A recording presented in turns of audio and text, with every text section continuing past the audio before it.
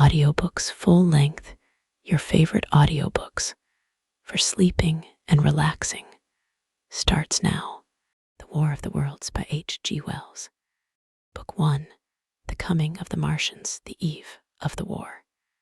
No one would have believed in the last years of the 19th century that this world was being watched keenly and closely by intelligences greater than man's, and yet as mortal as his own. That as men busied themselves about their various concerns, they were scrutinized and studied, perhaps almost as narrowly as a man with a microscope might scrutinize the transient creatures that swarm and multiply in a drop of water. With infinite complacency, men went to and fro over this globe about their little affairs, serene in their assurance of their empire over matter. It is possible that the infusoria under the microscope do the same. No one gave a thought to the older worlds of space as sources of human danger, or thought of them only to dismiss the idea of life upon them as impossible or improbable. It is curious to recall some of the mental habits of those departed days. At most, terrestrial men fancied there might be other men upon Mars, perhaps inferior to themselves, and ready to welcome a missionary enterprise. Yet across the gulf of space, minds that are to our minds as ours are to those of the beasts that perish, intellects vast and cool and unsympathetic, regarded this earth with envious eyes, and slowly and surely drew their plans against us. And early in the 20th century came the great disillusionment. The planet Mars, I scarcely need remind the reader, revolves about the sun at a mean distance of 140 million miles, and the light and heat it receives from the sun is barely half of that received by this world. It must be, if the nebular hypothesis has any truth, older than our world, and long before this earth ceased to be molten, life upon its surface must have begun its course. The fact that it is scarcely 1/7 of the volume of the earth must have accelerated its cooling to the temperature at which life could begin. It has air and water, and all that is necessary for the support of animated existence. Yet so vain is man, and so blinded by his vanity, that no writer, up to the very end of the 19th century, expressed any idea that intelligent life might have developed there far, or indeed at all, beyond its earthly level. Nor was it generally understood that since Mars is older than our Earth, with scarcely a quarter of the superficial area and remoter from the sun, it necessarily follows that it is not only more distant from time's beginning, but nearer its end. The secular cooling that must someday overtake our planet has already gone far indeed with our neighbor. Its physical condition is still largely a mystery, but we know now that even in its equatorial region, the midday temperature barely approaches that of our coldest winter. Its air is much more attenuated than ours. Its oceans have shrunk until they cover but 1/3 of its surface, and as its slow seasons change, huge snowcaps gather and melt about either pole and periodically inundate its temperate zones. That last stage of exhaustion, which to us is still incredibly remote, has become a present-day problem for the inhabitants of Mars. The immediate pressure of necessity has brightened their intellects, enlarged their powers, and hardened their hearts. And looking across space with instruments and intelligences such as we have scarcely dreamed of, they see, at its nearest distance, only 35 million of miles sunward of them, a morning star of hope, our own warmer planet, green with vegetation and gray with water, with a cloudy atmosphere eloquent of fertility, with glimpses through its drifting cloud wisps of broad stretches of populous country and narrow, navy-crowded seas. And we men, The creatures who inhabit this earth must be to them at least as alien and lowly as are the monkeys and lemurs to us. The intellectual side of man already admits that life is an incessant struggle for existence, and it would seem that this too is the belief of the minds upon Mars. Their world is far gone in its cooling, and this world is still crowded with life, but crowded only with what they regard as inferior animals. To carry warfare sunward is, indeed, their only escape from the destruction that, generation after generation, creeps upon them. Before we judge of them too harshly, we must remember what ruthless and utter destruction our own species has wrought, not only upon animals, such as the vanished bison and the dodo, but upon its inferior races. The Tasmanians, in spite of their human likeness, were entirely swept out of existence in a war of extermination waged by European immigrants in the space of 50 years. Are we such apostles of mercy as to complain if the Martians warred in the same spirit? The Martians seem to have calculated their descent with amazing subtlety. Their mathematical learning is evidently far in excess of ours, and to have carried out their preparations with a well-nigh perfect unanimity. Had our instruments permitted it, we might have seen the gathering trouble far back in the 19th century. Men like Schiaparelli watched the red planet.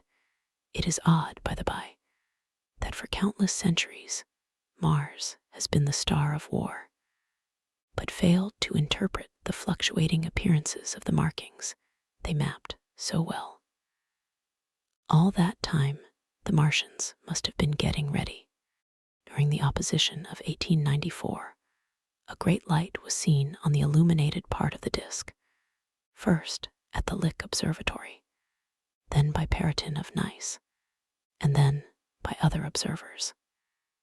English readers heard of it first in the issue of Nature, dated August 2. I am inclined to think that this blaze may have been the casting of the huge gun in the vast pit sunk into their planet, from which their shots were fired at us.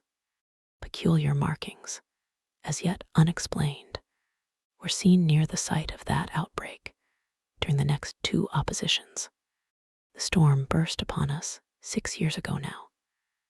As Mars approached opposition, Level of Java set the wires of the astronomical exchange palpitating with the amazing intelligence of a huge outbreak of incandescent gas upon the planet. It had occurred towards midnight of the 12th, and the spectroscope, to which he had at once resorted, indicated a mass of flaming gas, chiefly hydrogen, moving with an enormous velocity towards this earth. This jet of fire had become invisible about 12:15.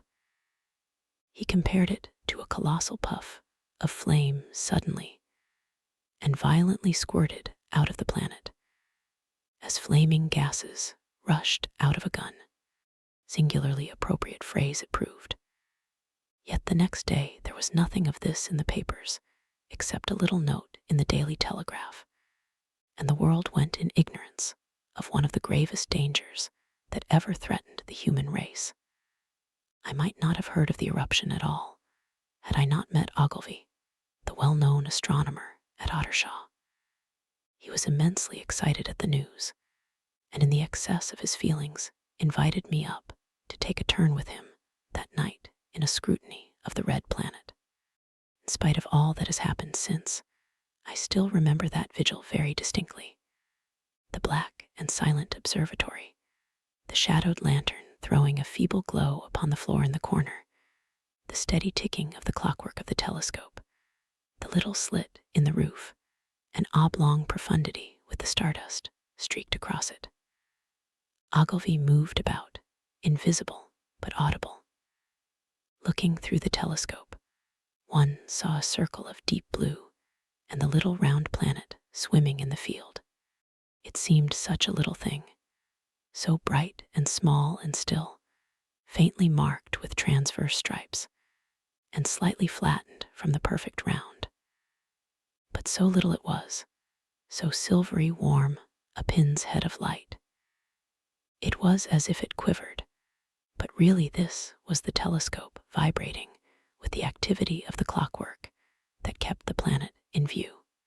As I watched, the planet seemed to grow larger and smaller, and to advance and recede. But that was simply that my eye was tired. 40 millions of miles, it was from us, more than 40 millions of miles of void. Few people realize the immensity of vacancy in which the dust of the material universe swims.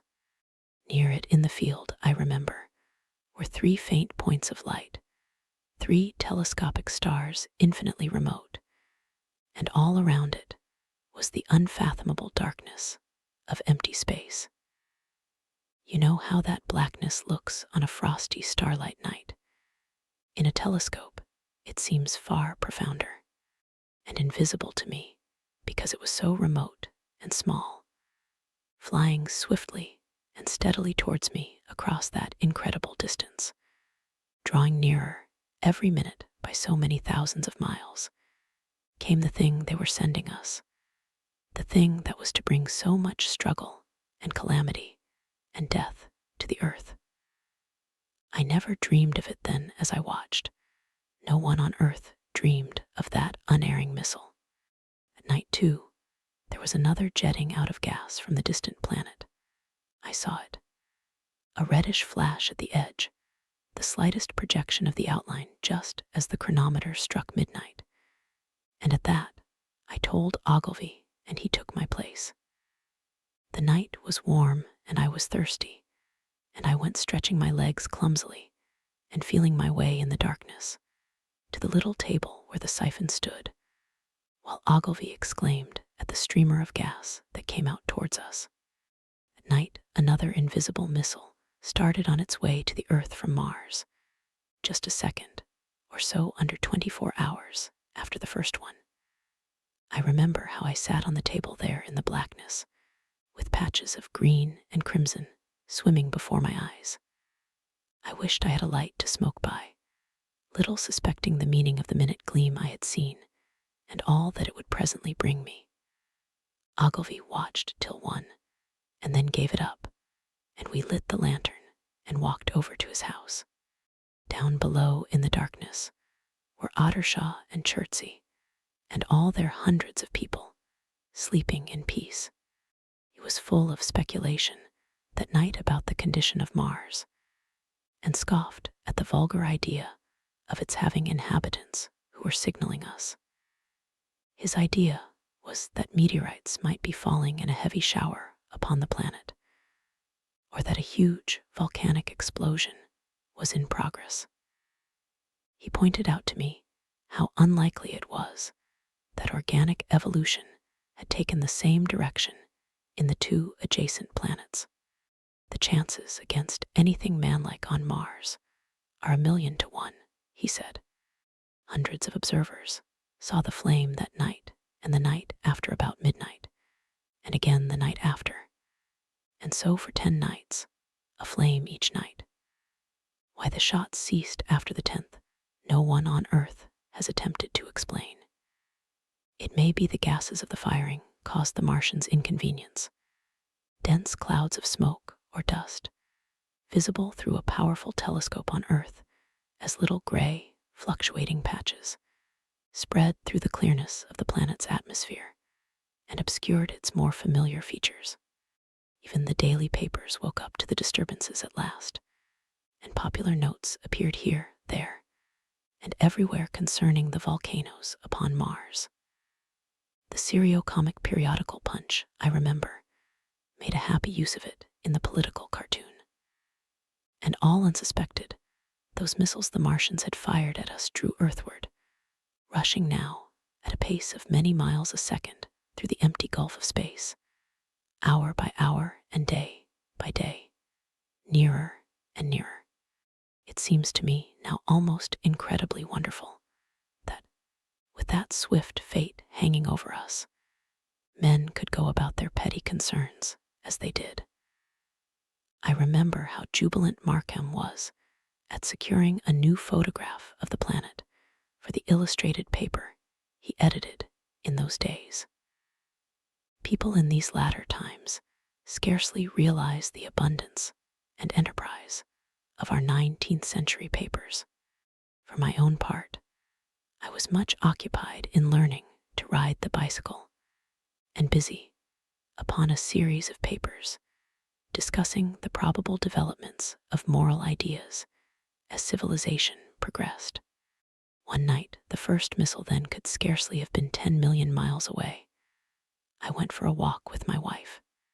It was starlight, and I explained the signs of the zodiac to her and pointed out Mars, a bright dot of light creeping zenithward, towards which so many telescopes were pointed.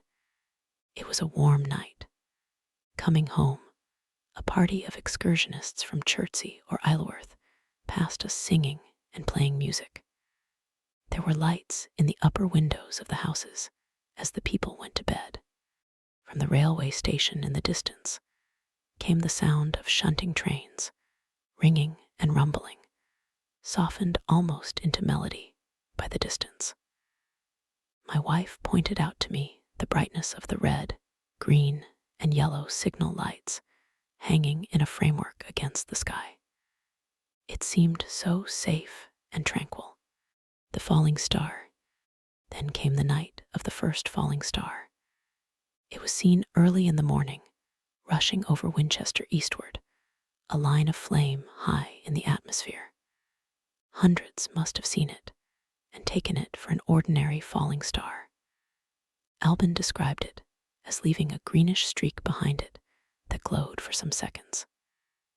Denning, our greatest authority on meteorites, stated that the height of its first appearance was about 90 or 100 miles. It seemed to him that it fell to Earth about 100 miles east of him. I was at home at that hour and writing in my study, and although my French windows faced towards Ottershaw and the blind was up, for I loved in those days to look up at the night sky, I saw nothing of it. Yet this strangest of all things that ever came to Earth from outer space must have fallen while I was sitting there, visible to me had I only looked up as it passed. Some of those who saw its flight say it traveled with a hissing sound.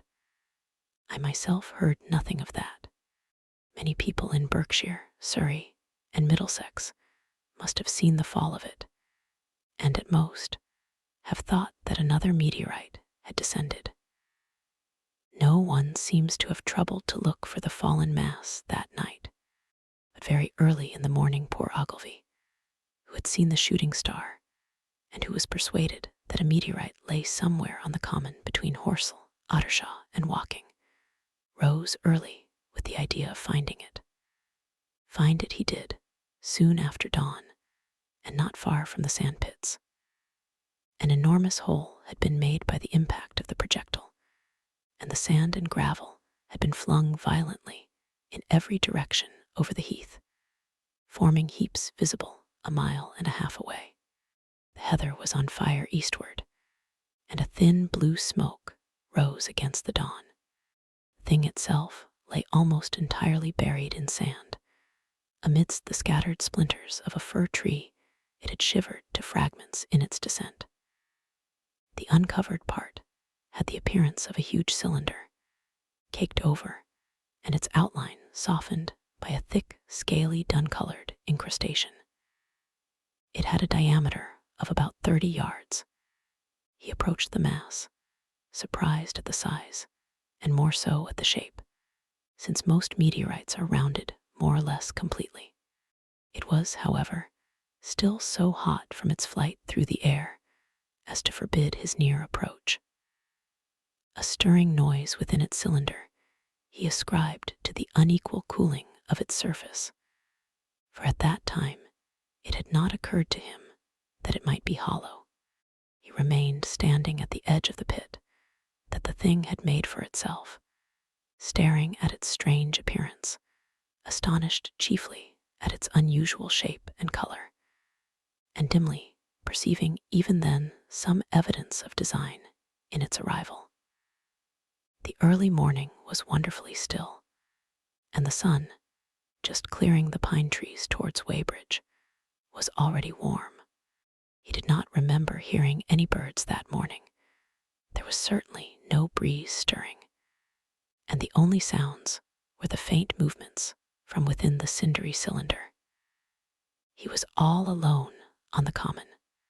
Then suddenly he noticed with a start that some of the gray clinker, the ashy incrustation that covered the meteorite, was falling off the circular edge of the end.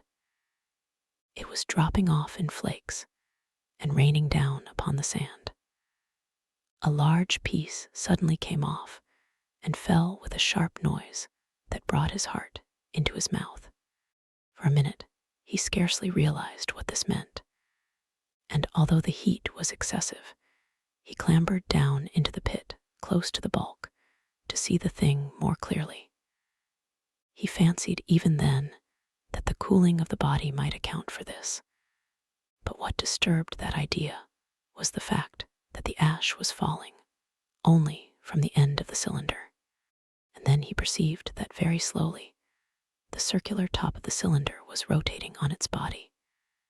It was such a gradual movement that he discovered it only through noticing that a black mark that had been near him 5 minutes ago was now at the other side of the circumference. Even then, he scarcely understood what this indicated until he heard a muffled grating sound and saw the black mark jerk forward an inch or so. Then the thing came upon him in a flash. The cylinder was artificial hollow with an end that screwed out. Something within the cylinder was unscrewing the top. "Good heavens," said Ogilvy. "There's a man in it, men in it, half roasted to death, trying to escape." At once, with a quick mental leap, he linked the thing with the flash upon Mars. The thought of the confined creature was so dreadful to him that he forgot the heat and went forward to the cylinder to help turn. But luckily, the dull radiation arrested him before he could burn his hands on the still glowing metal. At that, he stood irresolute for a moment, then turned, scrambled out of the pit, and set off running wildly into walking. The time then must have been somewhere about 6 o'clock. He met a wagoner and tried to make him understand, but the tale he told and his appearance were so wild his hat had fallen off in the pit that the man simply drove on. He was equally unsuccessful with the potman, who was just unlocking the doors of the public house by Horselbridge. The fellow thought he was a lunatic at large and made an unsuccessful attempt to shut him into the taproom. That sobered him a little, and when he saw Henderson, the London journalist, in his garden, he called over the palings and made himself understood. "Henderson," he called, "you saw that shooting star last night." "Well," said Henderson, "it's out on Horsell Common now." "Good Lord," said Henderson, "fallen meteorite, that's good. But it's something more than a meteorite. It's a cylinder, an artificial cylinder, man. And there's something inside." Henderson stood up with his spade in his hand. "What's that?" he said. He was deaf in one ear. Ogilvy told him all that he had seen. Henderson was a minute or so taking it in. Then he dropped his spade, snatched up his jacket, and came out into the road. The two men hurried back at once to the common and found the cylinder still lying in the same position. But now the sounds inside had ceased, and a thin circle of bright metal showed between the top and the body of the cylinder. Air was either entering or escaping at the rim with a thin, sizzling sound. They listened, rapped on the scaly burnt metal with a stick, and meeting with no response, they both concluded the man or men inside must be insensible or dead. Of course, the two were quite unable to do anything. They shouted consolation and promises and went off back to the town again to get help. One can imagine them, covered with sand, excited and disordered, running up the little street in the bright sunlight just as the shop folks were taking down their shutters and people were opening their bedroom windows. Henderson went into the railway station at once in order to telegraph the news to London. The newspaper articles had prepared men's minds for the reception of the idea. By 8 o'clock, a number of boys and unemployed men had already started for the common to see the dead men from Mars. That was the form the story took. I heard of it first from my newspaper boy about 9:15 when I went out to get my daily chronicle. I was naturally startled and lost no time in going out and across the Ottershaw Bridge to the sandpits. On Horsell Common, I found a little crowd of perhaps 20 people surrounding the huge hole in which the cylinder lay. I have already described the appearance of that colossal bulk embedded in the ground. The turf and gravel about it seemed charred as if by a sudden explosion. No doubt its impact had caused a flash of fire. Henderson and Ogilvy were not there. I think they perceived that nothing was to be done for the present and had gone away to breakfast at Henderson's house. There were 4 or 5 boys sitting on the edge of the pit with their feet dangling and amusing themselves until I stopped them by throwing stones at the giant mass. After I had spoken to them about it, they began playing at touch in and out of the group of bystanders. Among these were a couple of cyclists, a jobbing gardener I employed sometimes, a girl carrying a baby, Greg the butcher and his little boy, and 2 or 3 loafers and golf caddies who were accustomed to hang about the railway station. There was very little talking. Few of the common people in England had anything but the vaguest astronomical ideas in those days. Most of them were staring quietly at the big table like end of the cylinder, which was still as Ogilvy and Henderson had left it. I fancy the popular expectation of a heap of charred corpses was disappointed at this inanimate bulk. Some went away while I was there, and other people came. I clambered into the pit and fancied I heard a faint movement under my feet. The top had certainly ceased to rotate. It was only when I got thus close to it that the strangeness of this object was at all evident to me. At the first glance, it was really no more exciting than an overturned carriage or a tree blown across the road. Not so much so, indeed. It looked like a rusty gas float. It required a certain amount of scientific education to perceive that the gray scale of the thing was no common oxide, that the yellowish-white metal that gleamed in the crack between the lid and the cylinder had an unfamiliar hue.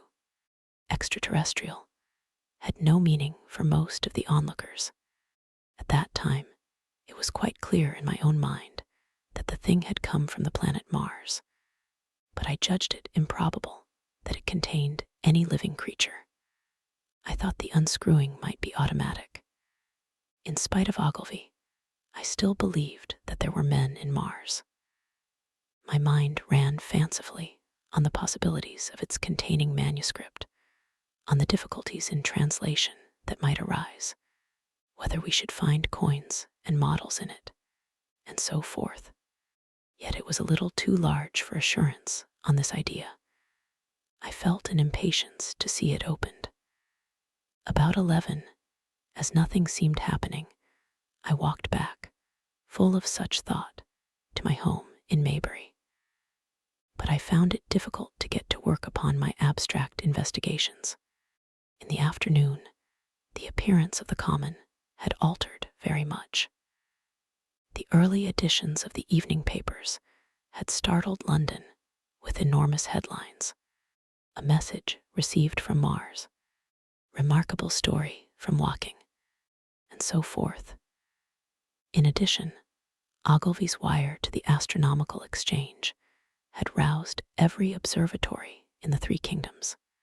There were half a dozen flies or more from the walking station standing in the road by the sandpits, a basket chaise from Chobham, and a rather lordly carriage.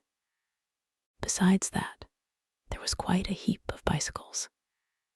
In addition, a large number of people must have walked, in spite of the heat of the day, from Woking and Chertsey, so that there was altogether quite a considerable crowd, one or two gaily dressed ladies among the others.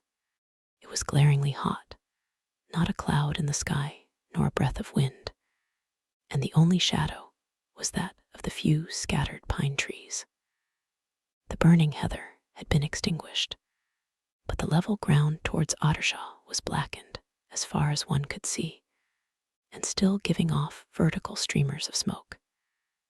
An enterprising sweetstuff dealer in the Chobham Road had sent up his son with a barrowload of green apples and ginger beer. Going to the edge of the pit, I found it occupied by a group of about half a dozen men, Henderson, Ogilvy, and a tall, fair-haired man that I afterwards learned was Stent, the astronomer royal, with several workmen wielding spades and pickaxes.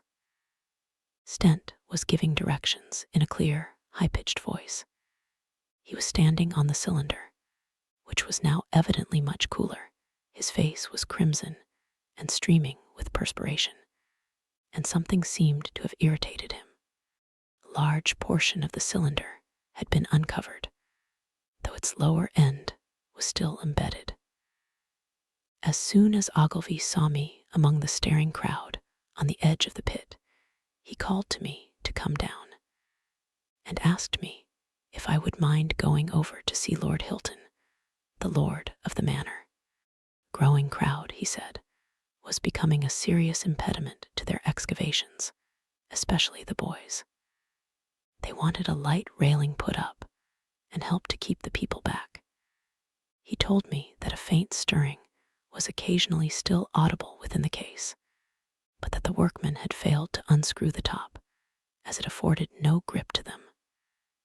The case appeared to be enormously thick, and it was possible that the faint sounds we heard represented a noisy tumult in the interior. I was very glad to do as he asked, and so become one of the privileged spectators within the contemplated enclosure. I failed to find Lord Hilton at his house, but I was told he was expected from London by the 6 o'clock train from Waterloo.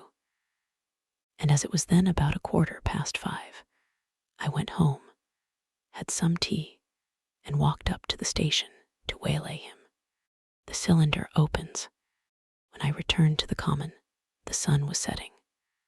Scattered groups were hurrying from the direction of Woking, and one or two persons were returning. The crowd about the pit had increased and stood out black against the lemon yellow of the sky, a couple of hundred people, perhaps. There were raised voices, and some sort of struggle appeared to be going on about the pit. Strange imaginings passed through my mind. As I drew nearer, I heard Stent's voice. "Keep back, keep back." A boy came running towards me. "It's a movin'," he said to me as he passed. "A screwin' and a screwin' out. I don't like it. I'm a goin' 'ome, I am." I went on to the crowd. There were really, I should think, 200 or 300 people elbowing and jostling one another, the one or two ladies there being by no means the least active. "He's fallen in the pit," cried someone. "Keep back," said several. The crowd swayed a little, and I elbowed my way through. Everyone seemed greatly excited. I heard a peculiar humming sound from the pit. "I say," said Ogilvy, "help keep these idiots back.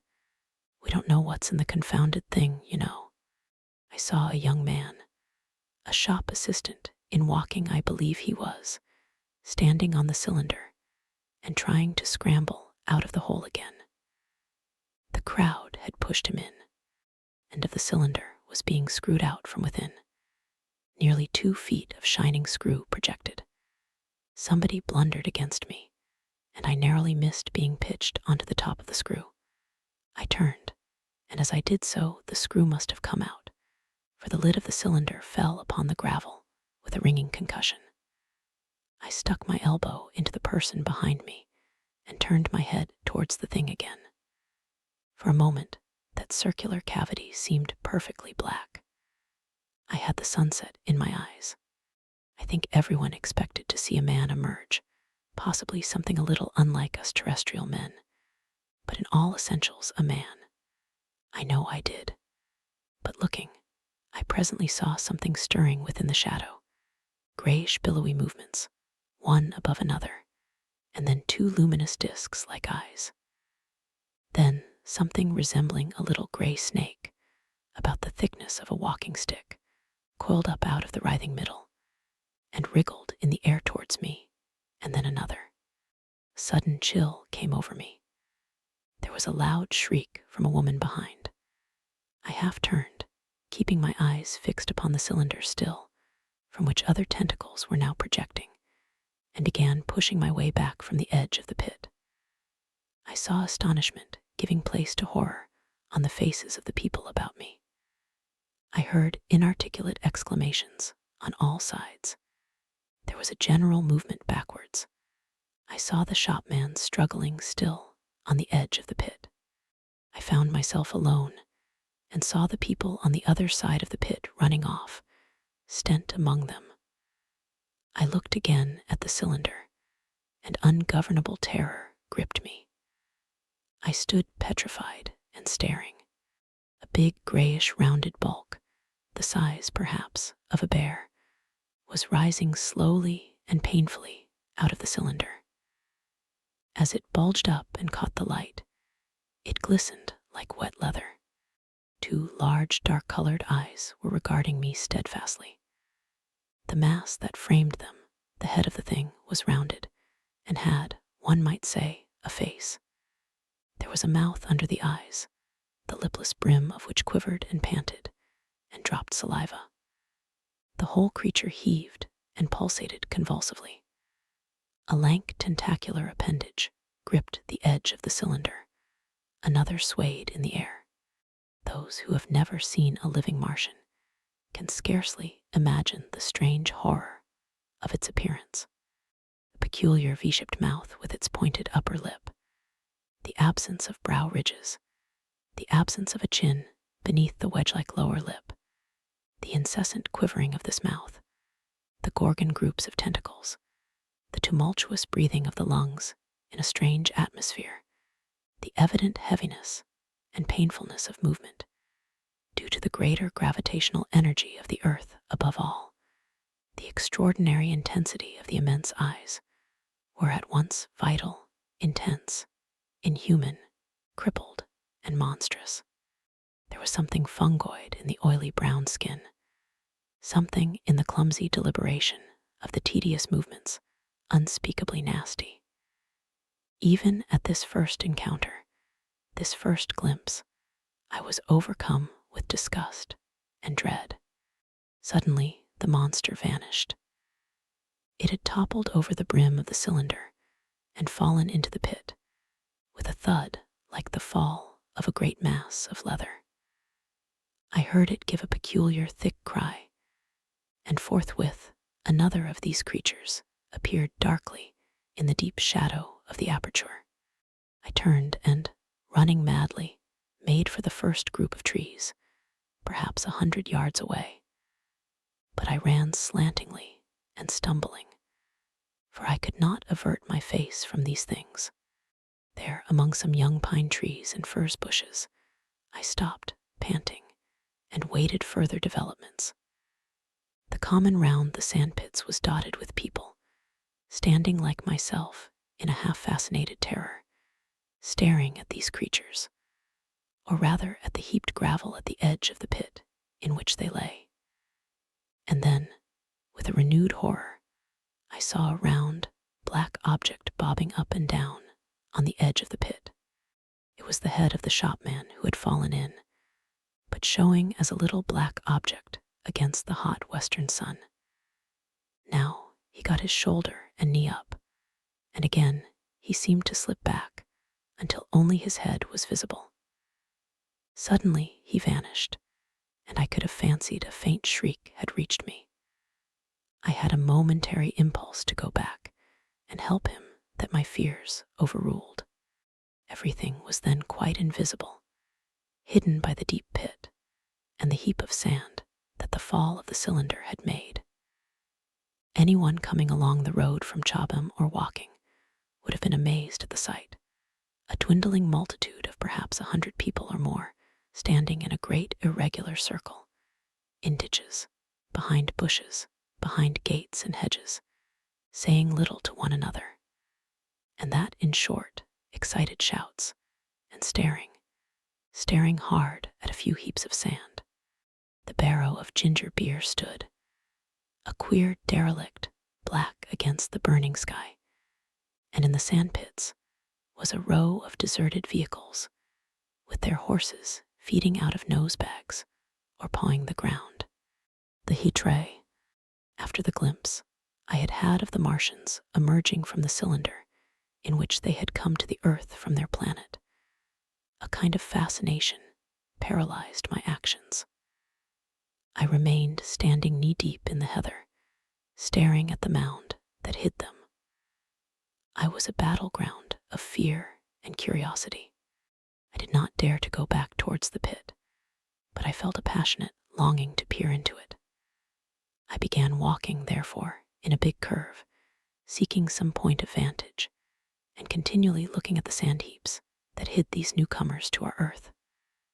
Once a leash of thin black whips, like the arms of an octopus, flashed across the sunset and was immediately withdrawn, and afterwards a thin rod rose up, joint by joint, bearing at its apex a circular disc that spun with a wobbling motion.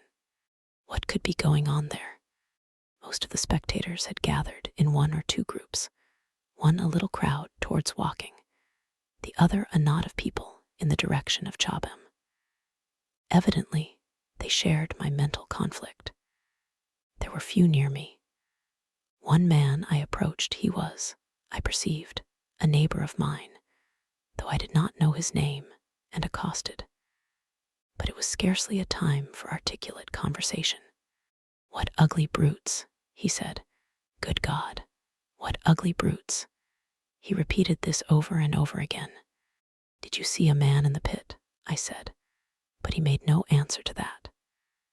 We became silent and stood watching for a time side by side, deriving, I fancy, a certain comfort in one another's company.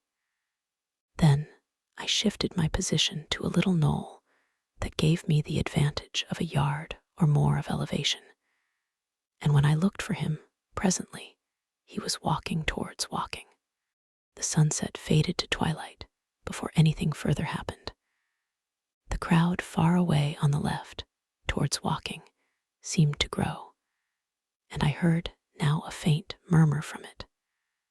The little knot of people towards Chobham dispersed. There was scarcely an intimation of movement from the pit. It was this, as much as anything, that gave people courage, and I suppose the new arrivals from walking also helped to restore confidence. At any rate, as the dusk came on, a slow, intermittent movement upon the sand pits began, a movement that seemed to gather force as the stillness of the evening about the cylinder remained unbroken. Vertical black figures in twos and threes would advance, stop, watch, and advance again, spreading out as they did so in a thin, irregular crescent that promised to enclose the pit in its attenuated horns. I, too, on my side, began to move towards the pit. Then I saw some cabmen and others had walked boldly into the sand pits, and heard the clatter of hoofs and the gride of wheels. I saw a lad trundling off the barrow of apples, and then, within 30 yards of the pit, advancing from the direction of Horsell, I noted a little black knot of men, the foremost of whom was waving a white flag. This was the deputation. there had been a hasty consultation, and since the Martians were evidently, in spite of their repulsive forms, intelligent creatures, it had been resolved to show them, by approaching them with signals, that we too were intelligent. Flutter, flutter went the flag, first to the right, then to the left. It was too far for me to recognize anyone there, but afterwards I learned that Ogilvy, Stent, and Henderson were with others in this attempt at communication. This little group had in its advance dragged inward, so to speak, the circumference of the now almost complete circle of people, and a number of dim black figures followed it at discrete distances. Suddenly there was a flash of light, and a quantity of luminous greenish smoke came out of the pit in 3 distinct puffs, which drove up, one after the other, straight into the still air. This smoke, or flame perhaps, would be the better word for it, was so bright that the deep blue sky overhead and the hazy stretches of brown common towards Chertsey, set with black pine trees, seemed to darken abruptly as these puffs arose, and to remain the darker after their dispersal. At the same time, a faint hissing sound became audible. Beyond the pit stood the little wedge of people with the white flag at its apex, arrested by these phenomena, a little knot of small vertical black shapes upon the black ground. As the green smoke arose, their faces flashed out pallid green and faded again as it vanished. Then slowly the hissing passed into a humming, into a long, loud, droning noise.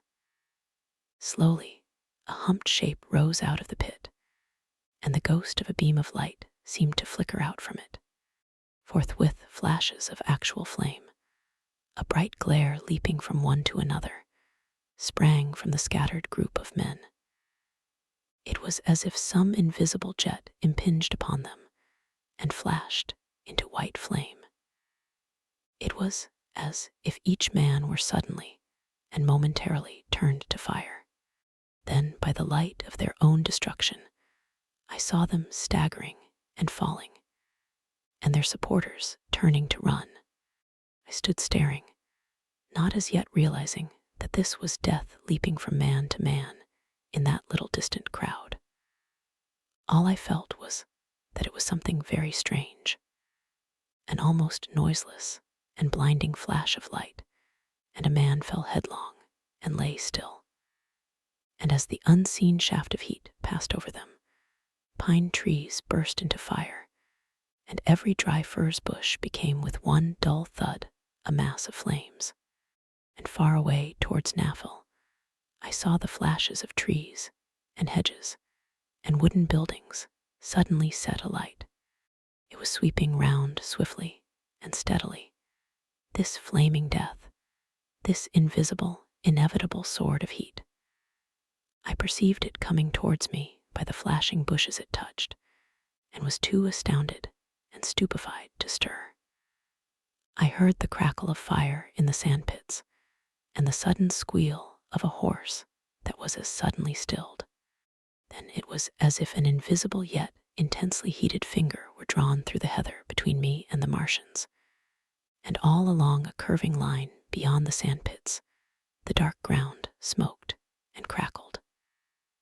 Something fell with a crash far away to the left, where the road from Walking Station opens out on the common.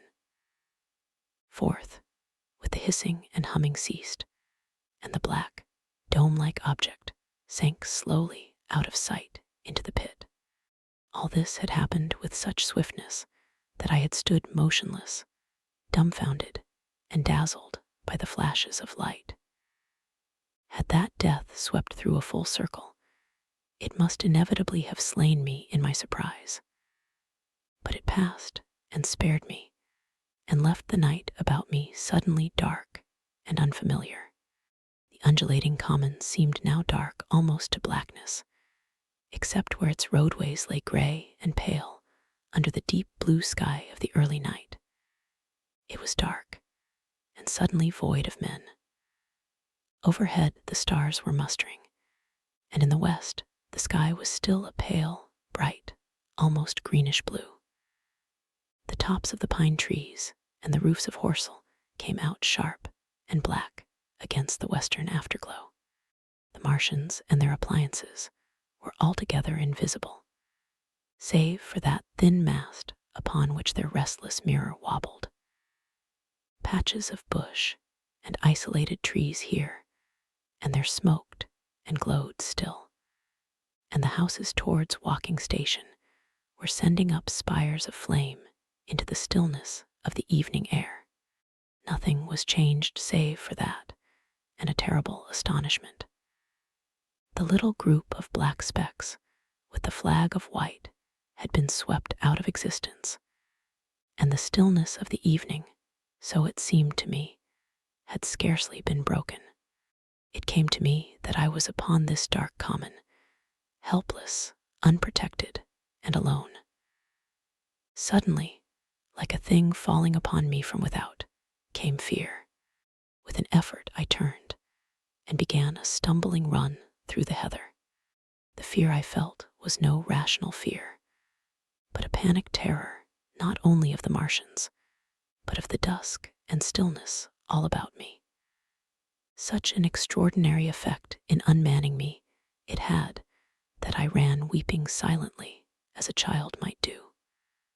Once I had turned, I did not dare to look back. I remember I felt an extraordinary persuasion that I was being played with, that presently, when I was upon the very verge of safety, this mysterious death, as swift as the passage of light, would leap after me from the pit about the cylinder and strike me down.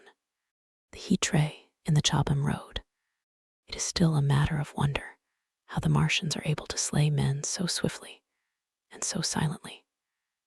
Many think that in some way they are able to generate an intense heat in a chamber of practically absolute non-conductivity. This intense heat they project in a parallel beam against any object they choose by means of a polished parabolic mirror of unknown composition, much as the parabolic mirror of a lighthouse projects a beam of light.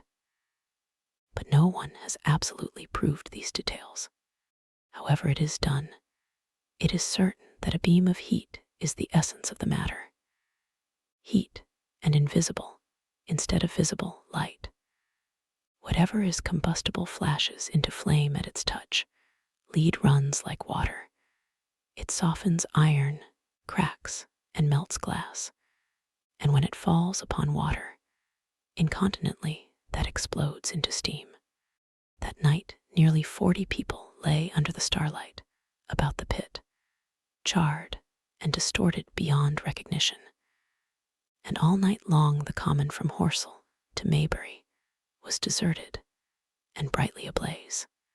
The news of the massacre probably reached Chobham, Walking, and Ottershaw about the same time. In Walking, the shops had closed when the tragedy happened, and a number of people, shop people, and so forth, attracted by the stories they had heard, were walking over the Horsell Bridge and along the road between the hedges that runs out at last upon the common.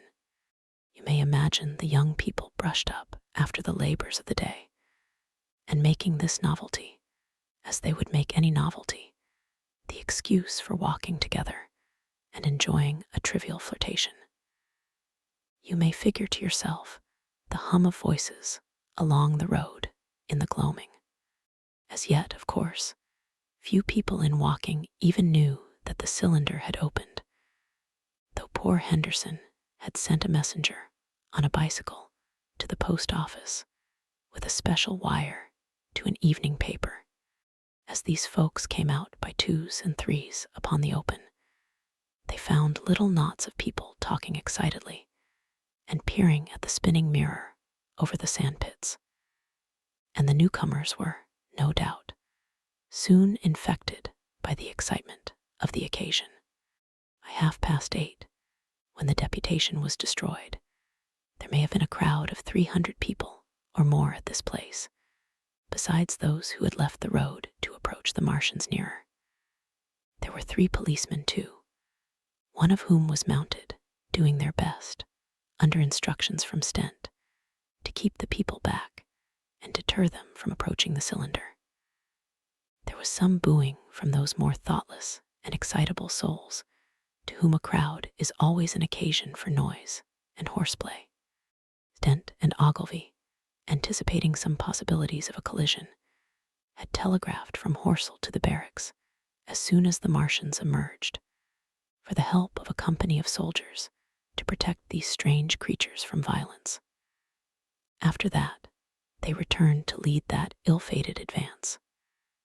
The description of their death, as it was seen by the crowd, tallies very closely with my own impressions. The 3 puffs of green smoke, the deep humming note, and the flashes of flame. But that crowd of people had a far narrower escape than mine.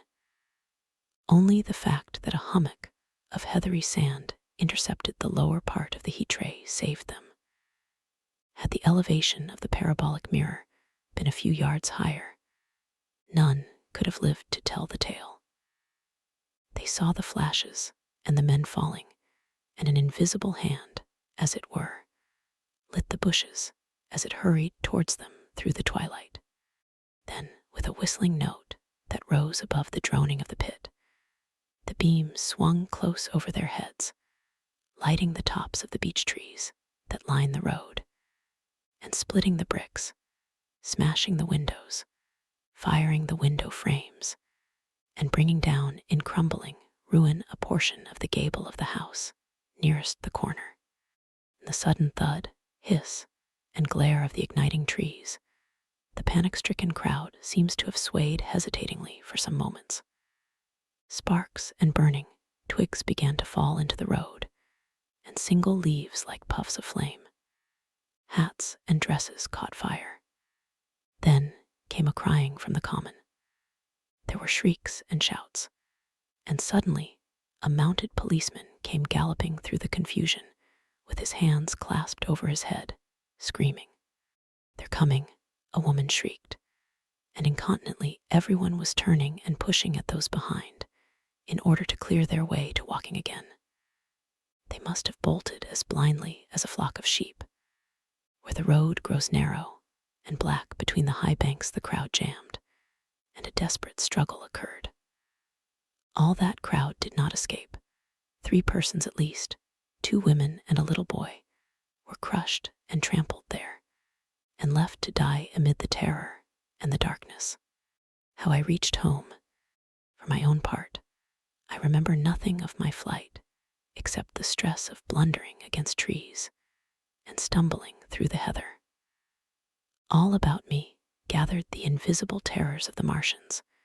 That pitiless sword of heat seemed whirling to and fro, flourishing overhead before it descended, and smote me out of life.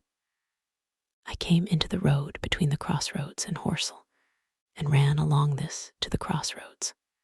At last I could go no further.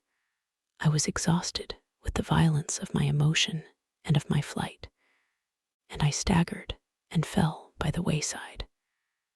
That was near the bridge that crosses the canal by the gasworks. I fell and lay still. I must have remained there some time. I sat up, strangely perplexed. For a moment, perhaps, I could not clearly understand how I came there. My terror had fallen from me like a garment. My hat had gone, and my collar had burst away from its fastener. A few minutes before, there had only been 3 real things before me: the immensity of the night and space and nature, my own feebleness and anguish, and the near approach of death. Now it was as if something turned over, and the point of view altered abruptly. There was no sensible transition from one state of mind to the other. I was immediately the self of every day again, a decent, ordinary citizen. The silent common, the impulse of my flight, the starting flames, were as if they had been in a dream. I asked myself, had these latter things indeed happened? I could not credit it. I rose and walked unsteadily up the steep incline of the bridge. My mind was blank wonder. My muscles and nerves seemed drained of their strength. I dare say I staggered drunkenly. A head rose over the arch, and the figure of a workman carrying a basket appeared. Beside him ran a little boy. He passed me, wishing me good night. I was minded to speak to him, but did not. I answered his greeting with a meaningless mumble and went on over the bridge. Over the Maybury Arch a train, a billowing tumult of white, firelit smoke, and a long caterpillar of lighted windows, went flying south, clatter, clatter, clap, rap, and it had gone. A dim group of people talked in the gate of one of the houses in the pretty little row of gables that was called Oriental Terrace. It was all so real and so familiar. And that behind me, it was frantic, fantastic. Such things, I told myself, could not be. Perhaps I am a man of exceptional moods. I do not know how far my experience is common. At times, I suffer from the strangest sense of detachment from myself and the world about me.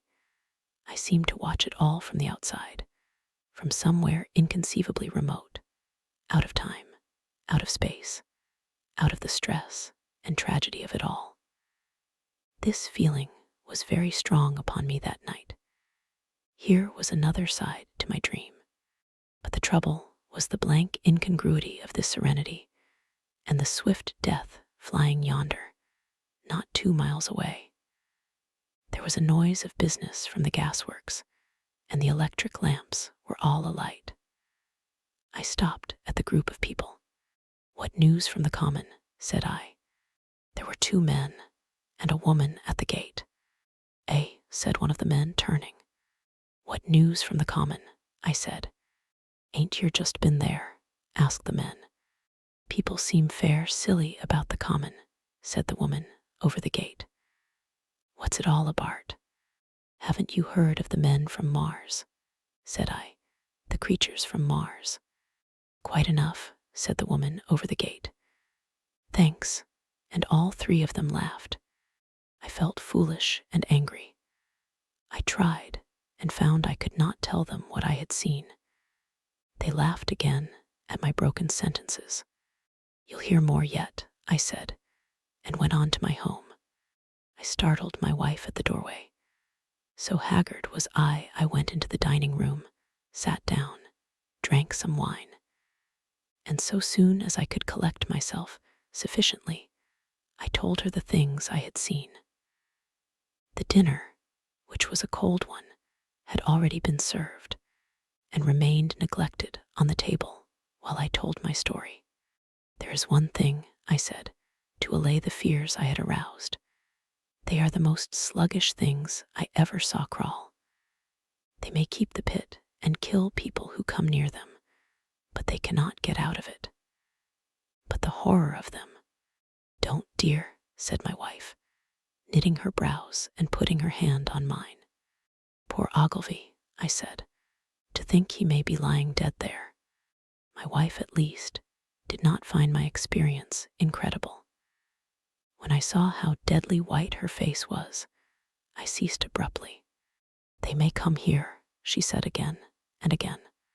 I pressed her to take wine and tried to reassure her. "They can scarcely move," I said. I began to comfort her and myself by repeating all that Ogilvy had told me of the impossibility of the Martians establishing themselves on the earth. In particular, I laid stress on the gravitational difficulty. On the surface of the earth, the force of gravity is 3 times what it is on the surface of Mars. A Martian, therefore, would weigh 3 times more than on Mars, albeit his muscular strength would be the same. His own body would be a cope of lead to him, therefore. That, indeed, was the general opinion. Both the Times and the Daily Telegraph, for instance, insisted on it the next morning, and both overlooked, just as I did, 2 obvious modifying influences. The atmosphere of the earth, we now know, contains far more oxygen or far less argon, whichever way one likes to put it, than does Mars. The invigorating influences of this excessive oxygen upon the Martians indisputably did much to counterbalance the increased weight of their bodies. And in the second place, we all overlooked the fact that such mechanical intelligence as the Martian possessed was quite able to dispense with muscular exertion at a pinch. But I did not consider these points at the time, and so my reasoning was dead against the chances of the invaders. With wine and food, the confidence of my own table, and the necessity of reassuring my wife, I grew by insensible degrees courageous and secure. "They have done a foolish thing," said I, fingering my wineglass. "They are dangerous because, no doubt, they are mad with terror. Perhaps they expected to find no living things, certainly no intelligent living things. A shell in the pit," said I. "If the worst comes to the worst, we'll kill them all." The intense excitement of the events had no doubt left my perceptive powers in a state of erethism. I remember that dinner table with extraordinary vividness, even now. My dear wife's sweet, anxious face peering at me from under the pink lamp shade, the white cloth with its silver and glass table furniture, for in those days, even philosophical writers had many little luxuries. The crimson purple wine in my glass are photographically distinct. At the end of it, I sat, tempering nuts with a cigarette, regretting Ogilvy's rashness and denouncing the short-sighted timidity of the Martians. So some respectable dodo in the Mauritius might have lorded it in his nest, and discussed the arrival of that shipful of pitiless sailors in want of animal food. "We will peck them to death tomorrow, my dear." I did not know it, but that was the last civilized dinner I was to eat for very many strange and terrible days. Friday night, the most extraordinary thing to my mind, of all the strange and wonderful things that happened upon that Friday, was the dovetailing of the commonplace habits of our social order with the first beginnings of the series of events that was to topple that social order headlong. If on Friday night you had taken a pair of compasses and drawn a circle with a radius of 5 miles round the walking sandpits, I doubt if you would have had one human being outside it, unless it were some relation of Stent, or of the 3 or 4 cyclists or London people lying dead on the common, whose emotions or habits were at all affected by the newcomers. Many people had heard of the cylinder, of course, and talked about it in their leisure, but it certainly did not make the sensation that an ultimatum to Germany would have done. In London, that night poor Henderson's telegram describing the gradual unscrewing of the shot was judged to be a canard, and his evening paper, after wiring for authentication from him and receiving no reply, "The man was killed," decided not to print a special edition. Even within the 5-mile circle, the great majority of people were inert. I have already described the behavior of the men and women to whom I spoke. All over the district, people were dining and supping. Working men were gardening after the labors of the day. Children were being put to bed. Young people were wandering through the lanes love-making. Students sat over their books. Maybe there was a murmur in the village streets, a novel and dominant topic in the public houses, and here and there a messenger, or even an eyewitness of the later occurrences, caused a whirl of excitement, a shouting, and a running to and fro. But for the most part, the daily routine of working, eating, drinking, sleeping went on as it had done for countless years, as though no planet Mars existed in the sky. Even at Walking Station and Horsell and Chobham, that was the case. walking junction until a late hour. Trains were stopping and going on. Others were shunting on the sidings. Passengers were alighting and waiting, and everything was proceeding in the most ordinary way. A boy from the town, trenching on Smith's monopoly, was selling papers with the afternoon's news. The ringing impact of trucks, the sharp whistle of the engines from the junction, mingled with their shouts of men from Mars.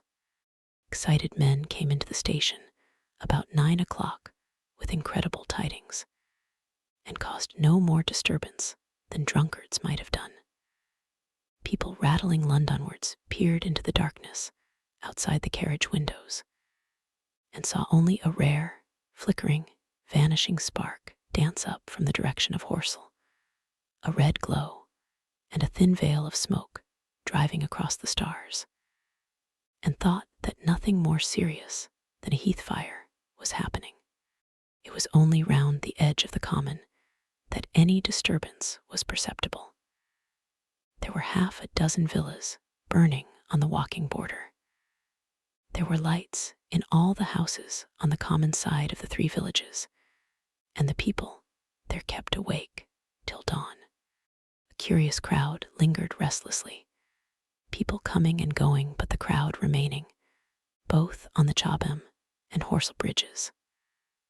One or two adventurous souls, it was afterwards found, went into the darkness and crawled quite near the Martians, but they never returned, for now and again a light ray, like the beam of a warship's searchlight, swept the common, and the heat ray was ready to follow. Save for such, that big area of common was silent and desolate, and the charred bodies lay about on it all night under the stars, and all the next day. A noise of hammering from the pit was heard by many people. You have the state of things on Friday night. In the center, sticking into the skin of our old planet Earth like a poisoned dart, was this cylinder. But the poison was scarcely working yet. Around it was a patch of silent common, smoldering in places, and with a few dark, dimly seen objects lying in contorted attitudes here and there. Here and there was a burning bush or tree. Beyond was a fringe of excitement, and farther than that fringe, the inflammation had not crept as yet. In the rest of the world, the stream of life still flowed as it had flowed for immemorial years. The fever of war that would presently clog vein and artery, deaden nerve, and destroy brain, had still to develop. All night long the Martians were hammering and stirring, sleepless, indefatigable, at work upon the machines they were making ready. And ever and again, a puff of greenish-white smoke whirled up to the starlit sky. About 11, a company of soldiers came through Horsell and deployed along the edge of the common to form a cordon. Later, a second company marched through Chobham to deploy on the north side of the common. Several officers from the Inkerman barracks had been on the common earlier in the day, and one, Major Eden, was reported to be missing. The colonel of the regiment came to the Chobham bridge and was busy questioning the crowd at midnight. The military authorities were certainly alive to the seriousness of the business. About 11, the next morning's papers were able to say, a squadron of hussars, 2 Maxims, and about 400 men of the Cardigan regiment started from Aldershot. A few seconds after midnight, the crowd in the Chertsey Road, walking, saw a star fall from heaven into the pine woods to the northwest. It had a greenish color and caused a silent brightness like summer lightning. This was the second cylinder. The fighting begins. Saturday lives in my memory as a day of suspense. It was a day of lassitude too, hot and close, with, I am told, a rapidly fluctuating barometer.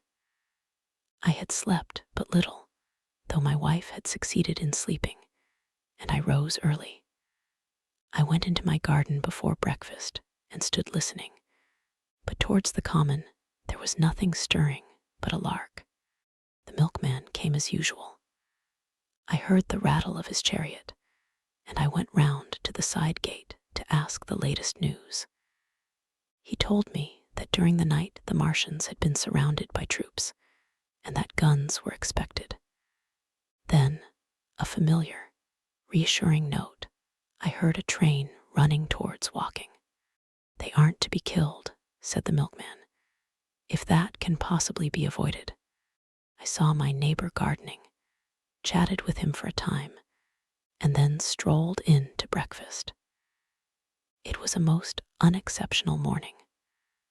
My neighbor was of opinion that the troops would be able to capture or to destroy the Martians during the day. "It's a pity they make themselves so unapproachable," he said. "It would be curious to know how they live on another planet. We might learn a thing or two." He came up to the fence and extended a handful of strawberries, for his gardening was as generous as it was enthusiastic. At the same time, he told me of the burning of the pine woods about the Byfleet golf links. "They say," said he, "that there's another of those blessed things fallen there, number 2. But one's enough, surely. This lot'll cost the insurance people a pretty penny before everything's settled." He laughed with an air of the greatest good humor as he said this. The woods, he said, were still burning, and pointed out a haze of smoke to me. "They will be hot underfoot for days, on account of the thick soil of pine needles and turf," he said, and then grew serious over poor Ogilvy. After breakfast, instead of working, I decided to walk down towards the common. Under the railway bridge, I found a group of soldiers, sappers, I think, men in small round caps, dirty red jackets unbuttoned, and showing their blue shirts, dark trousers, and boots coming to the calf. They told me no one was allowed over the canal, and looking along the road towards the bridge, I saw one of the cardigan men standing sentinel there. I talked with these soldiers for a time. I told them of my sight of the Martians on the previous evening. None of them had seen the Martians, and they had but the vaguest ideas of them, so that they plied me with questions. They said that they did not know who had authorized the movements of the troops. Their idea was that a dispute had arisen at the Horse Guards. The ordinary sapper is a great deal better educated than the common soldier, and they discussed the peculiar conditions of the possible fight with some acuteness. I described the heat tray to them, and they began to argue among themselves. "Crawl up under cover and rush 'em, say I," said one. "Get out," said another. "What's cover against this air 'eat? Sticks to cook yer. What we got to do is to go as near as the ground'll let us, and then drive a trench. Blow your trenches. You always want trenches, you ought to ha, been born a rabbit snippy." "Ain't they got any necks then?" said a third, abruptly, a little contemplative dark man, smoking a pipe. I repeated my description. "Octopuses," said he, "that's what I calls 'em. Talk about fishers of men, fighters of fish it is this time." "It ain't no murder-killing beasts like that," said the first speaker. "Why not shell the darned things straight off and finish 'em?" said the little dark man. "You can't tell what they might do." "Where's your shells?" said the first speaker. "There ain't no time. Do it in a rush, that's my tip, and do it at once." So they discussed it. After a while, I left them and went on to the railway station to get as many morning papers as I could. But I will not weary the reader with a description of that long morning and of the longer afternoon. I did not succeed in getting a glimpse of the common, for even Horsell and Chobham church towers were in the hands of the military authorities. The soldiers I addressed didn't know anything. The officers were mysterious, as well as busy. I found people in the town quite secure again in the presence of the military, and I heard for the first time from Marshall, the tobacconist, that his son was among the dead on the common. The soldiers had made the people on the outskirts of Horsell lock up and leave their houses. I got back to lunch about 2, very tired for, as I have said, the day was extremely hot and dull, and in order to refresh myself, I took a cold bath in the afternoon. About 4:30, I went up to the railway station to get an evening paper, for the morning papers had contained only a very inaccurate description of the killing of Stent, Henderson, Ogilvy, and the others. But there was little I didn't know. The Martians did not show an inch of themselves. They seemed busy in their pit, and there was a sound of hammering and an almost continuous streamer of smoke. Apparently, they were busy getting ready for struggle. Fresh attempts have been made to signal, but without success, was the stereotyped formula of the papers. A sapper told me it was done by a man in a ditch with a flag on a long pole. The Martians took as much notice of such advances as we should of the lowing of a cow. I must confess the sight of all this armament, all this preparation, greatly excited me. My imagination became belligerent and defeated the invaders in a dozen striking ways. Something of my schoolboy dreams of battle and heroism came back. It hardly seemed a fair fight to me at that time. They seemed very helpless in that pit of theirs.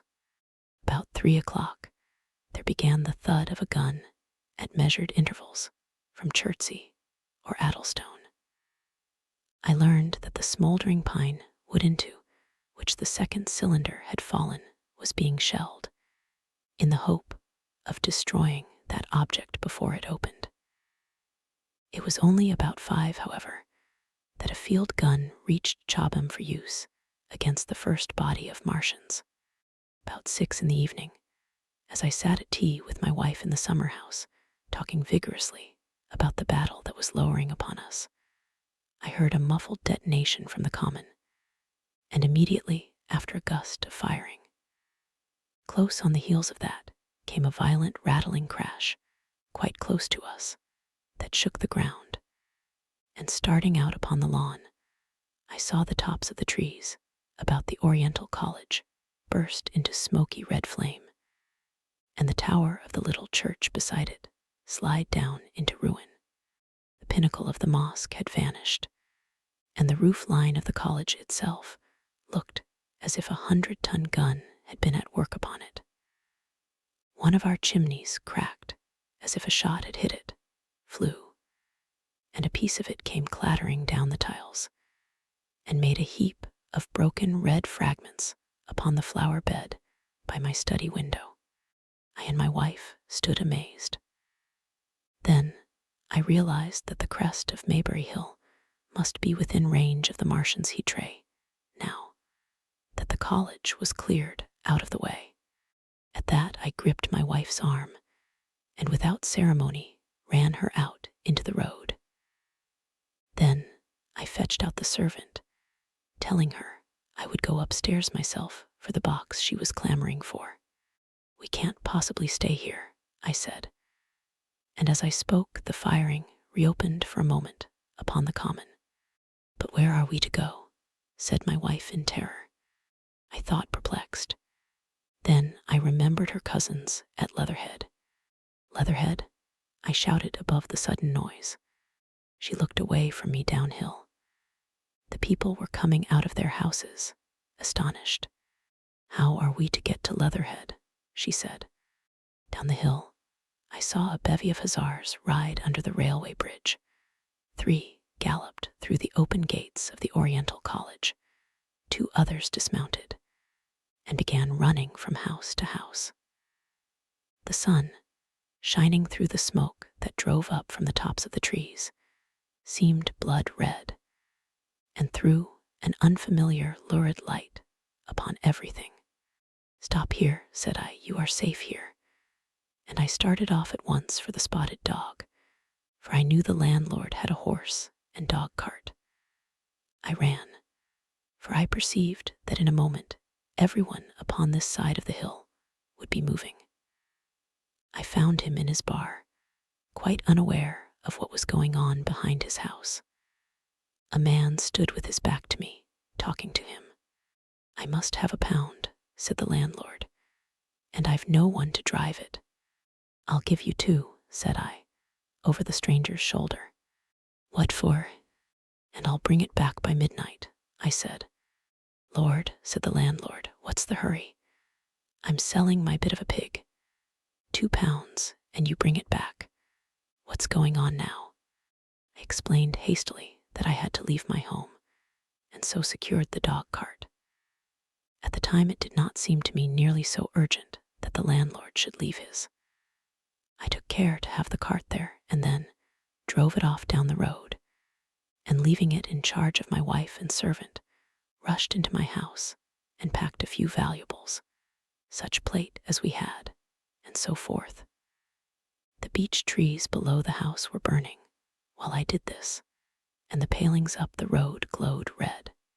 While I was occupied in this way, one of the dismounted hussars came running up. He was going from house to house, warning people to leave. He was going on as I came out of my front door, lugging my treasures, done up in a tablecloth. I shouted after him, "What news?" He turned, stared, bawled something about crawling out in a thing like a dish cover, and ran on to the gate of the house at the crest.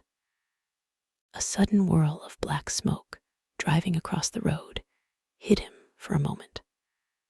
I ran to my neighbor's door and rapped to satisfy myself of what I already knew, that his wife had gone to London with him and had locked up their house. I went in again, according to my promise, to get my servant's box, lugged it out, clapped it beside her on the tail of the dog cart, and then caught the reins and jumped up into the driver's seat beside my wife. In another moment, we were clear of the smoke and noise, and spanking down the opposite slope of Maybury Hill towards Old Walking. In front was a quiet, sunny landscape, a wheat field ahead on either side of the road, and the Maybury Inn with its swinging sign. I saw the doctor's cart ahead of me. At the bottom of the hill, I turned my head to look at the hillside I was leaving. Thick streamers of black smoke shot with threads of red fire were driving up into the still air and throwing dark shadows upon the green treetops eastward. Smoke already extended far away to the east and west, to the Byfleet pine woods eastward, and to Walking on the west. The road was dotted with people running towards us, and very faint now, but very distinct through the hot, quiet air. One heard the whir of a machine gun that was presently stilled, and an intermittent cracking of rifles. Apparently the Martians were setting fire to everything within range of their heat ray. I am not an expert driver, and I had immediately to turn my attention to the horse. When I looked back again, the second hill had hidden the black smoke. I slashed the horse with the whip and gave him a loose rein until Walking and Send lay between us and that quivering tumult. I overtook and passed the doctor between Walking and Send. In the storm, Leatherhead is about 12 miles from Maybury Hill. The scent of hay was in the air through the lush meadows beyond Perford, and the hedges on either side were sweet and gay with multitudes of dog roses. The heavy firing that had broken out while we were driving down Maybury Hill ceased as abruptly as it began, leaving the evening very peaceful and still. We got to Leatherhead without misadventure about 9 o'clock, and the horse had an hour's rest while I took supper with my cousins and commended my wife to their care.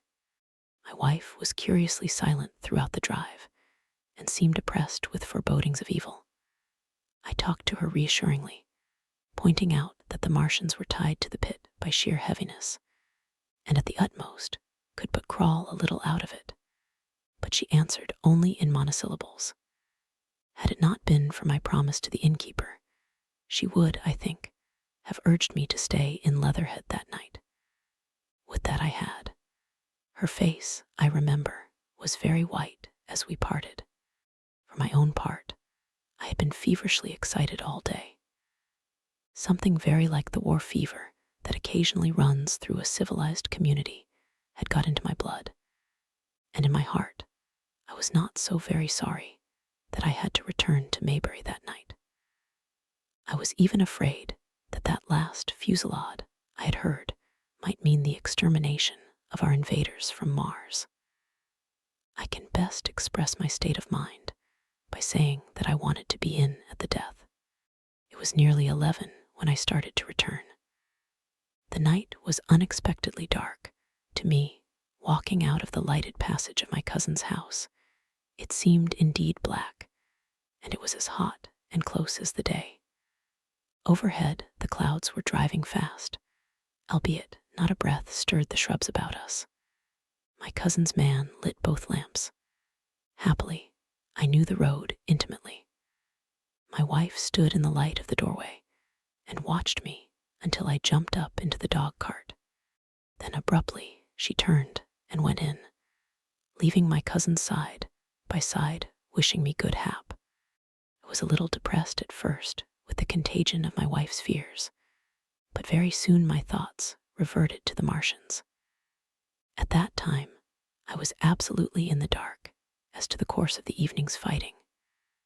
I did not know even the circumstances that had precipitated the conflict, as I came through Occam, for that was the way I returned, and not through Send and Old Walking. I saw along the western horizon a blood-red glow, which as I drew nearer, crept slowly up the sky. The driving clouds of the gathering thunderstorm mingled there with masses of black and red smoke. Ripley Street was deserted, and except for a lighted window or so, the village showed not a sign of life. But I narrowly escaped an accident at the corner of the road to Preferred, where a knot of people stood with their backs to me. They said nothing to me as I passed.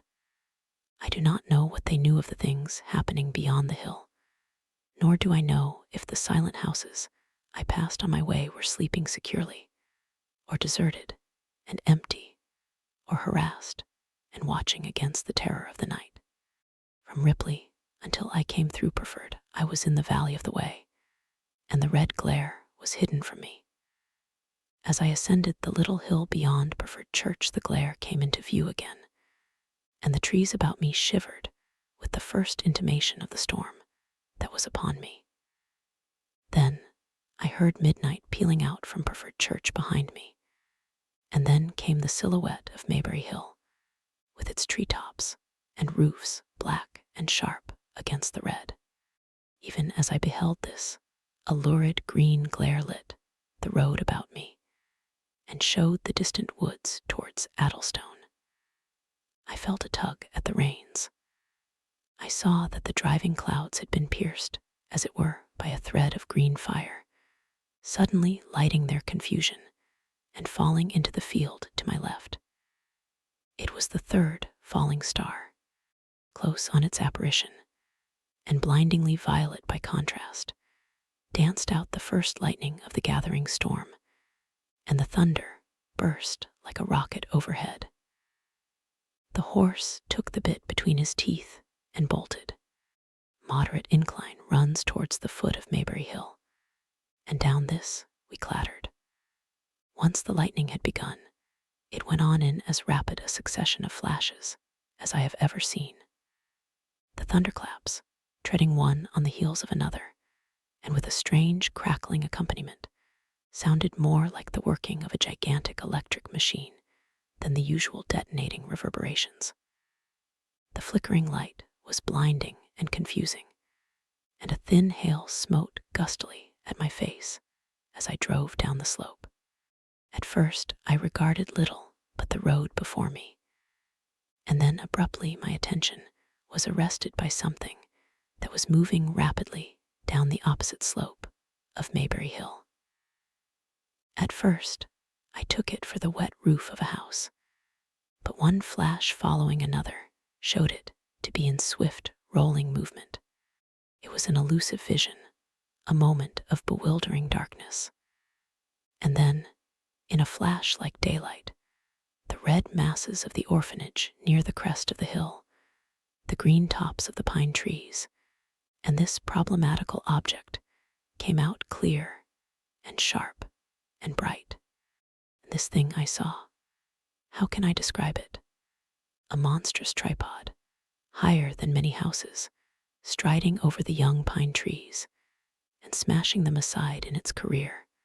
A walking engine of glittering metal, striding now across the heather, articulate ropes of steel dangling from it, and the clattering tumult of its passage mingling with the riot of the thunder. A flash, and it came out vividly, heeling over one way with 2 feet in the air, to vanish and reappear almost instantly, as it seemed, with the next flash, 100 yards nearer. Can you imagine a milking stool tilted and bowled violently along the ground? That was the impression those instant flashes gave. But instead of a milking stool, imagine it a great body of machinery on a tripod stand. Then suddenly, the trees in the pine wood ahead of me were parted. As brittle reeds are parted by a man thrusting through them, they were snapped off and driven headlong, and a second huge tripod appeared, rushing, as it seemed, headlong towards me. And I was galloping hard to meet it. At the sight of the second monster, my nerve went altogether. Not stopping to look again, I wrenched the horse's head hard round to the right, and in another moment the dog cart had heeled over upon the horse. The shafts smashed noisily, and I was flung sideways and fell heavily into a shallow pool of water. I crawled out almost immediately and crouched, my feet still in the water, under a clump of firs. The horse lay motionless, his neck was broken, poor brute. And by the lightning flashes, I saw the black bulk of the overturned dog cart and the silhouette of the wheel still spinning slowly. In another moment, the colossal mechanism went striding by me and passed uphill towards Preferred. Seen nearer, the thing was incredibly strange, for it was no mere insensate machine driving on its way. Machine it was, with a ringing metallic pace and long, flexible, glittering tentacles, one of which gripped a young pine tree swinging and rattling about its strange body. It picked its road as it went striding along, and the brazen hood that surmounted it moved to and fro with the inevitable suggestion of a head looking about. Behind the main body was a huge mass of white metal like a gigantic fisherman's basket, and puffs of green smoke squirted out from the joints of the limbs as the monster swept by me. And in an instant it was gone. So much I saw then, all vaguely for the flickering of the lightning, in blinding highlights and dense black shadows. As it passed, it set up an exultant, deafening howl that drowned the thunder. Aloo, aloo. And in another minute, it was with its companion, half a mile away, stooping over something in the field. I have no doubt this thing in the field was the third of the 10 cylinders they had fired at us from Mars. For some minutes I lay there in the rain and darkness watching, by the intermittent light, these monstrous beings of metal moving about in the distance over the hedge tops. A thin hail was now beginning, and as it came and went their figures grew misty, and then flashed into clearness again. Now and then came a gap in the lightning, and the night swallowed them up. I was soaked with hail above and puddle water below. It was some time before my blank astonishment would let me struggle up the bank to a drier position, or think at all of my imminent peril. Not far from me was a little one-roomed squatter's hut of wood, surrounded by a patch of potato garden. I struggled to my feet at last, and crouching and making use of every chance of cover, I made a run for this. I hammered at the door, but I could not make the people hear, if there were any people inside. And after a time I desisted, and, availing myself of a ditch for the greater part of the way, succeeded in crawling, unobserved by these monstrous machines, into the pine woods towards Maybury. Under cover of this I pushed on, wet and shivering now, towards my own house. I walked among the trees, trying to find the footpath. It was very dark indeed in the wood, for the lightning was now becoming infrequent, and the hail, which was pouring down in a torrent, fell in columns through the gaps in the heavy foliage. If I had fully realized the meaning of all the things I had seen, I should have immediately worked my way round through Byfleet to Street Cobham, and so gone back to rejoin my wife at Leatherhead. But that night, the strangeness of things about me, and my physical wretchedness, prevented me, for I was bruised, weary, wet to the skin, deafened and blinded by the storm. I had a vague idea of going on to my own house, and that was as much motive as I had. I staggered through the trees, fell into a ditch, and bruised my knees against a plank, and finally splashed out into the lane that ran down from the College Arms. I say splashed, for the storm water was sweeping the sand down the hill in a muddy torrent. There in the darkness, a man blundered into me and sent me reeling back. He gave a cry of terror, sprang sideways, and rushed on before I could gather my wits sufficiently to speak to him. So heavy was the stress of the storm just at this place that I had the hardest task to win my way up the hill. I went close up to the fence on the left and worked my way along its palings. Near the top I stumbled upon something soft, and by a flash of lightning, saw between my feet a heap of black broadcloth and a pair of boots. Before I could distinguish clearly how the man lay, the flicker of light had passed. I stood over him waiting for the next flash. When it came, I saw that he was a sturdy man, cheaply, but not shabbily dressed. His head was bent under his body, and he lay crumpled up close to the fence, as though he had been flung violently against it. Overcoming the repugnance natural to one who had never before touched a dead body, I stooped and turned him over to feel for his heart. He was quite dead. Apparently, his neck had been broken. The lightning flashed for a third time, and his face leaped upon me. I sprang to my feet. It was the landlord of the Spotted Dog, whose conveyance I had taken. I stepped over him gingerly and pushed on up the hill. I made my way by the police station and the College Arms towards my own house. Nothing was burning on the hillside, though from the common there still came a red glare and a rolling tumult of ruddy smoke beating up against the drenching hail. So far as I could see by the flashes, the houses about me were mostly uninjured. By the College Arms, a dark heap lay in the road. Down the road towards Maybury Bridge, there were voices and the sound of feet, but I had not the courage to shout or to go to them. I let myself in with my latchkey, closed, locked, and bolted the door, staggered to the foot of the staircase, and sat down. My imagination was full of those striding metallic monsters, and of the dead body smashed against the fence.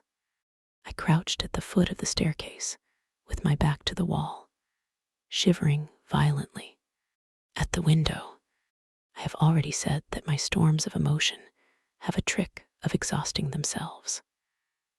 After a time, I discovered that I was cold and wet, and with little pools of water about me on the stair carpet. I got up almost mechanically, went into the dining room and drank some whiskey, and then I was moved to change my clothes. After I had done that, I went upstairs to my study, but why I did so, I do not know. The window of my study looks over the trees and the railway towards Horsell Common. In the hurry of our departure, this window had been left open. The passage was dark, and by contrast with the picture the window frame enclosed, the side of the room seemed impenetrably dark. I stopped short in the doorway. The thunderstorm had passed. The towers of the Oriental College and the pine trees about it had gone, and very far away, lit by a vivid red glare, the common about the sandpits was visible. Across the light, huge black shapes, grotesque and strange, moved busily to and fro. It seemed indeed as if the whole country in that direction was on fire, a broad hillside set with minute tongues of flame, swaying and writhing with the gusts of the dying storm, and throwing a red reflection upon the cloud scud above. Every now and then, a haze of smoke from some nearer conflagration drove across the window and hid the Martian shapes. I could not see what they were doing, nor the clear form of them, nor recognize the black objects they were busied upon. Neither could I see the nearer fire, though the reflections of it danced on the wall and ceiling of the study. A sharp, resinous tang of burning was in the air. I closed the door noiselessly and crept towards the window. As I did so, the view opened out until, on the one hand, it reached to the houses about Walking Station, and on the other to the charred and blackened pine woods of Byfleet. There was a light down below the hill, on the railway near the arch, and several of the houses along the Maybury Road and the streets near the station were glowing ruins. The light upon the railway puzzled me at first. There were a black heap and a vivid glare, and to the right of that, a row of yellow oblongs. Then I perceived this was a wrecked train, the fore parts smashed and on fire, the hinder carriages still upon the rails. Between these three main centers of light, the houses, the train, and the burning county towards Chobham, stretched irregular patches of dark country, broken here and there by intervals of dimly glowing and smoking ground. It was the strangest spectacle, that black expanse set with fire. It reminded me, more than anything else, of the potteries at night. At first I could distinguish no people at all, though I peered intently for them. Later I saw against the light of Walking Station a number of black figures hurrying one after the other across the line. And this was the little world in which I had been living securely for years, this fiery chaos. What had happened in the last 7 hours, I still did not know. Nor did I know, though I was beginning to guess, the relation between these mechanical colossi and the sluggish lumps I had seen disgorged from the cylinder. With a queer feeling of impersonal interest, I turned my desk chair to the window, sat down, and stared at the blackened country, and particularly at the 3 gigantic black things that were going to and fro in the glare about the sandpits. They seemed amazingly busy. I began to ask myself what they could be. Were they intelligent mechanisms? Such a thing, I felt, was impossible. Or did a Martian sit within each, ruling, directing, using, much as a man's brain sits and rules in his body? I began to compare the things to human machines, to ask myself for the first time in my life how an ironclad or a steam engine would seem to an intelligent lower animal. The storm had left the sky clear, and over the smoke of the burning land, the little fading pinpoint of Mars was dropping into the west when a soldier came into my garden. I heard a slight scraping at the fence, and rousing myself from the lethargy that had fallen upon me, I looked down and saw him dimly, clambering over the palings. at the sight of another human being my torpor passed, and I leaned out of the window eagerly. "Hist," said I in a whisper. He stopped astride of the fence in doubt. Then he came over and across the lawn to the corner of the house. He bent down and stepped softly. "Who's there?" he said, also whispering, standing under the window and peering up. "Where are you going?" I asked. "God knows. Are you trying to hide?" "That's it. Come into the house," I said. I went down, unfastened the door, and let him in, and locked the door again. I could not see his face. He was hatless, and his coat was unbuttoned. "My God," he said, as I drew him in. "What has happened?" I asked. "What hasn't?" In the obscurity, I could see he made a gesture of despair. "They wiped us out, simply wiped us out," he repeated again and again. He followed me, almost mechanically, into the dining room. "Take some whiskey," I said, pouring out a stiff dose. He drank it. Then, abruptly, he sat down before the table, put his head on his arms, and began to sob and weep like a little boy, in a perfect passion of emotion, while I, with a curious forgetfulness of my own recent despair, stood beside him, wondering. It was a long time before he could steady his nerves to answer my questions, and then he answered perplexingly and brokenly. He was a driver in the artillery, and had only come into action about 7. At that time, firing was going on across the common, and it was said the first party of Martians were crawling slowly towards their second cylinder under cover of a metal shield. Later, this shield staggered up on tripod legs and became the first of the fighting machines I had seen. The gun he drove had been unlimbered near Horsell in order to command the sandpits, and its arrival it was that had precipitated the action. As the limber gunners went to the rear, his horse trod in a rabbit hole and came down, throwing him into a depression of the ground. At the same moment, the gun exploded behind him. The ammunition blew up. There was fire all about him, and he found himself lying under a heap of charred dead men and dead horses. "I lay still," he said, "scared out of my wits, with the forequarter of a horse atop of me. We'd been wiped out, and the smell, good God, like burnt meat. I was hurt across the back by the fall of the horse, and there I had to lie until I felt better. Just like parade it had been a minute before, then stumble, bang, swish. Wiped out," he said. He had hid under the dead horse for a long time, peeping out furtively across the common. The Cardigan men had tried a rush, in skirmishing order, at the pit, simply to be swept out of existence.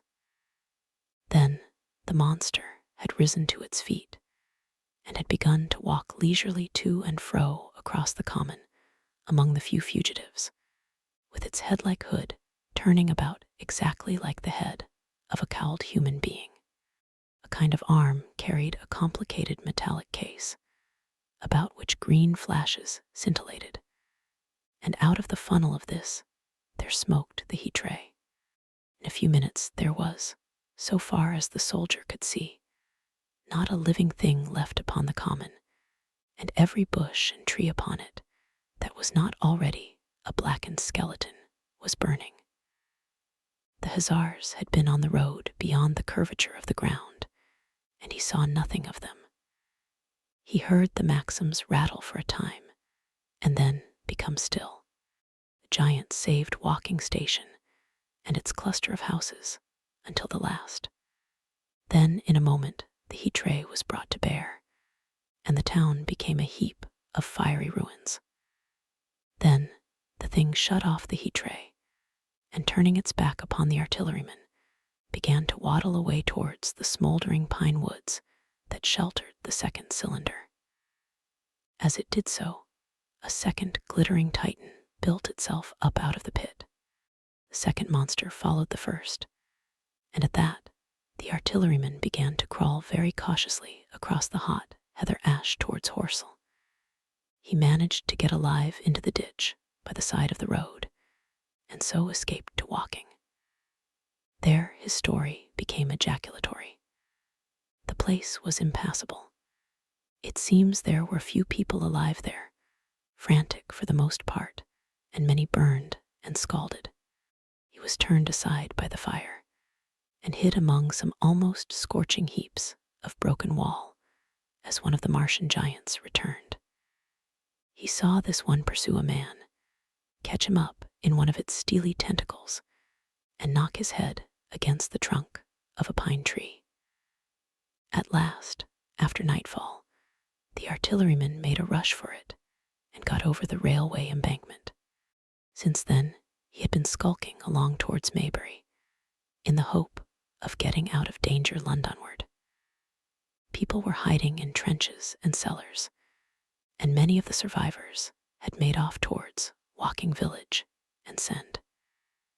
He had been consumed with thirst until he found one of the water mains near the railway arch smashed, and the water bubbling out like a spring upon the road.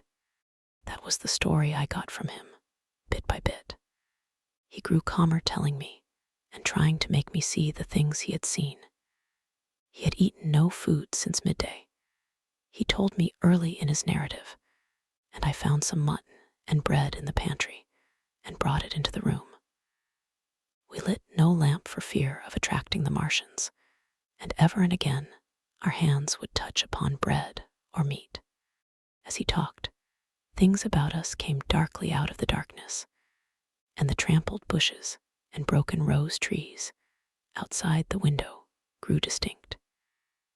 It would seem that a number of men or animals had rushed across the lawn. I began to see his face, blackened and haggard, as no doubt mine was also. When we had finished eating, we went softly upstairs to my study, and I looked again out of the open window. In one night, the valley had become a valley of ashes. The fires had dwindled now. Where flames had been there were now streamers of smoke, but the countless ruins of shattered and gutted houses and blasted and blackened trees that the night had hidden stood out now gaunt and terrible in the pitiless light of dawn. Yet here and there some object had had the luck to escape. A white railway signal here, the end of a greenhouse there, white and fresh amid the wreckage. Never before in the history of warfare had destruction been so indiscriminate and so universal. And shining with the growing light of the east, 3 of the metallic giants stood about the pit, their cowls rotating as though they were surveying the desolation they had made. It seemed to me that the pit had been enlarged, and ever and again puffs of vivid green vapor streamed up and out of it towards the brightening dawn, streamed up, whirled, broke, and vanished. Beyond were the pillars of fire about Chobham. They became pillars of bloodshot smoke at the first touch of day. What I saw of the destruction of Weybridge and Shepperton. As the dawn grew brighter, we withdrew from the window from which we had watched the Martians, and went very quietly downstairs. The artilleryman agreed with me that the house was no place to stay in. He proposed, he said, to make his way Londonward, and thence rejoin his battery, number 12, of the horse artillery. My plan was to return at once to Leatherhead, and so greatly had the strength of the Martians impressed me that I had determined to take my wife to Newhaven and go with her out of the country forthwith, for I already perceived clearly that the country about London must inevitably be the scene of a disastrous struggle before such creatures as these could be destroyed. Between us and Leatherhead, however, lay the 3rd cylinder with its guarding giants. Had I been alone, I think I should have taken my chance and struck across country. But the artilleryman dissuaded me. "It's no kindness to the right sort of wife," he said, "to make her a widow." And in the end, I agreed to go with him under cover of the woods, northward as far as Street Cobham, before I parted with him. Thence, I would make a big detour by Epsom to reach Leatherhead. I should have started at once, but my companion had been in active service, and he knew better than that. He made me ransack the house for a flask, which he filled with whiskey, and we lined every available pocket with packets of biscuits and slices of meat. Then we crept out of the house and ran as quickly as we could down the ill-made road by which I had come overnight. The houses seemed deserted. In the road lay a group of 3 charred bodies close together, struck dead by the heat ray. And here and there were things that people had dropped: a clock, a slipper, a silver spoon, and the like poor valuables. At the corner, turning up towards the post office, a little cart, filled with boxes and furniture, and horseless, heeled over on a broken wheel. A cash box had been hastily smashed open and thrown under the debris. Except the lodge at the orphanage, which was still on fire, none of the houses had suffered very greatly here. The heat ray had shaved the chimney tops and passed. Yet, save ourselves, there did not seem to be a living soul on Maybury Hill. The majority of the inhabitants had escaped, I suppose, by way of the old walking road, the road I had taken when I drove to Leatherhead, or they had hidden. We went down the lane by the body of the man in black, sodden now from the overnight hail, and broke into the woods at the foot of the hill. We pushed through these towards the railway without meeting a soul. The woods across the line were but the scarred and blackened ruins of woods. For the most part the trees had fallen, but a certain proportion still stood, dismal gray stems, with dark brown foliage instead of green. On our side, the fire had done no more than scorch the nearer trees. It had failed to secure its footing. In one place, the woodman had been at work on Saturday. Trees, felled and freshly trimmed, lay in a clearing, with heaps of sawdust by the sawing machine and its engine. Hard by was a temporary hut, deserted. There was not a breath of wind this morning, and everything was strangely still. Even the birds were hushed, and as we hurried along, I and the artilleryman talked in whispers and looked now and again over our shoulders. Once or twice we stopped to listen. After a time we drew near the road, and as we did so, we heard the clatter of hoofs and saw through the tree stems 3 cavalry soldiers riding slowly towards walking. We hailed them, and they halted while we hurried towards them. It was a lieutenant and a couple of privates of the 8th Hussars, with a stand like a theodolite, which the artilleryman told me was a heliograph. "You are the first men I've seen coming this way this morning," said the lieutenant. "What's brewing?" His voice and face were eager. The men behind him stared curiously. The artilleryman jumped down the bank into the road and saluted. "Gun destroyed last night, sir. Have been hiding. Trying to rejoin battery, sir. You'll come in sight of the Martians, I expect, about half a mile along this road." "What the dickens are they like?" asked the lieutenant. "Giants in armor, sir. 100 feet high. 3 legs and a body like aluminium, with a mighty great head and a hood, sir." "Get out," said the lieutenant. "What confounded nonsense." "You'll see, sir. They carry a kind of box, sir, that shoots fire and strikes you dead." "What do you mean, a gun?" "No, sir." And the artilleryman began a vivid account of the heat ray. Halfway through, the lieutenant interrupted him and looked up at me. I was still standing on the bank by the side of the road. "It's perfectly true," I said. "Well," said the lieutenant, "I suppose it's my business to see it too. Look here," to the artilleryman, were detailed here clearing people out of their houses. You'd better go along and report yourself to Brigadier General Marvin and tell him all you know. He's at Weybridge. Know the way. I do, I said, and he turned his horse southward again. Half a mile, you say, said he. At most, I answered, and pointed over the treetops southward. He thanked me and rode on, and we saw them no more. Farther along, we came upon a group of 3 women and 2 children in the road, busy clearing out a laborer's cottage. They had got hold of a little hand truck and were piling it up with unclean-looking bundles and shabby furniture. They were all too assiduously engaged to talk to us as we passed.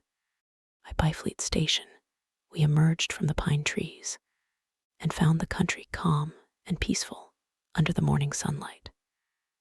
We were far beyond the range of the heat ray there, and had it not been for the silent desertion of some of the houses, the stirring movement of packing in others, and the knot of soldiers standing on the bridge over the railway and staring down the line towards Walking, the day would have seemed very like any other Sunday. Several farm wagons and carts were moving creakily along the road to Addlestone, and suddenly, through the gate of a field we saw, across a stretch of flat meadow, 6 12-pounders standing neatly at equal distances, pointing towards Walking. The gunners stood by the guns waiting, and the ammunition wagons were at a businesslike distance. The men stood almost as if under inspection. That's good, said I. They will get one fair shot at any rate. The artilleryman hesitated at the gate. I shall go on, he said, farther on towards Weybridge. Just over the bridge, there were a number of men in white fatigue jackets throwing up a long rampart, and more guns behind. It's bows and arrows against the lightning, anyhow, said the artilleryman. They haven't seen that fire beam yet.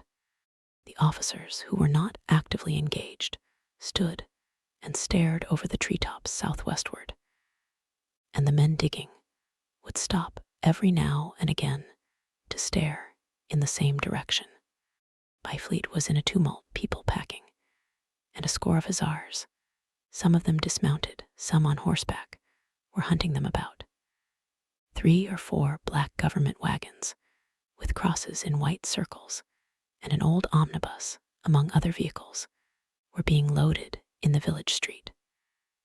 There were scores of people, most of them sufficiently sabbatical to have assumed their best clothes. The soldiers were having the greatest difficulty in making them realize the gravity of their position.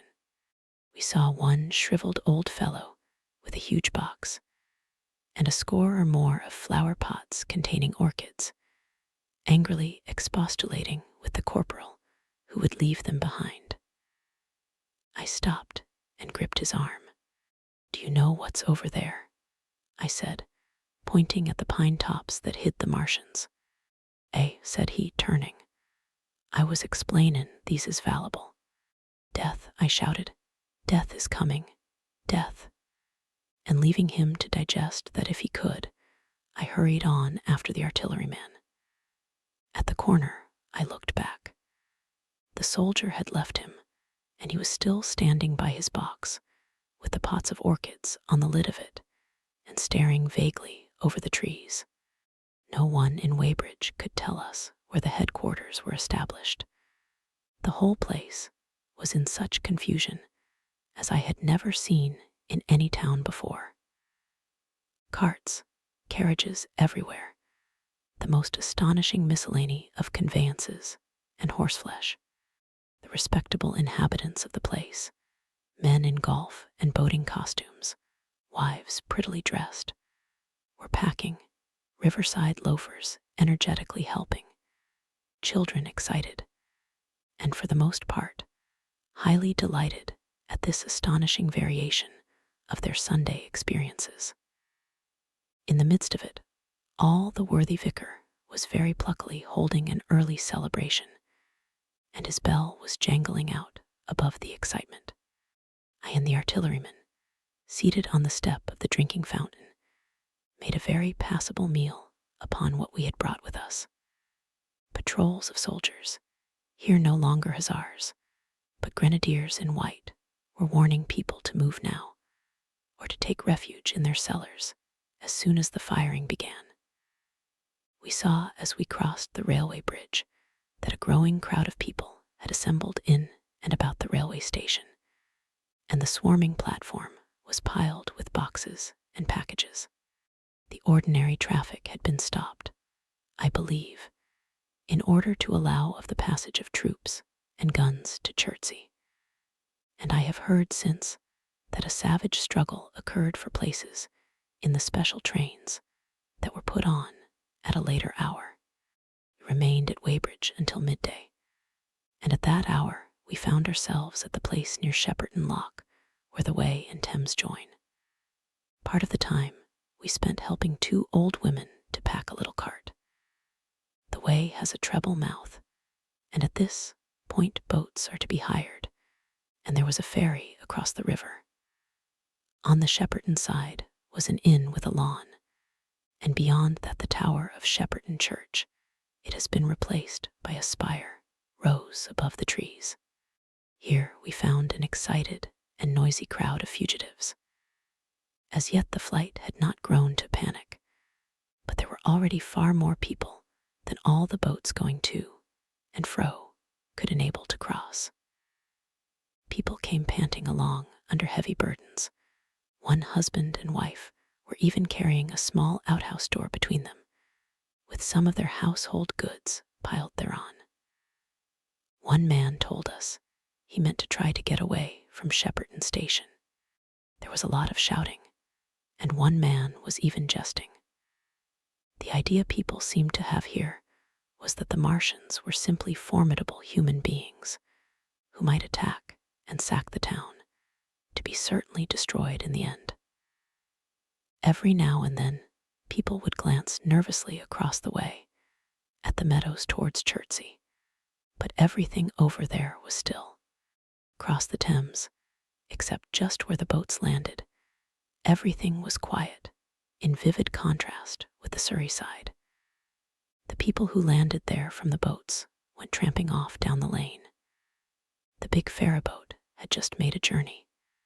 3 or 4 soldiers stood on the lawn of the inn, staring and jesting at the fugitives without offering to help.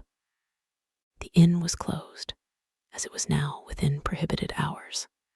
"What's that?" cried a boatman. "And shut up, you fool," said a man near me to a yelping dog. Then the sound came again, this time from the direction of Chertsey. A muffled thud, the sound of a gun.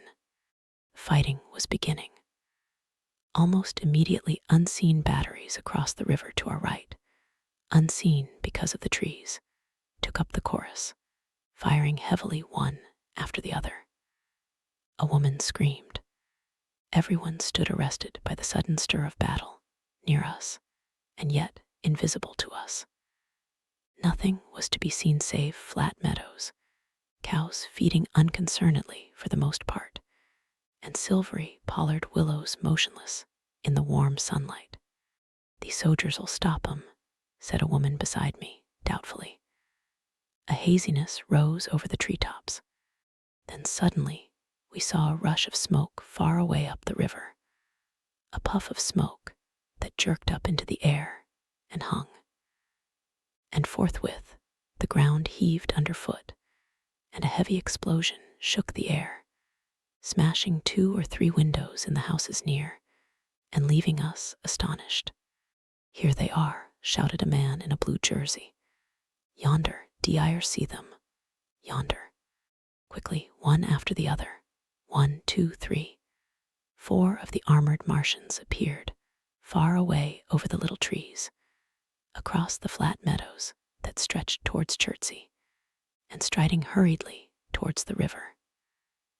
Little cowled figures they seemed at first, going with a rolling motion and as fast as flying birds. Then, advancing obliquely towards us, came a 5th.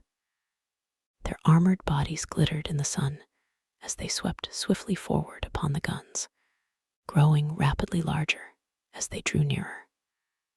One, on the extreme left, the remotest that is, flourished a huge case high in the air, and the ghostly, terrible heat ray I had already seen on Friday night smote towards Chertsey and struck the town. At sight of these strange, swift, and terrible creatures, the crowd near the water's edge seemed to me to be for a moment horror-struck. There was no screaming or shouting, but a silence. Then a hoarse murmur and a movement of feet, a splashing from the water. A man, too frightened to drop the portmanteau he carried on his shoulder, swung round and sent me staggering with a blow from the corner of his burden. A woman thrust at me with her hand and rushed past me. I turned with the rush of the people, but I was not too terrified for thought. The terrible heat ray was in my mind. To get under water. That was it. Get under water, I shouted, unheeded. I faced about again and rushed towards the approaching Martian, rushed right down the gravelly beach and headlong into the water. Others did the same. A boatload of people putting back came leaping out as I rushed past. The stones under my feet were muddy and slippery, and the river was so low that I ran perhaps 20 feet, scarcely waist deep. Then, as the Martian towered overhead scarcely a couple of 100 yards away, I flung myself forward under the surface. The splashes of the people in the boats leaping into the river sounded like thunderclaps in my ears. People were landing hastily on both sides of the river. But the Martian machine took no more notice for the moment of the people running this way, and that than a man would of the confusion of ants in a nest against which his foot has kicked. When half suffocated, I raised my head above water. The Martian's hood pointed at the batteries that were still firing across the river, and as it advanced it swung loose what must have been the generator of the heat ray. In another moment it was on the bank, and in a stride wading halfway across. The knees of its foremost legs bent at the farther bank, and in another moment it had raised itself to its full height again, close to the village of Shepperton. Forthwith the 6 guns which, unknown to anyone on the right bank, had been hidden behind the outskirts of that village, fired simultaneously. The sudden near concussion, the last close upon the first, made my heart jump. The monster was already raising the case, generating the heat ray, as the first shell burst 6 yards above the hood. I gave a cry of astonishment. I saw and thought nothing of the other 4 Martian monsters. My attention was riveted upon the nearer incident. Simultaneously, 2 other shells burst in the air near the body as the hood twisted round in time to receive, but not in time to dodge, the 4th shell. The shell burst clean in the face of the thing. The hood bulged, flashed, was whirled off in a dozen tattered fragments of red flesh and glittering metal. Hit, shouted I, with something between a scream and a cheer. I heard answering shouts from the people in the water about me. I could have leaped out of the water with that momentary exultation. The decapitated colossus reeled like a drunken giant, but it did not fall over. It recovered its balance by a miracle, and no longer heeding its steps, and with the camera that fired the heat ray now rigidly upheld, it reeled swiftly upon Shepperton. The living intelligence, the Martian within the hood, was slain and splashed to the 4 winds of heaven, and the thing was now but a mere intricate device of metal whirling to destruction. It drove along in a straight line, incapable of guidance. It struck the tower of Shepperton Church, smashing it down as the impact of a battering ram might have done, swerved aside, blundered on, and collapsed with tremendous force into the river, out of my sight. Violent explosions shook the air, and a spout of water, steam, mud, and shattered metal shot far up into the sky. As the camera of the heat ray hit the water, the latter had immediately flashed into steam. In another moment, a huge wave, like a muddy tidal bore, but almost scaldingly hot, came sweeping round the bend upstream. I saw people struggling shorewards and heard their screaming and shouting faintly above the seething and roar of the Martian's collapse. For a moment, I heeded nothing of the heat, forgot the patent need of self-preservation. I splashed through the tumultuous water, pushing aside a man in black to do so, until I could see round the bend. Half a dozen deserted boats pitched aimlessly upon the confusion of the waves. The fallen Martian came into sight downstream, lying across the river, and for the most part submerged. Thick clouds of steam were pouring off the wreckage, and through the tumultuously whirling wisps I could see, intermittently and vaguely, the gigantic limbs churning the water and flinging a splash and spray of mud and froth into the air. The tentacles swayed and struck like living arms, and save for the helpless purposelessness of these movements, it was as if some wounded thing were struggling for its life amid the waves. Enormous quantities of a ruddy brown fluid were spurting up in noisy jets out of the machine. My attention was diverted from this death flurry by a furious yelling, like that of the thing called a siren in our manufacturing towns. A man, knee-deep near the towing path, shouted inaudibly to me and pointed. Looking back, I saw the other Martians advancing with gigantic strides down the riverbank from the direction of Chertsey. The Shepperton guns spoke this time unavailingly. At that I ducked at once underwater, and holding my breath until movement was an agony, blundered painfully ahead under the surface as long as I could. The water was in a tumult about me, and rapidly growing hotter, when for a moment I raised my head to take breath and throw the hair and water from my eyes. The steam was rising in a whirling white fog that at first hid the Martians altogether. The noise was deafening. Then I saw them dimly, colossal figures of gray, magnified by the mist. They had passed by me, and two were stooping over the frothing, tumultuous ruins of their comrade. The third and fourth stood beside him in the water, one perhaps 200 yards from me, the other towards Laleham. The generators of the heat rays waved high, and the hissing beams smote down this way and that. The air was full of sound, a deafening and confusing conflict of noises, the clangorous din of the Martians, the crash of falling houses, the thud of trees, fences, sheds flashing into flame, and the crackling and roaring of fire. Dense black smoke was leaping up to mingle with the steam from the river, and as the heat ray went to and fro over Weybridge, its impact was marked by flashes of incandescent white that gave place at once to a smoky dance of lurid flames. The nearer houses still stood intact, awaiting their fate, shadowy, faint, and pallid in the steam, with the fire behind them going to and fro. For a moment, perhaps, I stood there, breast high in the almost boiling water, dumbfounded at my position, hopeless of escape. Through the reek, I could see the people who had been with me in the river scrambling out of the water through the reeds, like little frogs hurrying through grass from the advance of a man, or running to and fro in utter dismay on the towing path. And suddenly, the white flashes of the heat ray came leaping towards me. The houses caved in as they dissolved at its touch, and darted out flames.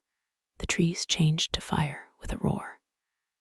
The ray flickered up and down the towing path, licking off the people who ran this way and that, and came down to the water's edge, not 50 yards from where I stood. It swept across the river to Shepperton, and the water in its track rose in a boiling wheel crested with steam. I turned shoreward. In another moment, the huge wave, well nigh at the boiling point, had rushed upon me.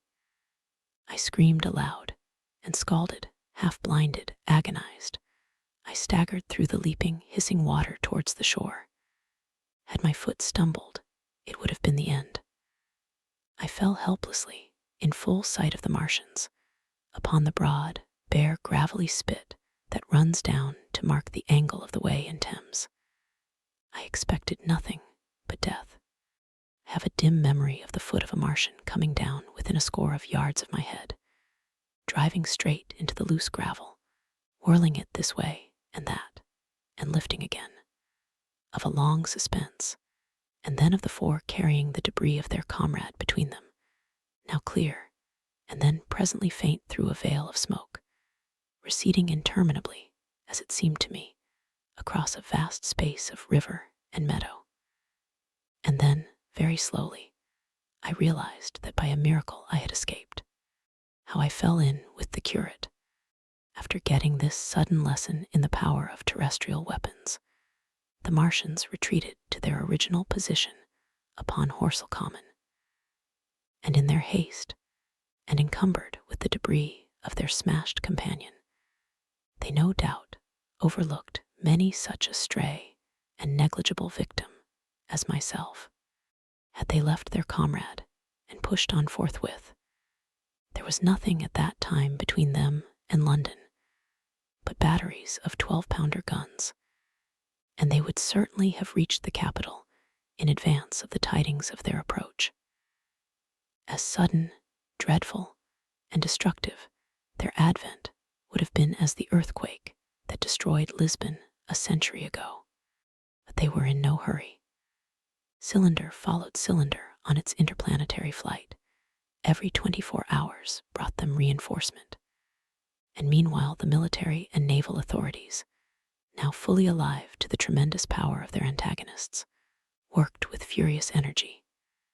Every minute a fresh gun came into position, until, before twilight, every copse, every row of suburban villas on the hilly slopes about Kingston and Richmond, masked an expectant black muzzle. And through the charred and desolated area, perhaps 20 square miles altogether, that encircled the Martian encampment on Horsell Common, through charred and ruined villages among the green trees, through the blackened and smoking arcades that had been but a day ago pine spinneys, crawled the devoted scouts with the heliographs that were presently to warn the gunners of the Martian approach. But the Martians now understood our command of artillery and the danger of human proximity, and not a man ventured within a mile of either cylinder, save at the price of his life. It would seem that these giants spent the earlier part of the afternoon in going to and fro, transferring everything from the second and third cylinders, the second in Addlestone golf links, and the third at Preferred, to their original pit on Horsell Common. Over that, above the blackened heather and ruined buildings that stretched far and wide, stood one as sentinel, while the rest abandoned their vast fighting machines and descended into the pit. They were hard at work there far into the night, and the towering pillar of dense green smoke that rose therefrom could be seen from the hills about Marrow, and even, it is said, from Banstead and Epsom Downs. And while the Martians behind me were thus preparing for their next sally, and in front of me humanity gathered for the battle, I made my way with infinite pains and labor from the fire and smoke of burning Weybridge towards London. I saw an abandoned boat, very small and remote, drifting downstream, and throwing off the most of my sodden clothes, I went after it, gained it, and so escaped out of that destruction. There were no oars in the boat, but I contrived to paddle, as well as my parboiled hands would allow, down the river towards Halliford and Walton, going very tediously and continually looking behind me, as you may well understand. I followed the river because I considered that the water gave me my best chance of escape should these giants return. The hot water from the Martians' overthrow drifted downstream with me, so that for the best part of a mile I could see little of either bank. Once, however, I made out a string of black figures hurrying across the meadows from the direction of Weybridge. Halliford, it seemed, was deserted, and several of the houses facing the river were on fire. It was strange to see the place quite tranquil, quite desolate under the hot blue sky, with the smoke and little threads of flame going straight up into the heat of the afternoon. Never before had I seen houses burning without the accompaniment of an obstructive crowd. A little farther on the dry reeds up the bank were smoking and glowing, and a line of fire inland was marching steadily across a late field of hay. For a long time I drifted, so painful and weary was I after the violence I had been through, and so intense the heat upon the water. Then my fears got the better of me again, and I resumed my paddling. The sun scorched my bare back. At last, as the bridge at Walton was coming into sight round the bend, my fever and faintness overcame my fears, and I landed on the Middlesex bank and lay down, deadly sick, amid the long grass. I suppose the time was then about 4 or 5 o'clock. I got up presently, walked perhaps half a mile without meeting a soul, and then lay down again in the shadow of a hedge. I seemed to remember talking wanderingly to myself during that last spurt. I was also very thirsty and bitterly regretful I had drunk no more water. It is a curious thing that I felt angry with my wife. I cannot account for it, but my impotent desire to reach Leatherhead worried me excessively. I do not clearly remember the arrival of the curate, so that probably I dozed. I became aware of him as a seated figure in soot-smudged shirt sleeves, and with his upturned, clean-shaven face staring at a faint flickering that danced over the sky. The sky was what is called a mackerel sky, rows and rows of faint downplumes of cloud, just tinted with the midsummer sunset. I sat up, and at the rustle of my motion, he looked at me quickly. "Have you any water?" I asked abruptly. He shook his head. "You have been asking for water for the last hour," he said. For a moment we were silent, taking stock of each other. I dare say he found me a strange enough figure naked, save for my water-soaked trousers and socks, scalded, and my face and shoulders blackened by the smoke. His face was a fair weakness, his chin retreated, and his hair lay in crisp, almost flaxen curls on his low forehead. His eyes were rather large, pale blue, and blankly staring. He spoke abruptly, looking vacantly away from me. "What does it mean?" he said. "What do these things mean?"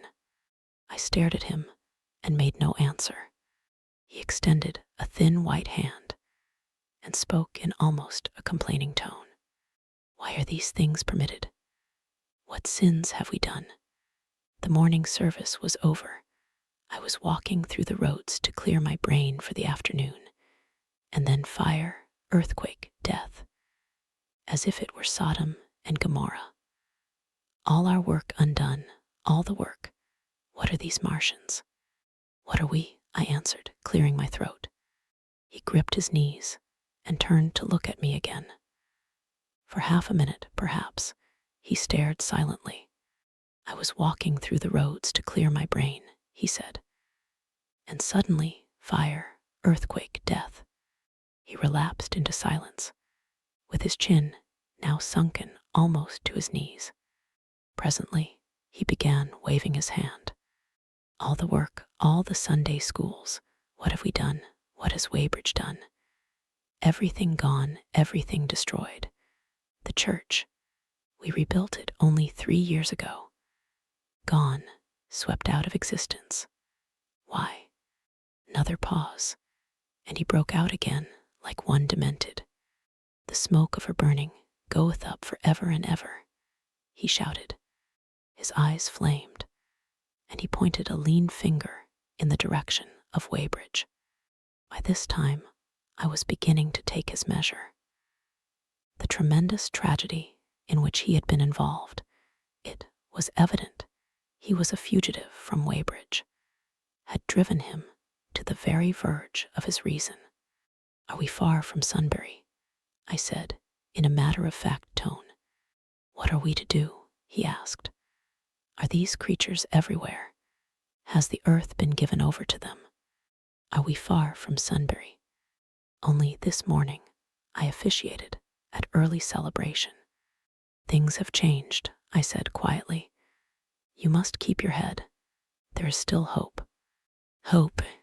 Yes, plentiful hope for all this destruction. I began to explain my view of our position. He listened at first, but as I went on, the interest dawning in his eyes gave place to their former stare, and his regard wandered from me. This must be the beginning of the end, he said, interrupting me. The end, the great and terrible day of the Lord, when men shall call upon the mountains, and the rocks to fall upon them, and hide them from the face of him that sitteth upon the throne. I began to understand the position. I ceased my labored reasoning, struggled to my feet, and standing over him, laid my hand on his shoulder. Be a man, said I. You are scared out of your wits. What good is religion if it collapses under calamity? Think of what earthquakes and floods, wars and volcanoes have done before to men. Did you think God had exempted Weybridge? He is not an insurance agent. For a time he sat in blank silence. But how can we escape? He asked suddenly. They are invulnerable. They are pitiless. Neither the one nor, perhaps, the other, I answered. And the mightier they are, the more sane and wary should we be. One of them was killed yonder not 3 hours ago. Killed, he said, staring about him. How can God's ministers be killed? I saw it happen. I proceeded to tell him. We have chanced to come in for the thick of it, said I, and that is all. What is that flicker in the sky? He asked abruptly. I told him it was the heliograph signaling, that it was the sign of human help and effort in the sky. We are in the midst of it, I said, quiet as it is. That flicker in the sky tells of the gathering storm. Yonder, I take it, are the Martians, and Londonward, where those hills rise about Richmond and Kingston, and the trees give cover, earthworks are being thrown up, and guns are being placed. Presently the Martians will be coming this way again. And even as I spoke, he sprang to his feet and stopped me by a gesture. Listen, he said. From beyond the low hills across the water came the dull resonance of distant guns and a remote, weird crying. Then everything was still. A cockchafer came droning over the hedge and past us. High in the west, the crescent moon hung faint and pale above the smoke of Weybridge and Shepperton and the hot, still splendor of the sunset. We had better follow this path, I said, northward. In London. My younger brother was in London when the Martians fell at Woking. He was a medical student working for an imminent examination, and he heard nothing of the arrival until Saturday morning.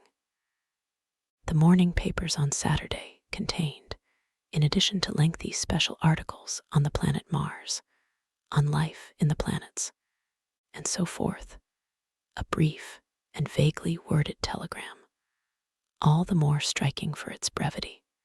The Martians, alarmed by the approach of a crowd, had killed a number of people with a quick-firing gun, so the story ran. The telegram concluded with the words, Formidable as they seem to be, the Martians have not moved from the pit into which they have fallen, and indeed seem incapable of doing so. Probably this is due to the relative strength of the Earth's gravitational energy. On that last text, their leader writer expanded very comfortingly. Of course, all the students in the Crammers biology class, to which my brother went that day, were intensely interested, but there were no signs of any unusual excitement in the streets. The afternoon papers puffed scraps of news under big headlines. They had nothing to tell beyond the movements of troops about the common and the burning of the pine woods between Woking and Weybridge until 8. Then the St. James's Gazette, in an extra special edition, announced the bare fact of the interruption of telegraphic communication. This was thought to be due to the falling of burning pine trees across the line. Nothing more of the fighting was known that night, the night of my drive to Leatherhead and back. My brother felt no anxiety about us, as he knew from the description in the papers that the cylinder was a good 2 miles from my house. He made up his mind to run down that night to me, in order, as he says, to see the things before they were killed. He dispatched a telegram, which never reached me, about 4 o'clock, and spent the evening at a music hall. In London, also, on Saturday night, there was a thunderstorm, and my brother reached Waterloo in a cab. On the platform from which the midnight train usually starts, he learned, after some waiting, that an accident prevented trains from reaching Woking that night. The nature of the accident he could not ascertain. Indeed, the railway authorities did not clearly know at that time. There was very little excitement in the station, as the officials, failing to realize that anything further than a breakdown between Byfleet and Woking Junction had occurred, were running the theatre trains, which usually passed through Woking Round by Virginia Water or Guildford. They were busy making the necessary arrangements to alter the route of the Southampton and Portsmouth Sunday League excursions. A nocturnal newspaper reporter, mistaking my brother for the traffic manager, to whom he bears a slight resemblance, waylaid and tried to interview him. Few people, excepting the railway officials, connected the breakdown with the Martians. I have read, in another account of these events, that on Sunday morning, all London was electrified by the news from Woking. As a matter of fact, there was nothing to justify that very extravagant phrase. Plenty of Londoners did not hear of the Martians until the panic of Monday morning. Those who did took some time to realize all that the hastily worded telegrams in the Sunday papers conveyed. The majority of people in London do not read Sunday papers. Habit of personal security, moreover, is so deeply fixed in the Londoner's mind, and startling intelligence so much a matter of course in the papers, that they could read without any personal tremors.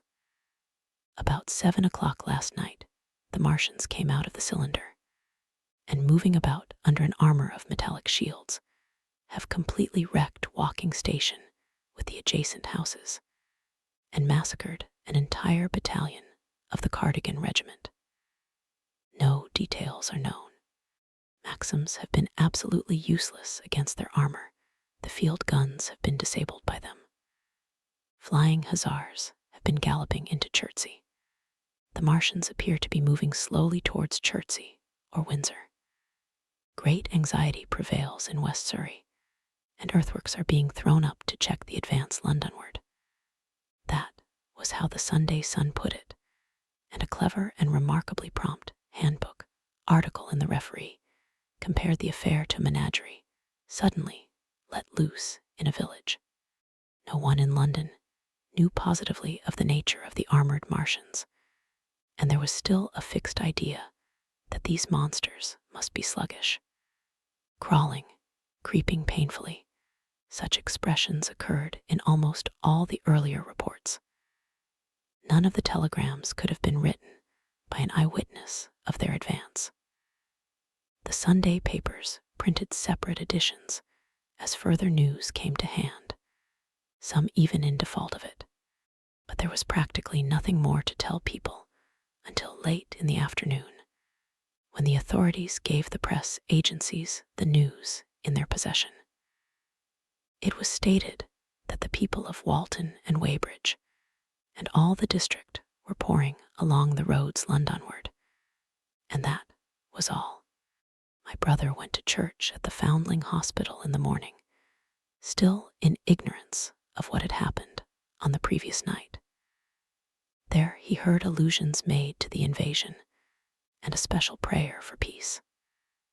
Coming out, he bought a referee. He became alarmed at the news in this and went again to Waterloo Station to find out if communication were restored. The omnibuses, carriages, cyclists, and innumerable people walking in their best clothes seemed scarcely affected by the strange intelligence that the news vendors were disseminating. People were interested, or if alarmed only on account of the local residents. At the station, he heard for the first time that the Windsor and Chertsey lines were now interrupted. The porters told him that several remarkable telegrams had been received in the morning from Byfleet and Chertsey stations, but that these had abruptly ceased. My brother could get very little precise detail out of them. "There's fighting going on about Weybridge," was the extent of their information. The train service was now very much disorganized. Quite a number of people who had been expecting friends from places on the Southwestern network were standing about the station. One gray-headed old gentleman came and abused the Southwestern Company bitterly to my brother. "It wants showing up," he said. One or two trains came in from Richmond, Putney, and Kingston, containing people who had gone out for a day's boating and found the locks closed, and a feeling of panic in the air. A man in a blue and white blazer addressed my brother, full of strange tidings. "There's hosts of people driving into Kingston in traps and carts and things, with boxes of valuables and all that," he said. "They come from Molesey and Weybridge and Walton, and they say there's been guns heard at Chertsey, heavy firing, and that mounted soldiers have told them to get off at once because the Martians are coming. We heard guns firing at Hampton Court Station, but we thought it was thunder. What the dickens does it all mean? The Martians can't get out of their pit, can they?" My brother could not tell him. Afterwards, he found that the vague feeling of alarm had spread to the clients of the Underground Railway, and that the Sunday excursionists began to return from all over the Southwestern, Lung, Barnes, Wimbledon, Richmond Park, Kew, and so forth, at unnaturally early hours.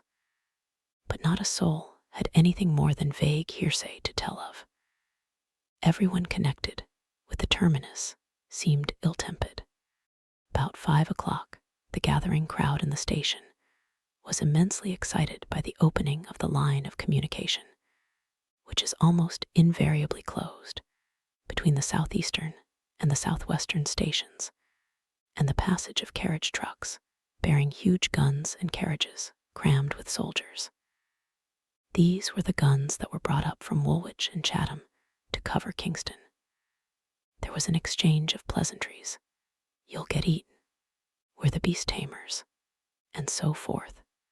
A little while after that, a squad of police came into the station and began to clear the public off the platforms, and my brother went out into the street again. The church bells were ringing for evensong, and a squad of Salvation Army lasses came singing down Waterloo Road. On the bridge, a number of loafers were watching a curious brown scum that came drifting down the stream in patches. The sun was just setting, and the clock tower and the Houses of Parliament rose against one of the most peaceful skies it is possible to imagine. A sky of gold, barred with long transverse stripes of reddish-purple cloud. There was talk of a floating body. One of the men there, a reservist he said he was, told my brother he had seen the heliograph flickering in the west. In Wellington Street, my brother met a couple of sturdy roughs who had just been rushed out of Fleet Street with still-wet newspapers and staring placards. Dreadful catastrophe, they bawled one to the other down Wellington Street. Fighting at Weybridge, full description, repulse of the Martians, London in danger. He had to give threepence for a copy of that paper. Then it was, and then only, that he realized something of the full power and terror of these monsters. He learned that they were not merely a handful of small, sluggish creatures, but that they were minds swaying vast mechanical bodies, and that they could move swiftly and smite with such power that even the mightiest guns could not stand against them. They were described as vast spider-like machines, nearly 100 feet high, capable of the speed of an express train, and able to shoot out a beam of intense heat. Masked batteries, chiefly of field guns, had been planted in the country about Horsell Common, and especially between the Woking district and London. 5 of the machines had been seen moving towards the Thames, and one, by a happy chance, had been destroyed. In the other cases, the shells had missed, and the batteries had been at once annihilated by the heat rays. Heavy losses of soldiers were mentioned, but the tone of the dispatch was optimistic. Martians had been repulsed. They were not invulnerable. They had retreated to their triangle of cylinders again, in the circle about Woking.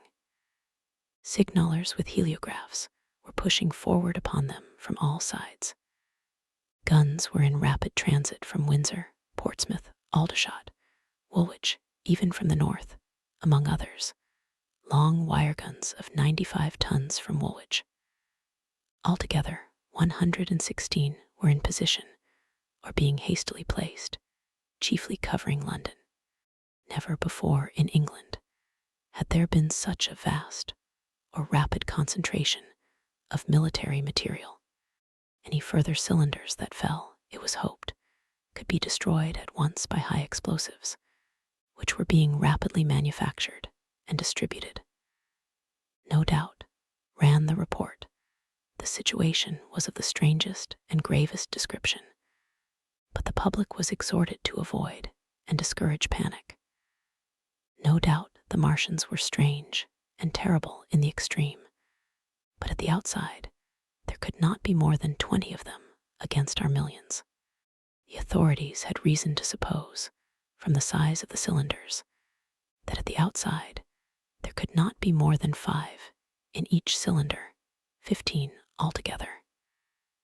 And one at least was disposed of, perhaps more. The public would be fairly warned of the approach of danger, and elaborate measures were being taken for the protection of the people in the threatened southwestern suburbs.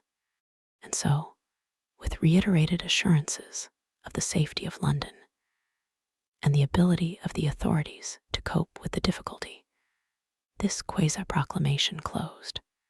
This was printed in enormous type on paper so fresh that it was still wet, and there had been no time to add a word of comment.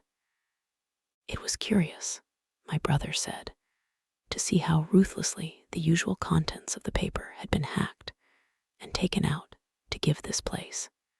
All down Wellington Street people could be seen fluttering out the pink sheets and reading, and the Strand was suddenly noisy with the voices of an army of hawkers following these pioneers. Men came scrambling off buses to secure copies. Certainly, this news excited people intensely, whatever their previous apathy.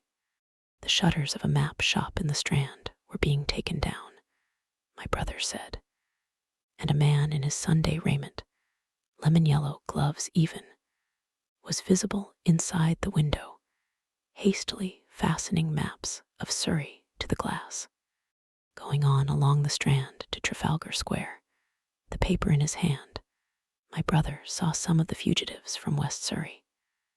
There was a man with his wife and 2 boys, and some articles of furniture in a cart, such as greengrocers use.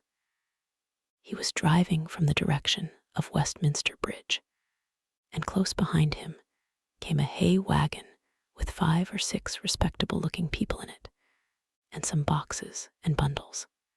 Faces of these people were haggard, and their entire appearance contrasted conspicuously with the Sabbath-best appearance of the people on the omnibuses. People in fashionable clothing peeped at them out of cabs.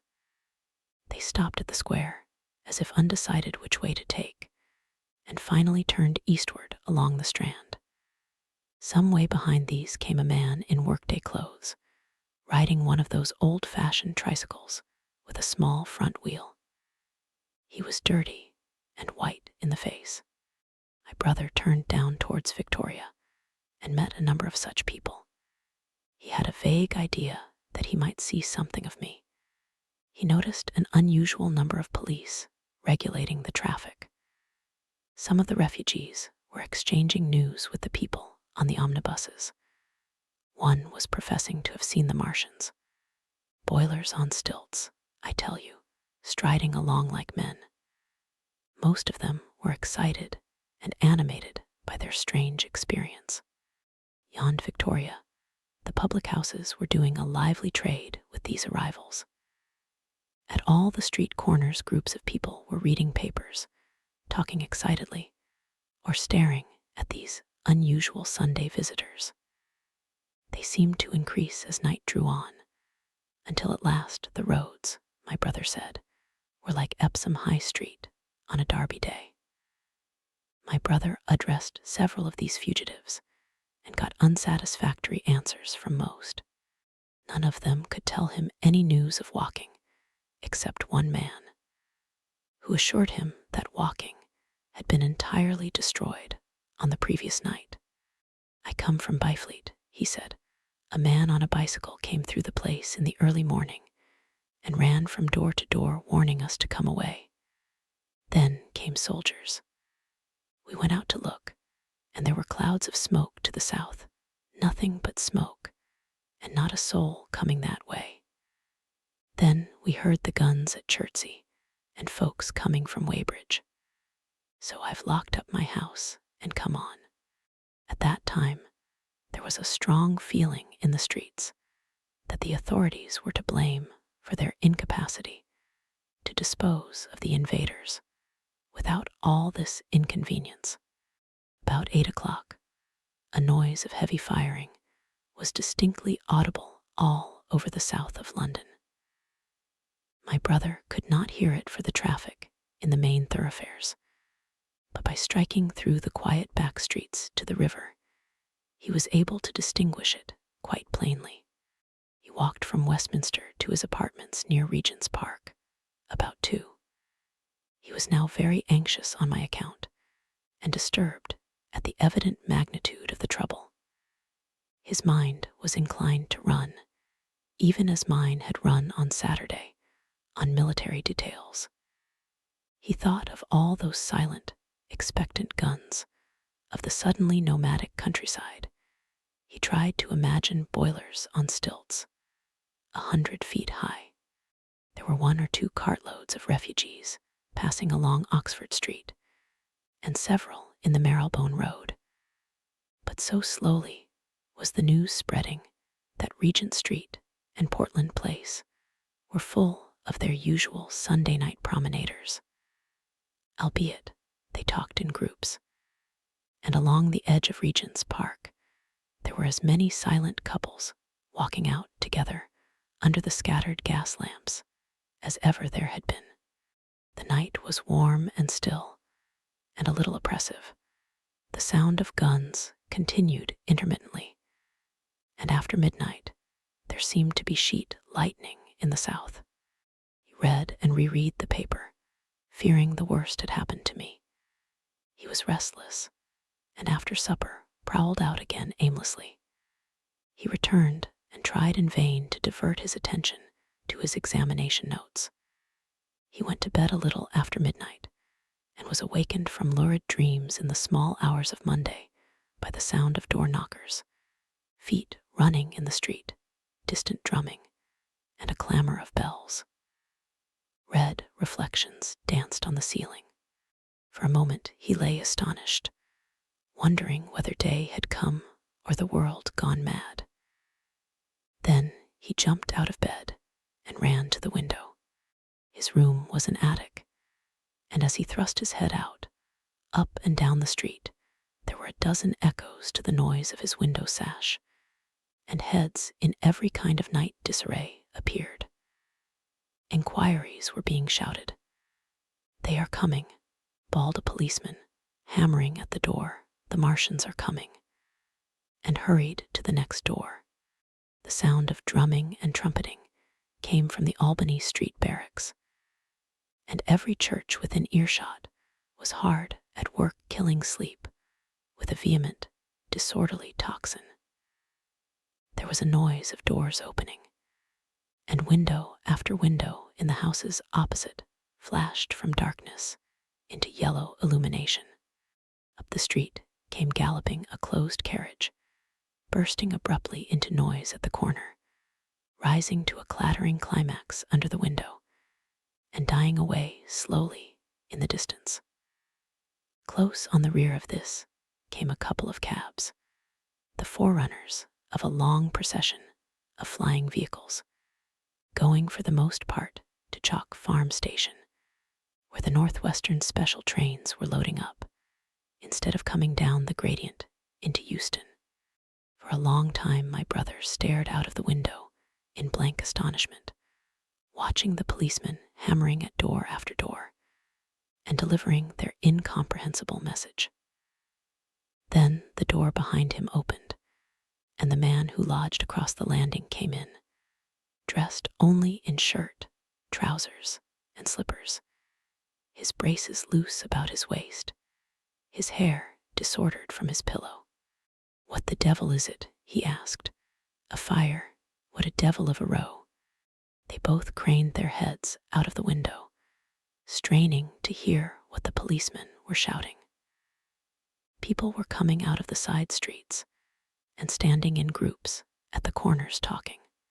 "What the devil is it all about?" said my brother's fellow lodger.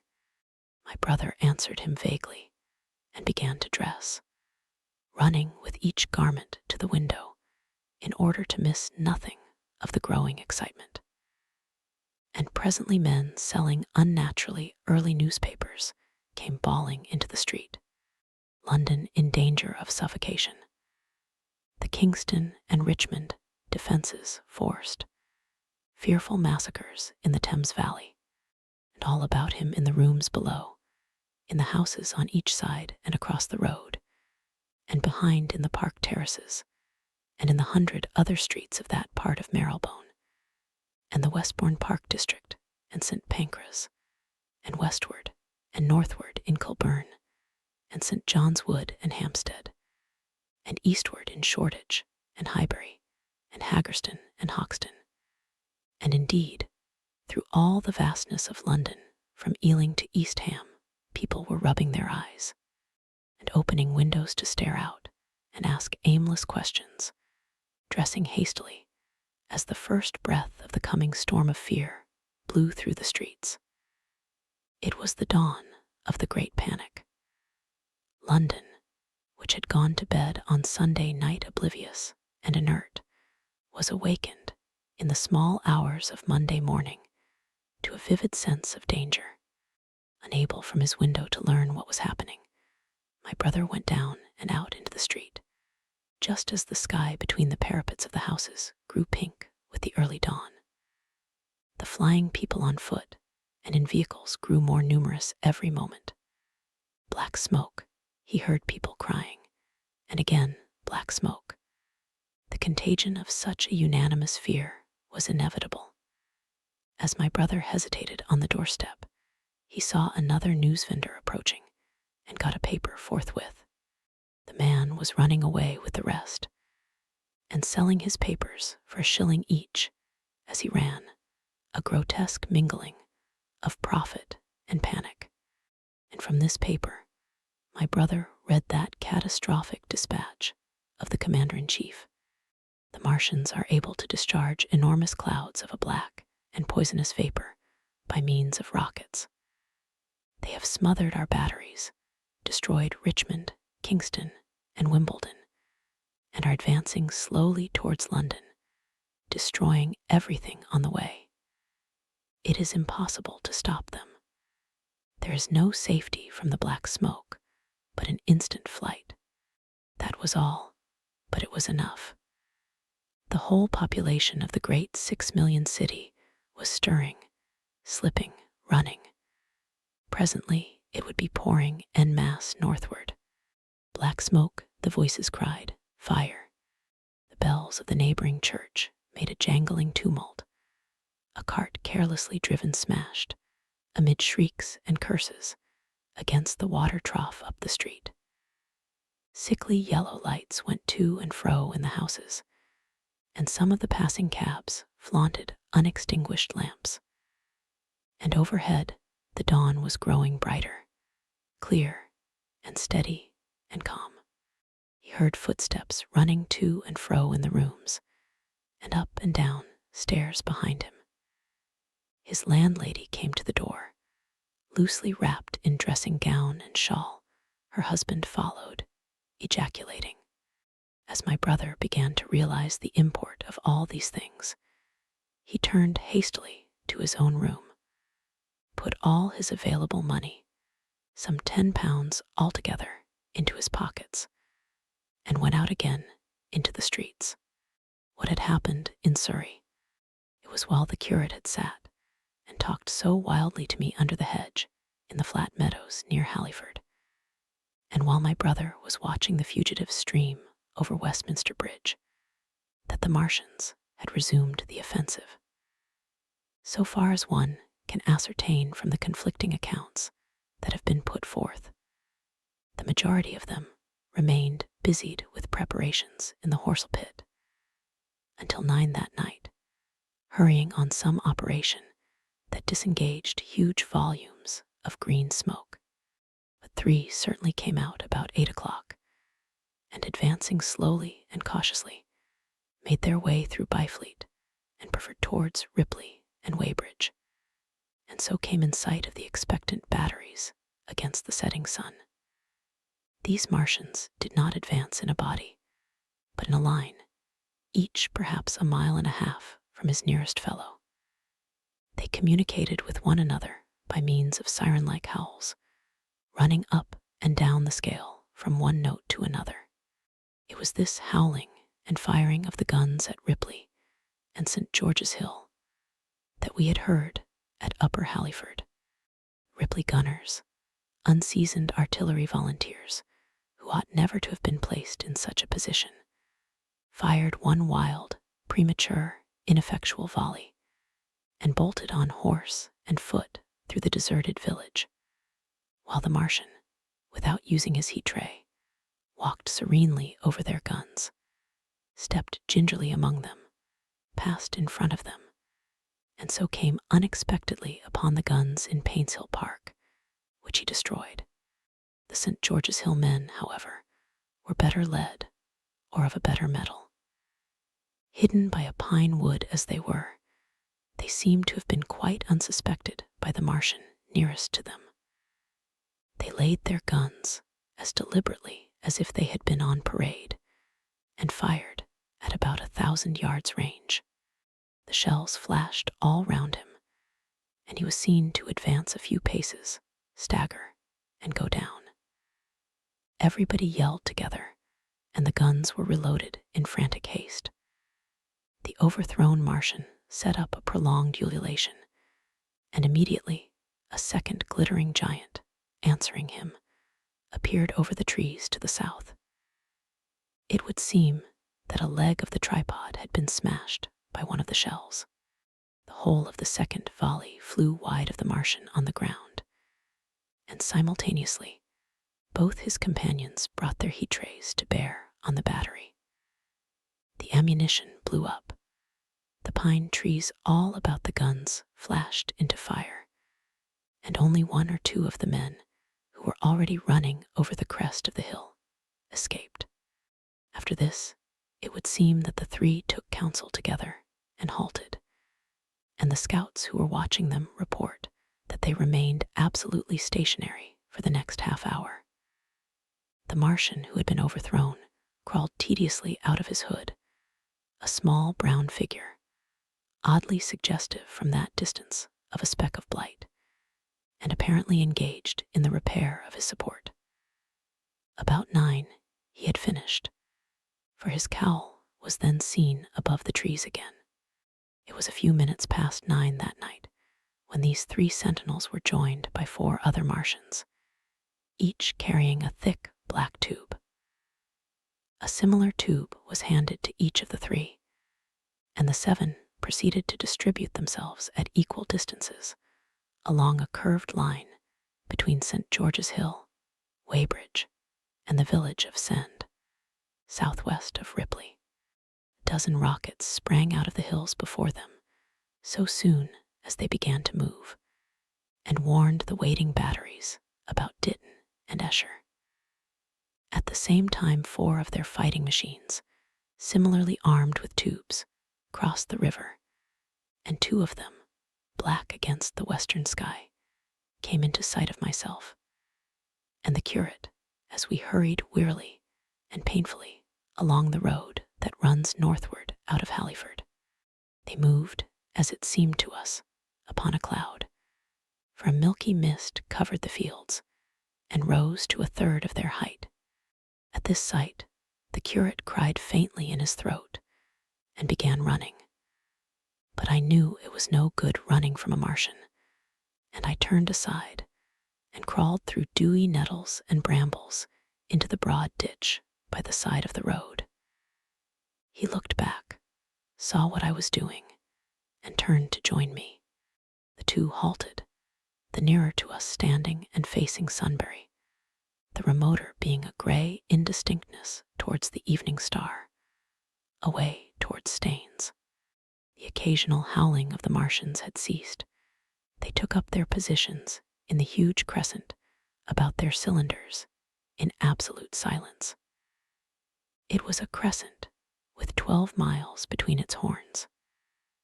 Never since the devising of gunpowder was the beginning of a battle so still. To us, and to an observer about Ripley, it would have had precisely the same effect.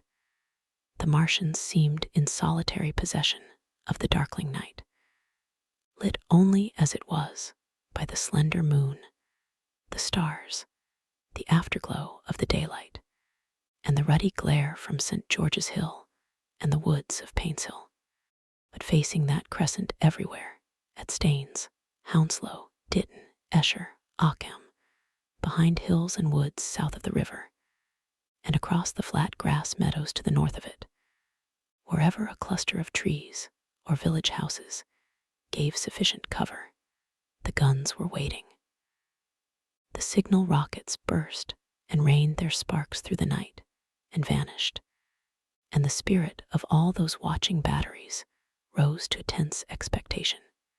The Martians had but to advance into the line of fire, and instantly those motionless black forms of men, those guns glittering so darkly in the early night, would explode into a thunderous fury of battle.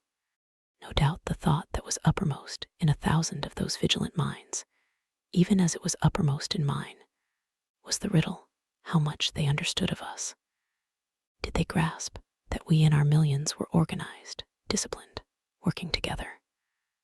Or did they interpret our spurts of fire, the sudden stinging of our shells, our steady investment of their encampment, as we should the furious unanimity of onslaught in a disturbed hive of bees? Did they dream they might exterminate us? At that time, no one knew what food they needed. 100 such questions struggled together in my mind as I watched that vast sentinel shape. And in the back of my mind was the sense of all the huge unknown and hidden forces Londonward. Had they prepared pitfalls? Were the powder mills at Hounslow ready as a snare? Would the Londoners have the heart and courage to make a greater Moscow of their mighty province of houses? And after an interminable time, as it seemed to us, crouching and peering through the hedge, came a sound like the distant concussion of a gun. Another nearer, and then another.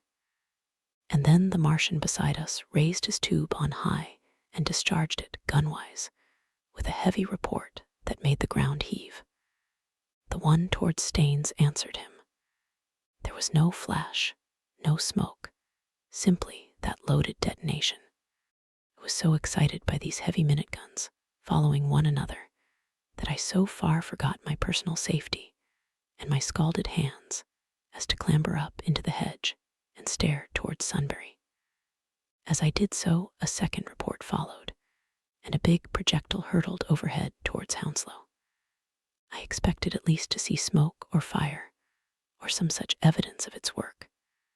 But all I saw was the deep blue sky above, with one solitary star, and the white mist spreading wide and low beneath.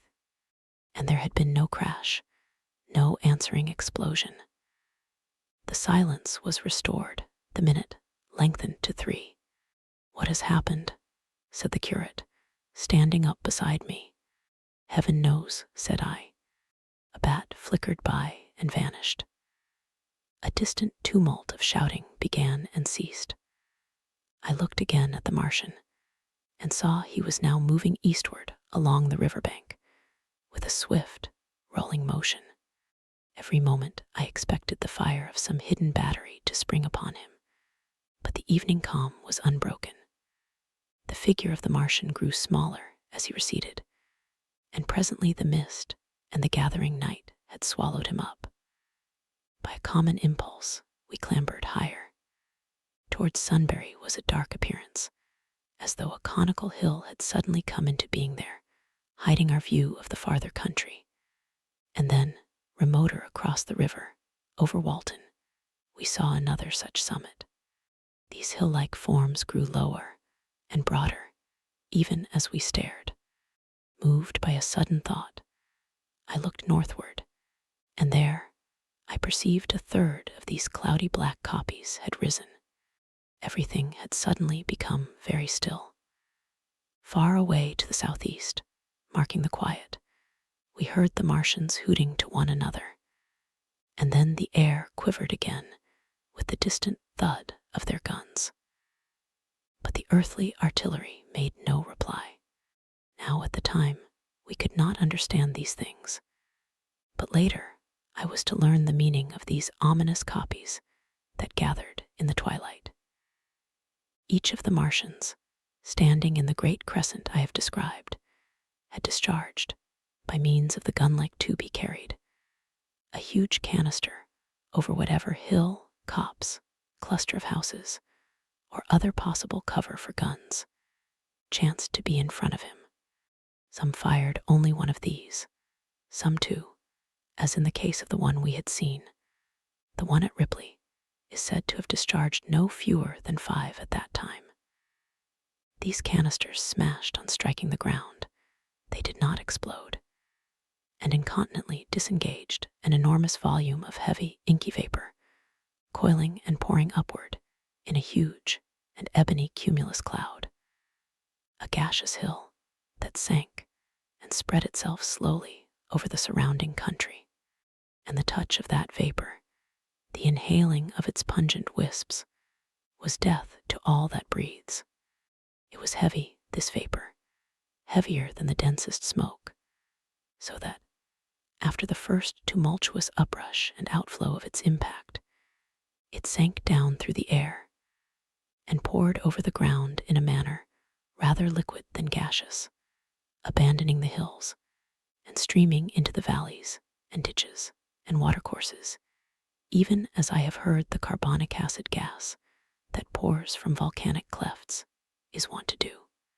And where it came upon water, some chemical action occurred, and the surface would be instantly covered with a powdery scum that sank slowly and made way for more. The scum was absolutely insoluble, and it is a strange thing, seeing the instant effect of the gas, that one could drink without hurt the water from which it had been strained. The vapor did not diffuse, as a true gas would do.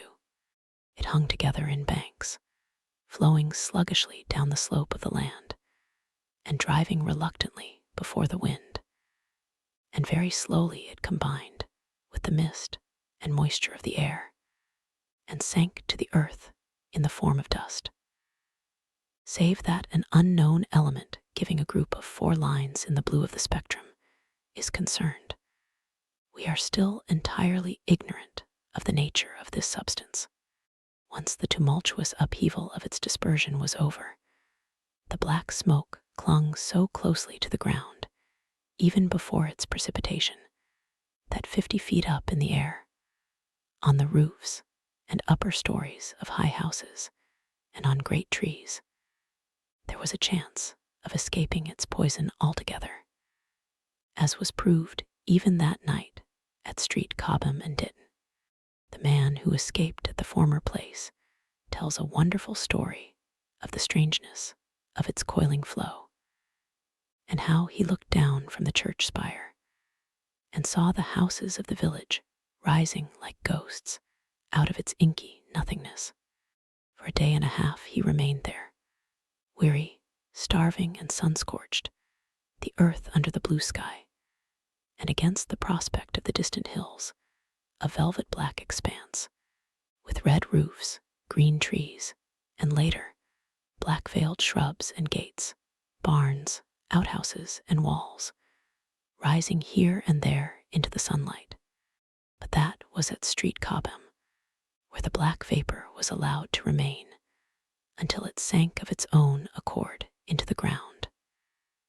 As a rule, the Martians, when it had served its purpose, cleared the air of it again by wading into it and directing a jet of steam upon it. This they did with the vapor banks near us, as we saw in the starlight from the window of a deserted house at Upper Halliford, whither we had returned. From there, we could see the searchlights on Richmond Hill and Kingston Hill going to and fro, and about 11 the windows rattled, and we heard the sound of the huge siege guns that had been put in position there. These continued intermittently for the space of a quarter of an hour, sending chance shots at the invisible Martians at Hampton and Ditton. And then the pale beams of the electric light vanished and were replaced by a bright red glow. Then the 4th cylinder fell, a brilliant green meteor, as I learned afterwards, in Bushy Park. Before the guns on the Richmond and Kingston line of hills began, there was a fitful cannonade far away in the southwest, due, I believe, to guns being fired haphazard before the black vapor could overwhelm the gunners. Though setting about it as methodically as men might smoke out a wasp's nest, the Martians spread this strange, stifling vapor over the Londonward country. The horns of the crescent slowly moved apart, until at last they formed a line from Hanwell to Coombe and Malden. All night through their destructive tubes advanced. Never once, after the Martian at St. George's Hill was brought down, did they give the artillery the ghost of a chance against them.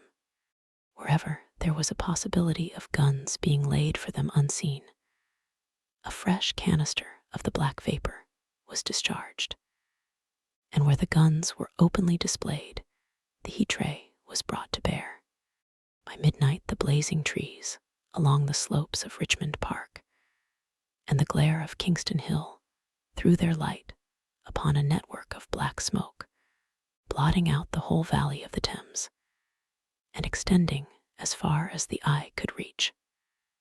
And through this 2 Martians slowly waded and turned their hissing steam jets this way and that. They were sparing of the heat ray that night, either because they had but a limited supply of material for its production, or because they did not wish to destroy the country, but only to crush and overawe the opposition they had aroused. In the latter aim, they certainly succeeded. Sunday night was the end of the organized opposition to their movements. After that, no body of men would stand against them. So hopeless was the enterprise. Even the crews of the torpedo boats and destroyers that had brought their quick-firers up the Thames refused to stop, mutinied, and went down again. The only offensive operation men ventured upon after that night was the preparation of mines and pitfalls, and even in that their energies were frantic and spasmodic. One has to imagine, as well as one may, the fate of those batteries towards Esher, waiting so tensely in the twilight. Survivors there were none. One may picture the orderly expectation, the officers alert and watchful, the gunners ready, the ammunition piled to hand, the limber gunners with their horses and wagons, the groups of civilian spectators standing as near as they were permitted, the evening stillness, the ambulances and hospital tents with the burned and wounded from Weybridge. Then the dull resonance of the shots the Martians fired, and the clumsy projectile whirling over the trees and houses and smashing amid the neighboring fields. One may picture, too, the sudden shifting of the attention, the swiftly spreading coils and bellyings of that blackness, advancing headlong, towering heavenward, turning the twilight to palpable darkness, a strange and horrible antagonist of vapor striding upon its victims, men and horses near it seen dimly, running, shrieking, falling headlong, shouts of dismay, the guns suddenly abandoned, men choking and writhing on the ground, and the swift broadening out of the opaque cone of smoke. And then night and extinction, nothing but a silent mass of impenetrable vapor hiding its dead. Before dawn, the black vapor was pouring through the streets of Richmond, and the disintegrating organism of government was, with a last expiring effort, rousing the population of London to the necessity of flight, the exodus from London. So you understand the roaring wave of fear that swept through the greatest city in the world, just as Monday was dawning. The stream of flight rising swiftly to a torrent, lashing in a foaming tumult round the railway stations, banked up into a horrible struggle about the shipping in the Thames, and hurrying by every available channel northward and eastward. By 10 o'clock the police organization, and by midday even the railway organizations, were losing coherency, losing shape and efficiency, guttering, softening, running at last in that swift liquefaction of the social body. All the railway lines north of the Thames and the southeastern people at Cannon Street had been warned by midnight on Sunday, and trains were being filled. People were fighting savagely for standing room in the carriages, even at 2 o'clock.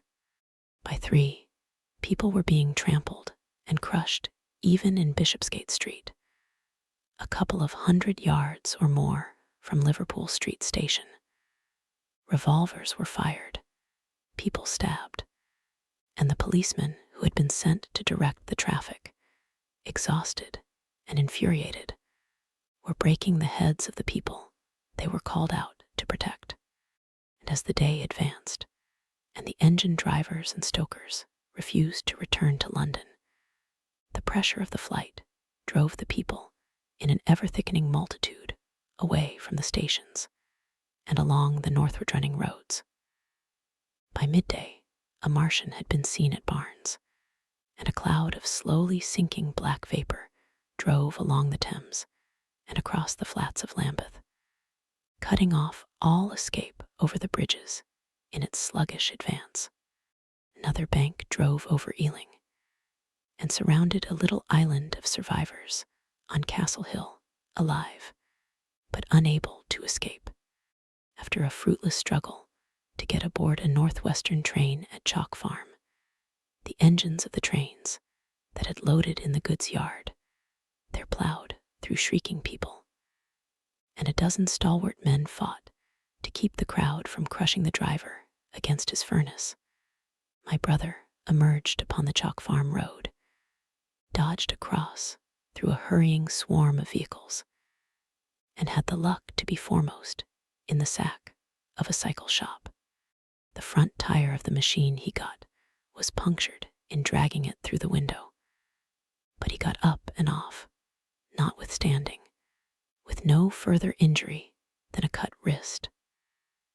The steep foot of Haverstock Hill was impassable owing to several overturned horses, and my brother struck into Belsize Road. So he got out of the fury of the panic, and skirting the Edgware Road, reached Edgware about 7, fasting and wearied, but well ahead of the crowd. Along the road, people were standing in the roadway, curious, wondering. He was passed by a number of cyclists, some horsemen, and 2 motor cars. A mile from Edgware, the rim of the wheel broke, and the machine became unrideable. He left it by the roadside and trudged through the village.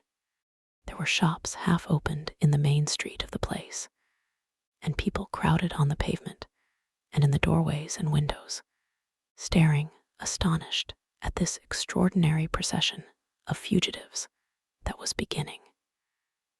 He succeeded in getting some food at an inn. For a time, he remained in Edgware, not knowing what next to do.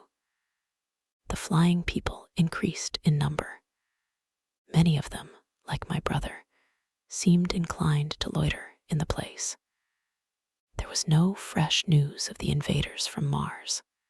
At that time, the road was crowded, but as yet far from congested.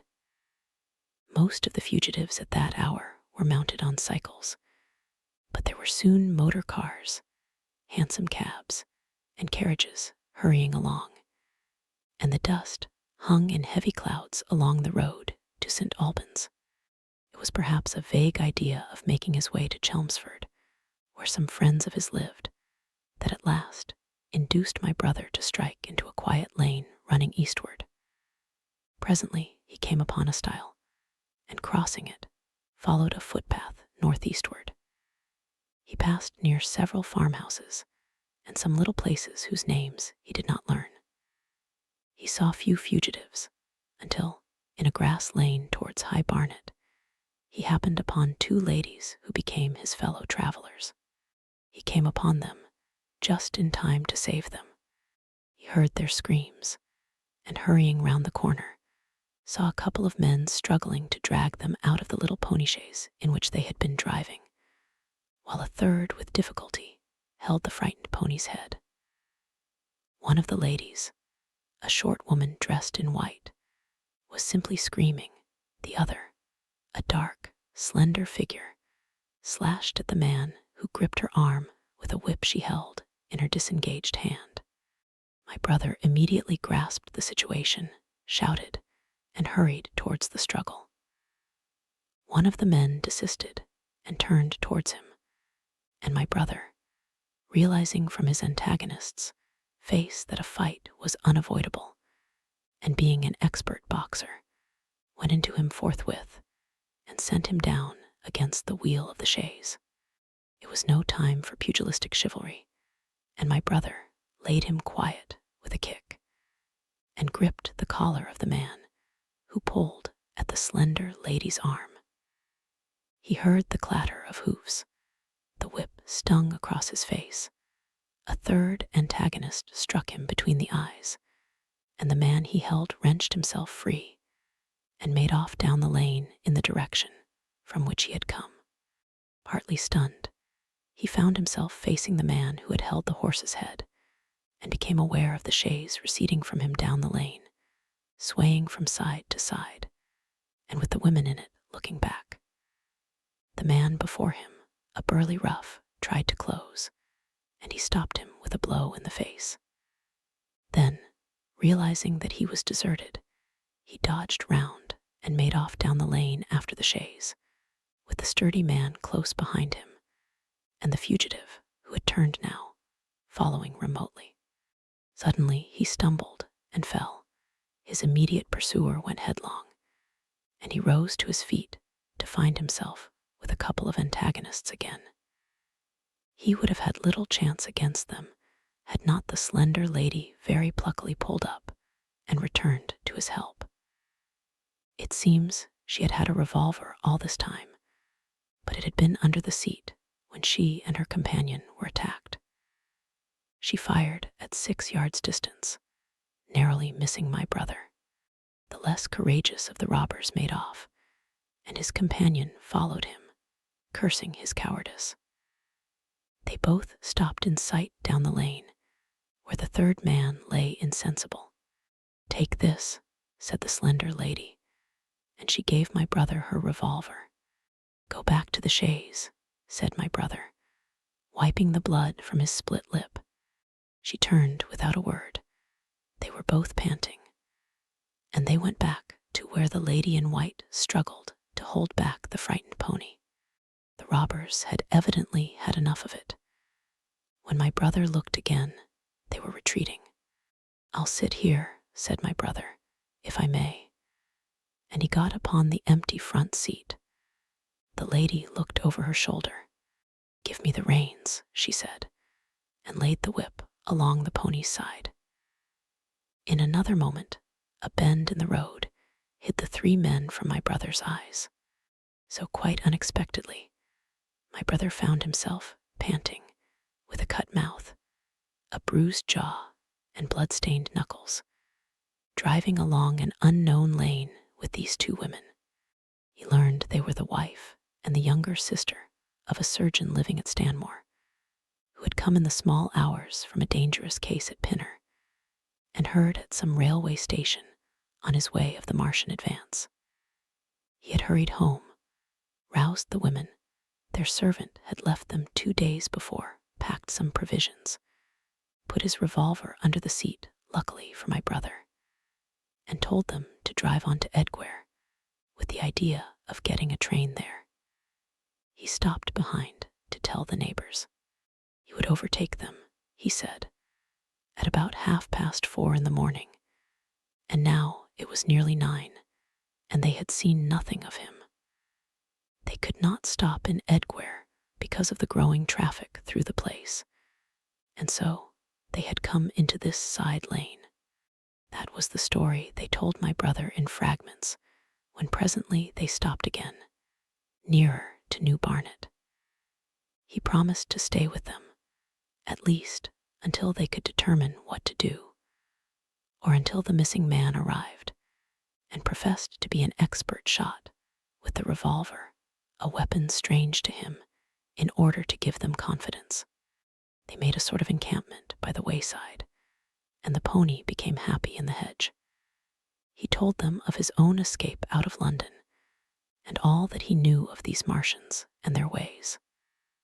The sun crept higher in the sky, and after a time their talk died out and gave place to an uneasy state of anticipation. Several wayfarers came along the lane, and of these my brother gathered such news as he could. Every broken answer, he had deepened his impression of the great disaster that had come on humanity, deepened his persuasion of the immediate necessity for prosecuting this flight. He urged the matter upon them. "We have money," said the slender woman, and hesitated. Her eyes met my brother's, and her hesitation ended. "So have I," said my brother. He explained that they had as much as 30 pounds in gold, besides a 5-pound note, and suggested that with that they might get upon a train at St. Albans or New Barnet. My brother thought that was hopeless, seeing the fury of the Londoners to crowd upon the trains, and broached his own idea of striking across Essex towards Harwich. and thence escaping from the country altogether. Mrs. Elphinstone, that was the name of the woman in white, would listen to no reasoning, and kept calling upon George. But her sister-in-law was astonishingly quiet and deliberate, and at last agreed to my brother's suggestion. So, designing to cross the Great North Road, they went on towards Barnet, my brother leading the pony to save it as much as possible. As the sun crept up the sky, the day became excessively hot, and underfoot a thick, whitish sand grew burning and blinding, so that they traveled only very slowly. The hedges were gray with dust, and as they advanced towards Barnet, a tumultuous murmuring grew stronger. They began to meet more people. For the most part, these were staring before them, murmuring indistinct questions, jaded, haggard, unclean. One man in evening dress passed them on foot, his eyes on the ground. They heard his voice, and looking back at him, saw one hand clutched in his hair and the other beating invisible things. His paroxysm of rage over, he went on his way without once looking back. As my brother's party went on towards the crossroads to the south of Barnet, they saw a woman approaching the road across some fields on their left, carrying a child and with 2 other children, and then passed a man in dirty black, with a thick stick in one hand and a small portmanteau in the other. Then round the corner of the lane, from between the villas that guarded it at its confluence with the high road, came a little cart drawn by a sweating black pony and driven by a sallow youth in a bowler hat, gray with dust. There were 3 girls, East End factory girls, and a couple of little children crowded in the cart. "This'll take us rond Edgware?" asked the driver, wild-eyed, white-faced. And when my brother told him it would if he turned to the left, he whipped up at once, without the formality of thanks. My brother noticed a pale gray smoke or haze rising among the houses in front of them, and veiling the white facade of a terrace beyond the road that appeared between the backs of the villas. Mrs. Elphinstone suddenly cried out at a number of tongues of smoky red flame leaping up above the houses in front of them against the hot, blue sky. The tumultuous noise resolved itself now into the disorderly mingling of many voices, the gride of many wheels, the creaking of wagons, and the staccato of hoofs. The lane came round sharply, not 50 yards from the crossroads. "Good heavens," cried Mrs. Elphinstone. "What is this you are driving us into?" My brother stopped, for the main road was a boiling stream of people, a torrent of human beings rushing northward, one pressing on another. A great bank of dust, white and luminous in the blaze of the sun, made everything within 20 feet of the ground gray and indistinct, and was perpetually renewed by the hurrying feet of a dense crowd of horses and of men and women on foot, and by the wheels of vehicles of every description. "Way," my brother heard voices crying. "Make way." It was like riding into the smoke of a fire. To approach the meeting point of the lane and road, the crowd roared like a fire, and the dust was hot and pungent. And indeed, a little way up the road, a villa was burning, and sending rolling masses of black smoke across the road to add to the confusion. 2 men came past them, then a dirty woman carrying a heavy bundle and weeping. A lost retriever dog, with hanging tongue, circled dubiously round them, scared and wretched, and fled at my brother's threat. So much as they could see of the road Londonward between the houses to the right was a tumultuous stream of dirty, hurrying people, pent in between the villas on either side. The black heads, the crowded forms, grew into distinctness as they rushed towards the corner, hurried past, and merged their individuality again in a receding multitude that was swallowed up at last in a cloud of dust. Go on, cried the voices. Way, way.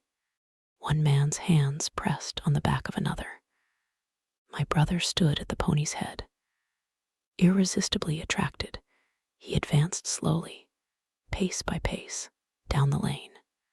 Edgware had been a scene of confusion, Chalk Farm a riotous tumult, but this was a whole population in movement. It is hard to imagine that host. It had no character of its own. The figures poured out past the corner and receded with their backs to the group in the lane. Along the margin came those who were on foot, threatened by the wheels, stumbling in the ditches, blundering into one another. The carts and carriages crowded close upon one another, making little way for those swifter and more impatient vehicles that darted forward every now and then, when an opportunity showed itself of doing so, sending the people scattering against the fences and gates of the villas. Push on was the cry. Push on, they are coming. In one cart stood a blind man in the uniform of the Salvation Army, gesticulating with his crooked fingers and bawling, "Eternity, eternity." His voice was hoarse and very loud, so that my brother could hear him long after he was lost to sight in the dust. Some of the people who crowded in the carts whipped stupidly at their horses and quarreled with other drivers. Some sat motionless, staring at nothing with miserable eyes. Some gnawed their hands with thirst, or lay prostrate in the bottoms of their conveyances. The horses' bits were covered with foam, their eyes bloodshot. There were cabs, carriages, shop carts, wagons, beyond counting a mail cart, a road cleaner's cart marked Vestry of St. Pancras, a huge timber wagon crowded with roughs. A brewer's dray rumbled by with its two near wheels splashed with fresh blood. "Clear the way," cried the voices. "Clear the way." "Eternity, eternity," came echoing down the road. There were sad, haggard women tramping by, well dressed, with children that cried and stumbled, their dainty clothes smothered in dust, their weary faces smeared with tears. With many of these came men, sometimes helpful, sometimes lowering and savage. Fighting side by side with them pushed some weary street outcast in faded black rags, wide-eyed, loud-voiced, and foul-mouthed. There were sturdy workmen thrusting their way along, wretched, unkempt men, clothed like clerks or shopmen, struggling spasmodically. A wounded soldier my brother noticed, men dressed in the clothes of railway porters, one wretched creature in a nightshirt with a coat thrown over it. But varied as its composition was, certain things all that host had in common. There were fear and pain on their faces, and fear behind them. A tumult up the road, a quarrel for a place in a wagon, sent the whole host of them quickening their pace. Even a man so scared and broken that his knees bent under him was galvanized for a moment into renewed activity. The heat and dust had already been at work upon this multitude. Their skins were dry, their lips black and cracked. They were all thirsty, weary, and footsore. And amid the various cries, one heard disputes, reproaches, groans of weariness and fatigue. The voices of most of them were hoarse and weak. Through it all ran a refrain. "Way, way, the Martians are coming." Few stopped and came aside from that flood. The lane opened slantingly into the main road with a narrow opening, and had a delusive appearance of coming from the direction of London. Yet a kind of eddy of people drove into its mouth, weaklings elbowed out of the stream, who for the most part rested but a moment before plunging into it again. A little way down the lane, with two friends bending over him, lay a man with a bare leg, wrapped about with bloody rags. He was a lucky man to have friends. A little old man with a gray military mustache and a filthy black frock coat limped out and sat down beside the trap, removed his boot. His sock was blood-stained, shook out a pebble, and hobbled on again. And then a little girl of 8 or 9, all alone, threw herself under the hedge close by my brother, weeping. "I can't go on, I can't go on." My brother woke from his torpor of astonishment and lifted her up, speaking gently to her, and carried her to Miss Elphinstone. So soon as my brother touched her, she became quite still, as if frightened. "Ellen," shrieked a woman in the crowd, with tears in her voice. "Ellen." And the child suddenly darted away from my brother, crying, "Mother." "They are coming," said a man on horseback, riding past along the lane. "Out of the way there," bawled a coachman, towering high, and my brother saw a closed carriage turning into the lane. The people crushed back on one another to avoid the horse. My brother pushed the pony and chaise back into the hedge, and the man drove by and stopped at the turn of the way.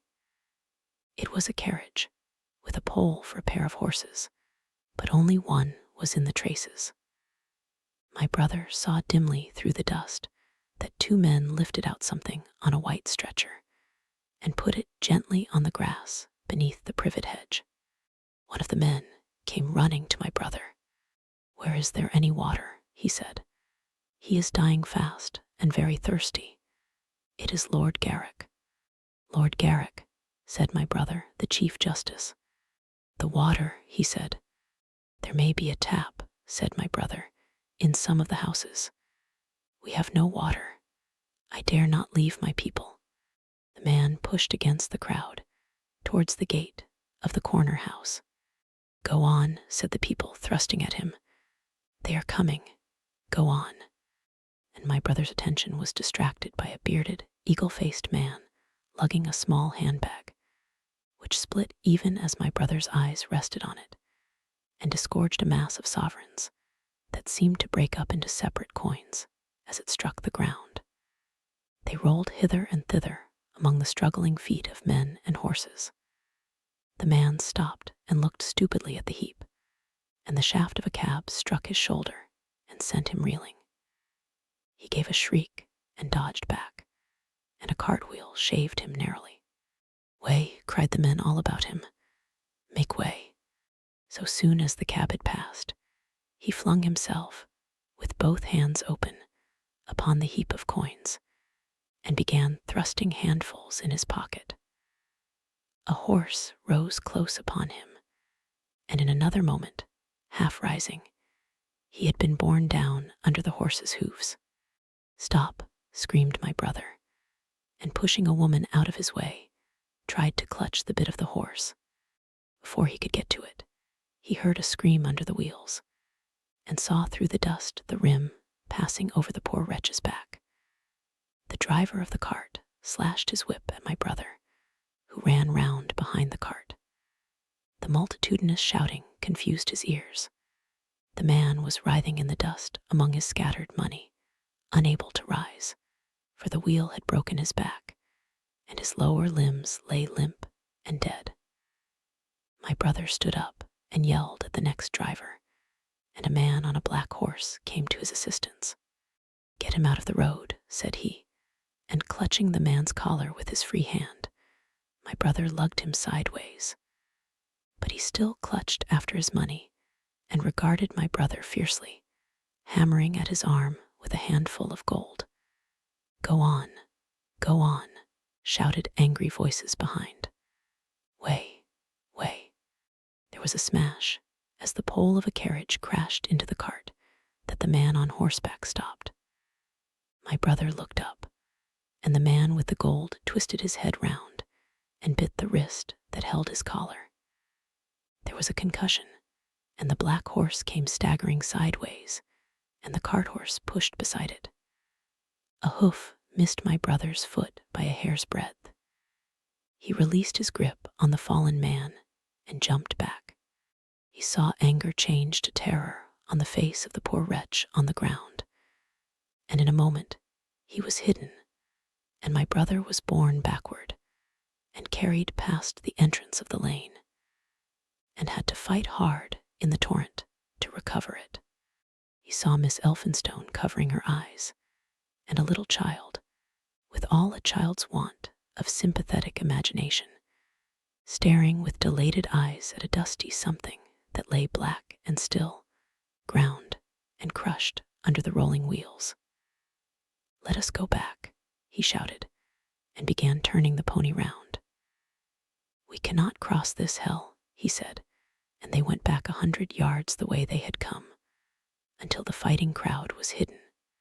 As they passed the bend in the lane, my brother saw the face of the dying man in the ditch under the privet, deadly white and drawn, and shining with perspiration. The two women sat silent, crouching in their seat and shivering. Then beyond the bend, my brother stopped again. Miss Elphinstone was white and pale, and her sister-in-law sat weeping, too wretched even to call upon George. My brother was horrified and perplexed.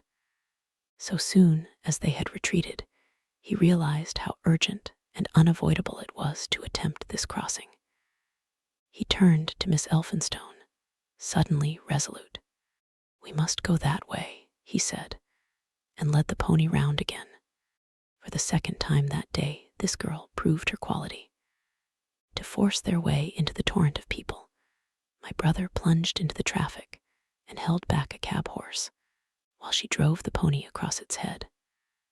A wagon locked wheels for a moment and ripped a long splinter from the chaise. In another moment, they were caught and swept forward by the stream. My brother, with the cabman's whip marks red across his face and hands, scrambled into the chaise and took the reins from her. "Point the revolver at the man behind," he said, giving it to her, "if he presses us too hard." "No," pointed at his horse, and he began to look out for a chance of edging to the right across the road. But once in the stream, he seemed to lose volition, to become a part of that dusty route. They swept through Chipping Barnet with the torrent. They were nearly a mile beyond the center of the town before they had fought across to the opposite side of the way. It was din and confusion indescribable. But in and beyond the town, the road forks repeatedly, and this, to some extent, relieved the stress. They struck eastward through Hadley, and there, on either side of the road, and at another place, farther on, they came upon a great multitude of people drinking at the stream, some fighting to come at the water. And farther on, from a lull near East Barnet, they saw 2 trains running slowly one after the other, without signal or order, trains swarming with people, with men even among the coals behind the engines, going northward along the Great Northern Railway. My brother supposes they must have filled outside London, for at that time the furious terror of the people had rendered the central termini impossible. Near this place they halted for the rest of the afternoon, for the violence of the day had already utterly exhausted all 3 of them. They began to suffer the beginnings of hunger. The night was cold, and none of them dared to sleep. And in the evening, many people came hurrying along the road nearby their stopping place, fleeing from unknown dangers before them, and going in the direction from which my brother had come. The Thunder Child, had the Martians aimed only at destruction, they might on Monday have annihilated the entire population of London as it spread itself slowly through the home counties. Not only along the road through Barnet, but also through Edgware and Waltham Abbey, and along the roads eastward to Southend and Shoeburyness, and south of the Thames to Deal and Broadstairs, poured the same frantic rout. If one could have hung that June morning in a balloon in the blazing blue above London, every northward and eastward road, running out of the tangled maze of streets, would have seemed stippled black with the streaming fugitives, each dot a human agony of terror and physical distress. I have set forth at length in the last chapter my brother's account of the road through Chipping Barnet, in order that my readers may realize how that swarming of black dots appeared to one of those concerned. Never before in the history of the world had such a mass of human beings moved and suffered together. The legendary hosts of Goths and Huns, the hugest armies Asia has ever seen, would have been but a drop in that current. And this was no disciplined march. It was a stampede gigantic and terrible, without order and without a goal. 6 million people unarmed and unprovisioned, driving headlong. It was the beginning of the rout of civilization, of the massacre of mankind. Directly below him, the balloonist would have seen the network of streets far and wide. Houses, churches, squares, crescents, gardens, already derelict, spread out like a huge map, and in the southward blotted. Over Ealing, Richmond, Wimbledon, it would have seemed as if some monstrous pen had flung ink upon the chart. Steadily, incessantly, each black splash grew and spread, shooting out ramifications this way and that, now banking itself against rising ground, now pouring swiftly over a crest into a newfound valley, exactly as a gout of ink would spread itself upon blotting paper. Beyond, over the blue hills that rise southward of the river, the glittering Martians went to and fro, calmly and methodically spreading their poison cloud over this patch of country, and then over that, laying it again with their steam jets when it had served its purpose, and taking possession of the conquered country. They do not seem to have aimed at extermination so much as at complete demoralization and the destruction of any opposition. They exploded any stores of powder they came upon, cut every telegraph, and wrecked the railways here and there. They were hamstringing mankind. They seemed in no hurry to extend the field of their operations, and did not come beyond the central part of London all that day. It is possible that a very considerable number of people in London stuck to their houses through Monday morning. Certain it is that many died at home, suffocated by the black smoke. Until about midday, the Pool of London was an astonishing scene. Steamboats and shipping of all sorts lay there, tempted by the enormous sums of money offered by fugitives, and it is said that many who swam out to these vessels were thrust off with boathooks and drowned. About 1 o'clock in the afternoon, the thinning remnant of a cloud of the black vapor appeared between the arches of Blackfriars Bridge.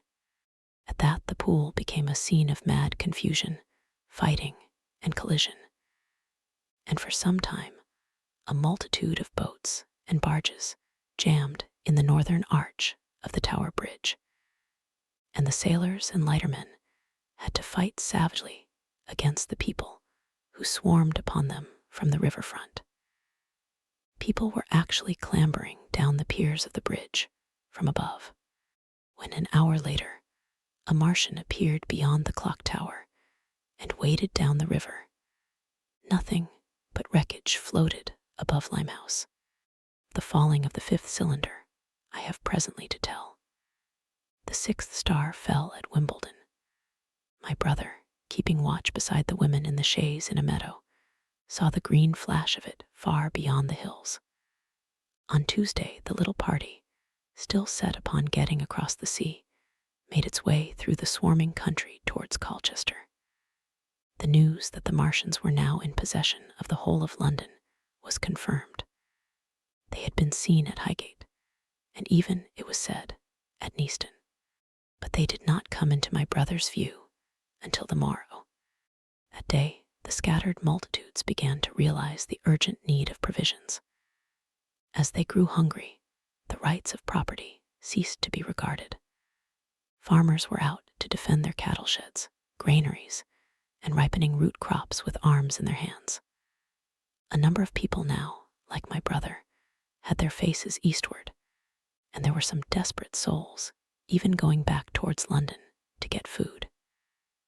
These were chiefly people from the northern suburbs, whose knowledge of the black smoke came by hearsay. He heard that about half the members of the government had gathered at Birmingham, and that enormous quantities of high explosives were being prepared to be used in automatic mines across the Midland counties. He was also told that the Midland Railway Company had replaced the desertions of the first day's panic, had resumed traffic, and was running northward trains from St. Albans to relieve the congestion of the home counties. There was also a placard in Chipping Ongar announcing that large stores of flour were available in the northern towns, and that within 24 hours bread would be distributed among the starving people in the neighborhood. But this intelligence did not deter him from the plan of escape he had formed, and the three pressed eastward all day and heard no more of the bread distribution than this promise. Nor, as a matter of fact, did anyone else hear more of it. That night fell the seventh star, falling upon Primrose Hill. It fell while Miss Elphinstone was watching, for she took that duty alternately with my brother. She saw it. On Wednesday, the three fugitives, they had passed the night in a field of unripe wheat, reached Chelmsford, and there a body of the inhabitants, calling itself the Committee of Public Supply, seized the pony as provisions, and would give nothing in exchange for it but the promise of a share in it the next day. Here there were rumors of Martians at Epping, and news of the destruction of Waltham Abbey powder mills in a vain attempt to blow up one of the invaders. People were watching for Martians here from the church towers.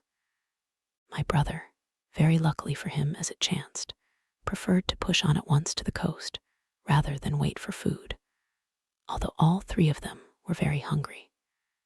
By midday, they passed through Tillingham, which, strangely enough, seemed to be quite silent and deserted, save for a few furtive plunderers hunting for food. Near Tillingham, they suddenly came in sight of the sea, and the most amazing crowd of shipping of all sorts that it is possible to imagine. For after the sailors could no longer come up the Thames, they came on to the Essex coast, to Harwich and Walton and Clacton, and afterwards to Foulness and Shoebury, to bring off the people. They lay in a huge sickle-shaped curve that vanished into mist at last towards the Naze. Close inshore was a multitude of fishing smacks, English, Scotch, French, Dutch, and Swedish. Steam launches from the Thames, yachts, electric boats, and beyond were ships of larger burden. A multitude of filthy colliers, trim merchantmen, cattle ships, passenger boats, petroleum tanks, ocean tramps, an old white transport even, neat white and grey liners from Southampton and Hamburg. And along the blue coast across the Blackwater, my brother could make out dimly a dense swarm of boats chaffering with the people on the beach.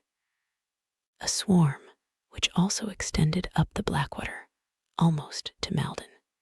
About a couple of miles out lay an ironclad, very low in the water, almost, to my brother's perception, like a waterlogged ship.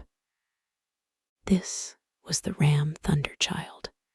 It was the only warship in sight, but far away to the right, over the smooth surface of the sea for that day, there was a dead calm lay, a serpent of black smoke, to mark the next ironclads of the Channel fleet, which hovered in an extended line, steam up and ready for action, across the Thames estuary during the course of the Martian conquest, vigilant and yet powerless to prevent it. At the sight of the sea, Mrs. Elphinstone, in spite of the assurances of her sister-in-law, gave way to panic. She had never been out of England before. She would rather die than trust herself friendless in a foreign country, and so forth. She seemed, poor woman, to imagine that the French and the Martians might prove very similar. She had been growing increasingly hysterical, fearful, and depressed during the 2 days' journeyings. Her great idea was to return to Stanmore. Things had been always well and safe at Stanmore. They would find George at Stanmore. It was with the greatest difficulty they could get her down to the beach, where presently my brother succeeded in attracting the attention of some men on a paddle steamer from the Thames. They sent a boat and drove a bargain for £36 for the 3. The steamer was going, these men said, to Ostend. It was about 2 o'clock when my brother, having paid their fares at the gangway, found himself safely aboard the steamboat with his charges. There was food aboard, albeit at exorbitant prices, and the 3 of them contrived to eat a meal on one of the seats forward. There were already a couple of score of passengers aboard, some of whom had expended their last money in securing a passage, but the captain lay off the Blackwater until 5 in the afternoon, picking up passengers until the seated decks were even dangerously crowded. He would probably have remained longer had it not been for the sound of guns that began about that hour in the south. As if in answer, the ironclad seaward fired a small gun and hoisted a string of flags. A jet of smoke sprang out of her funnels. Some of the passengers were of opinion that this firing came from Shoeburyness, until it was noticed that it was growing louder. At the same time, far away in the southeast, the masts and upperworks of 3 ironclads rose one after the other out of the sea, beneath clouds of black smoke. But my brother's attention speedily reverted to the distant firing in the south. He fancied he saw a column of smoke rising out of the distant gray haze. The little steamer was already flapping her way eastward of the big crescent of shipping, and the low Essex coast was growing blue and hazy when a Martian appeared, small and faint in the remote distance, advancing along the muddy coast from the direction of Foulness. At that, the captain on the bridge swore at the top of his voice, with fear and anger at his own delay, and the paddles seemed infected with his terror. Every soul aboard stood at the bulwarks, or on the seats of the steamer, and stared at that distant shape, higher than the trees or church towers inland, and advancing with a leisurely parody of a human stride. It was the first Martian my brother had seen, and he stood, more amazed than terrified, watching this Titan advancing deliberately towards the shipping, wading farther and farther into the water as the coast fell away. Then, far away beyond the crouch, came another, striding over some stunted trees, and then yet another, still farther off, wading deeply through a shiny mudflat that seemed to hang halfway up between sea and sky. They were all stalking seaward, as if to intercept the escape of the multitudinous vessels that were crowded between Foulness and the Naze.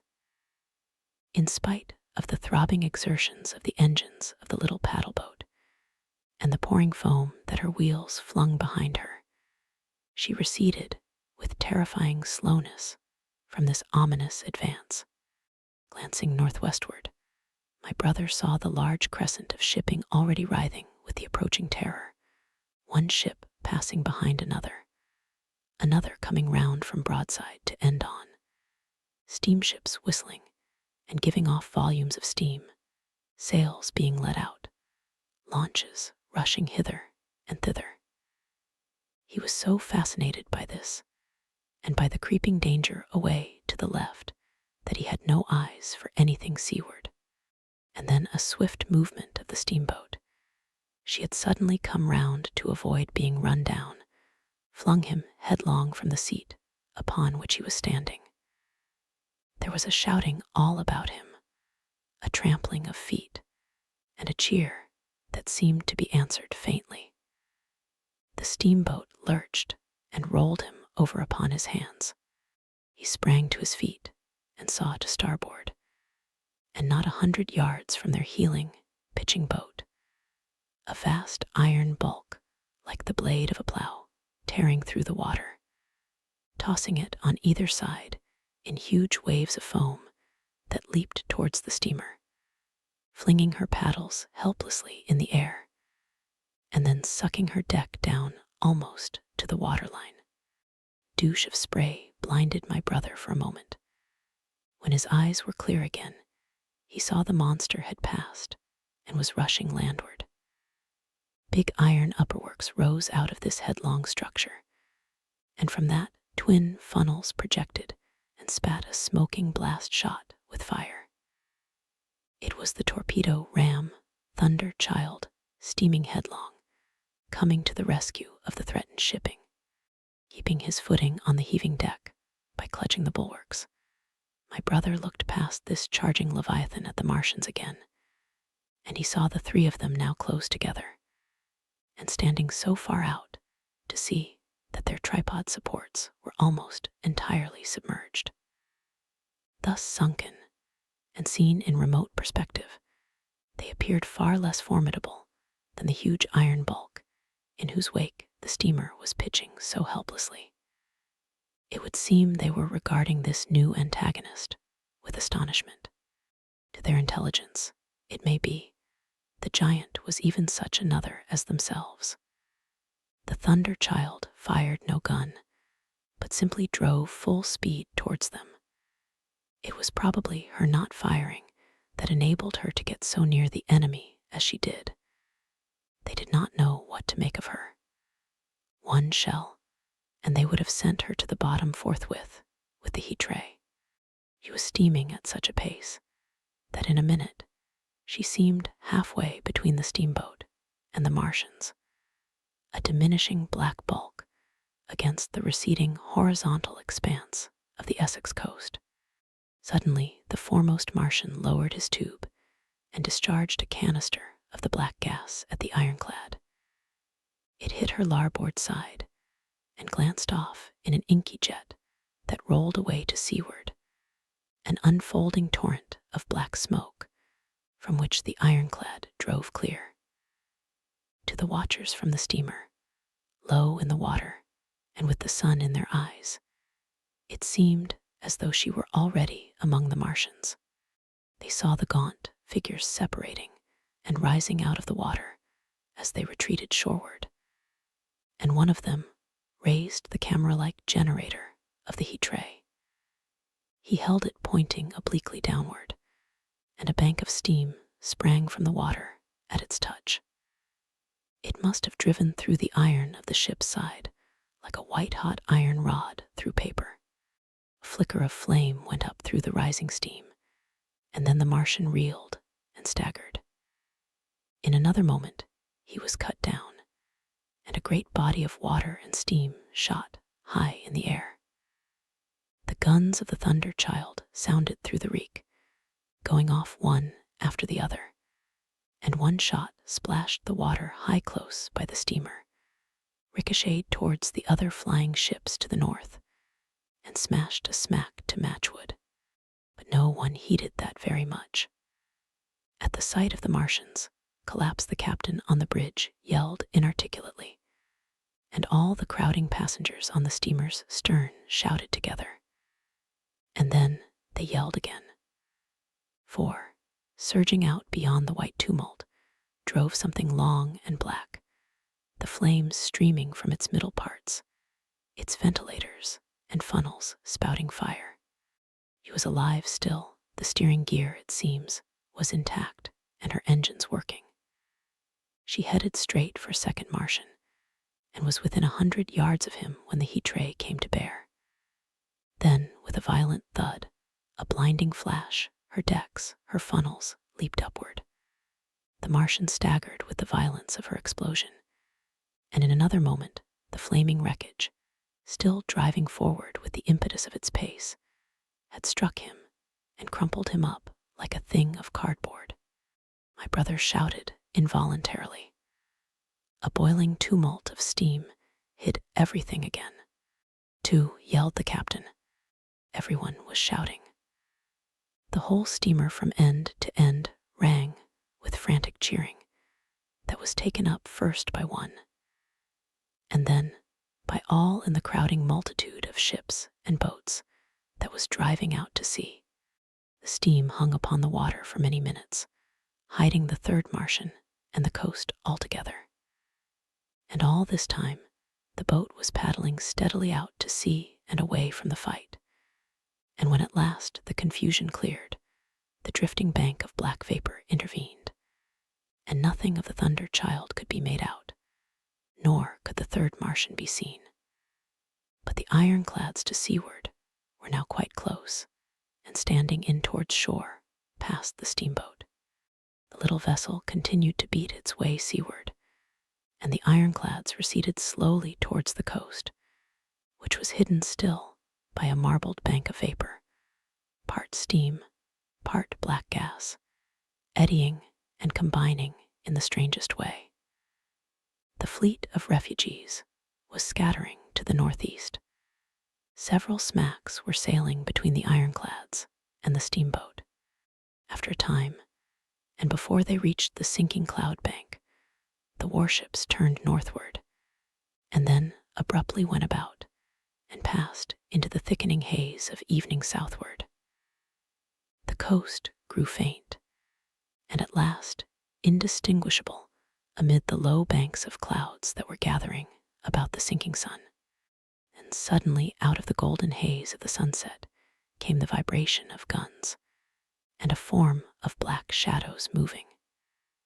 Everyone struggled to the rail of the steamer and peered into the blinding furnace of the west, but nothing was to be distinguished clearly. A mass of smoke rose slanting and barred the face of the sun. The steamboat throbbed on its way through an interminable suspense. The sun sank into gray clouds. The sky flushed and darkened. The evening star trembled into sight. It was deep twilight when the captain cried out and pointed. My brother strained his eyes. Something rushed up into the sky out of the grayness, rushed slantingly upward, and very swiftly into the luminous clearness above the clouds in the western sky, something flat and broad, and very large, that swept round in a vast curve, grew smaller, sank slowly, and vanished again into the gray mystery of the night. And as it flew, it rained down darkness upon the land. Book 2, The Earth Under the Martians. Underfoot. First book. One have wandered so much from my own adventures to tell of the experiences of my brother, that all through the last 2 chapters, I and the curate have been lurking in the empty house at Halliford, whither we fled to escape the black smoke. There I will resume. We stopped there all Sunday night, and all the next day, the day of the panic, in a little island of daylight, cut off by the black smoke from the rest of the world. We could do nothing but wait in aching inactivity during those 2 weary days. My mind was occupied by anxiety for my wife. I figured her at Leatherhead, terrified, in danger, mourning me already as a dead man. I paced the rooms and cried aloud when I thought of how I was cut off from her, of all that might happen to her in my absence. My cousin, I knew, was brave enough for any emergency, but he was not the sort of man to realize danger quickly, to rise promptly. What was needed now was not bravery, but circumspection. My only consolation was to believe that the Martians were moving Londonward and away from her. Such vague anxieties keep the mind sensitive and painful. I grew very weary and irritable with the curate's perpetual ejaculations. I tired of the sight of his selfish despair. After some ineffectual remonstrance, I kept away from him, staying in a room evidently a children's schoolroom containing globes, forms, and copybooks. When he followed me thither, I went to a box room at the top of the house, and, in order to be alone with my aching miseries, locked myself in. "You were hopelessly hemmed in by the black smoke all that day and the morning of the next. There were signs of people in the next house on Sunday evening, a face at a window, and moving lights, and later the slamming of a door. But I do not know who these people were, nor what became of them. We saw nothing of them next day. The black smoke drifted slowly riverward all through Monday morning, creeping nearer and nearer to us, driving at last along the roadway outside the house that hid us. Martian came across the fields about midday, laying the stuff with a jet of superheated steam that hissed against the walls, smashed all the windows it touched, and scalded the curate's hand as he fled out of the front room. When at last we crept across the sodden rooms and looked out again, the country northward was as though a black snowstorm had passed over it. Looking towards the river, we were astonished to see an unaccountable redness mingling with the black of the scorched meadows. For a time we did not see how this change affected our position, save that we were relieved of our fear of the black smoke. But later, I perceived that we were no longer hemmed in, that now we might get away. So soon as I realized that the way of escape was open, my dream of action returned. But the curate was lethargic, unreasonable. "We are safe here," he repeated, "safe here." I resolved to leave him with that I had. Wiser now for the artilleryman's teaching, I sought out food and drink. I had found oil and rags for my burns, and I also took a hat and a flannel shirt that I found in one of the bedrooms. When it was clear to him that I meant to go alone, had reconciled myself to going alone, he suddenly roused himself to come. And all being quiet throughout the afternoon, we started about 5 o'clock, as I should judge, along the blackened road to Sunbury. In Sunbury, and at intervals along the road, were dead bodies lying in contorted attitudes, horses as well as men, overturned carts and luggage, all covered thickly with black dust. That pall of cindery powder made me think of what I had read of the destruction of Pomp. We got to Hampton Court without misadventure, our minds full of strange and unfamiliar appearances. And at Hampton Court, our eyes were relieved to find a patch of green that had escaped the suffocating drift. We went through Bushy Park, with its deer going to and fro under the chestnuts, and some men and women hurrying in the distance towards Hampton. And so we came to Twickenham. These were the first people we saw. Way across the road, the woods beyond Ham and Petersham were still afire. Twickenham was uninjured by either heat ray or black smoke, and there were more people about here, though none could give us news. For the most part, they were like ourselves, taking advantage of a lull to shift their quarters.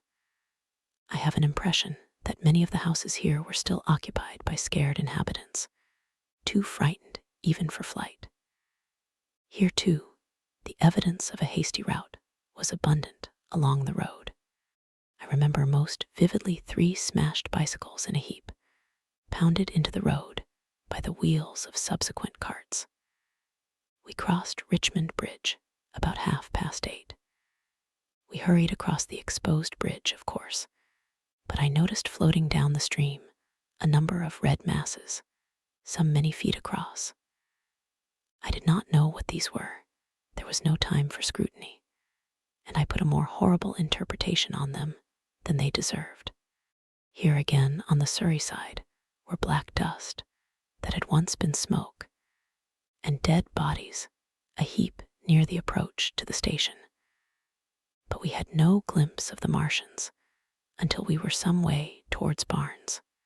We saw in the blackened distance a group of 3 people running down a side street towards the river, but otherwise it seemed deserted. Up the hill, Richmond town was burning briskly. Outside the town of Richmond, there was no trace of the black smoke. And suddenly, as we approached Kew, came a number of people running, and the upperworks of a Martian fighting machine loomed in sight over the housetops, not 100 yards away from us. We stood aghast at our danger, and had the Martian looked down, we must immediately have perished. We were so terrified that we dared not go on, but turned aside and hid in a shed in a garden. There the curate crouched, weeping silently and refusing to stir again. But my fixed idea of reaching Leatherhead would not let me rest, and in the twilight I ventured out again.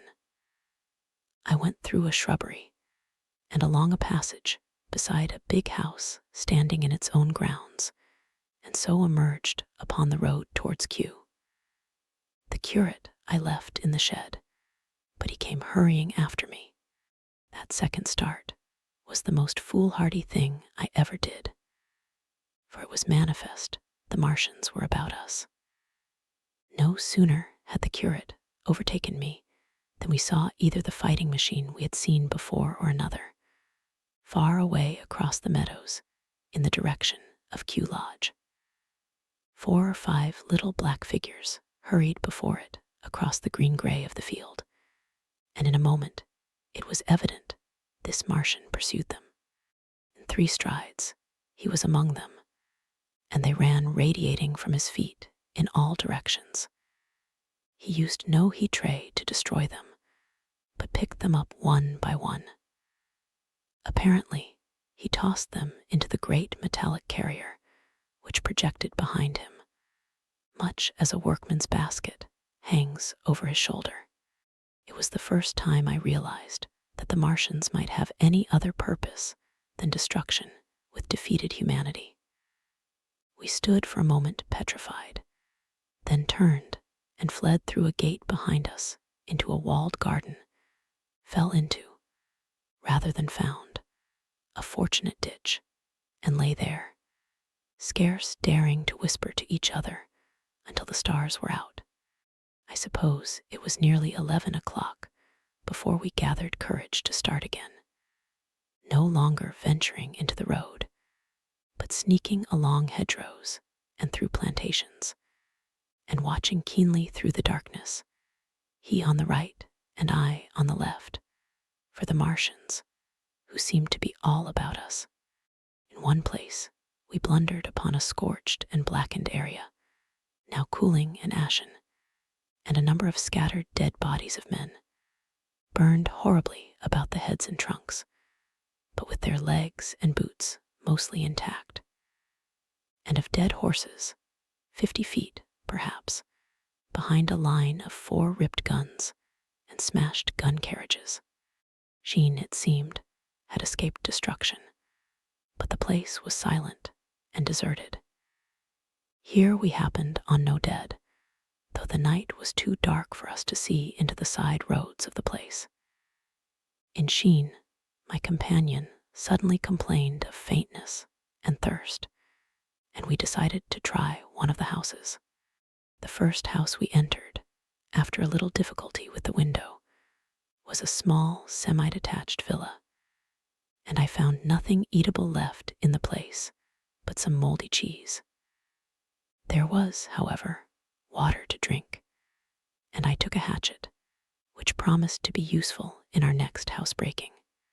We then crossed to a place where the road turns towards Mortlake. Here there stood a white house within a walled garden, and in the pantry of this domicile we found a store of food, 2 loaves of bread in a pan, an uncooked steak, and the half of a ham. I give this catalogue so precisely because, as it happened, we were destined to subsist upon this store for the next fortnight. Bottled beer stood under a shelf, and there were 2 bags of haricot beans and some limp lettuces. This pantry opened into a kind of wash-up kitchen, and in this was firewood. There was also a cupboard, in which we found nearly a dozen of burgundy, tinned soups and salmon, and 2 tins of biscuits. We sat in the adjacent kitchen in the dark, for we dared not strike a light, and ate bread and ham, and drank beer out of the same bottle. The curate, who was still timorous and restless, was now oddly enough, for pushing on, and I was urging him to keep up his strength by eating when the thing happened that was to imprison us.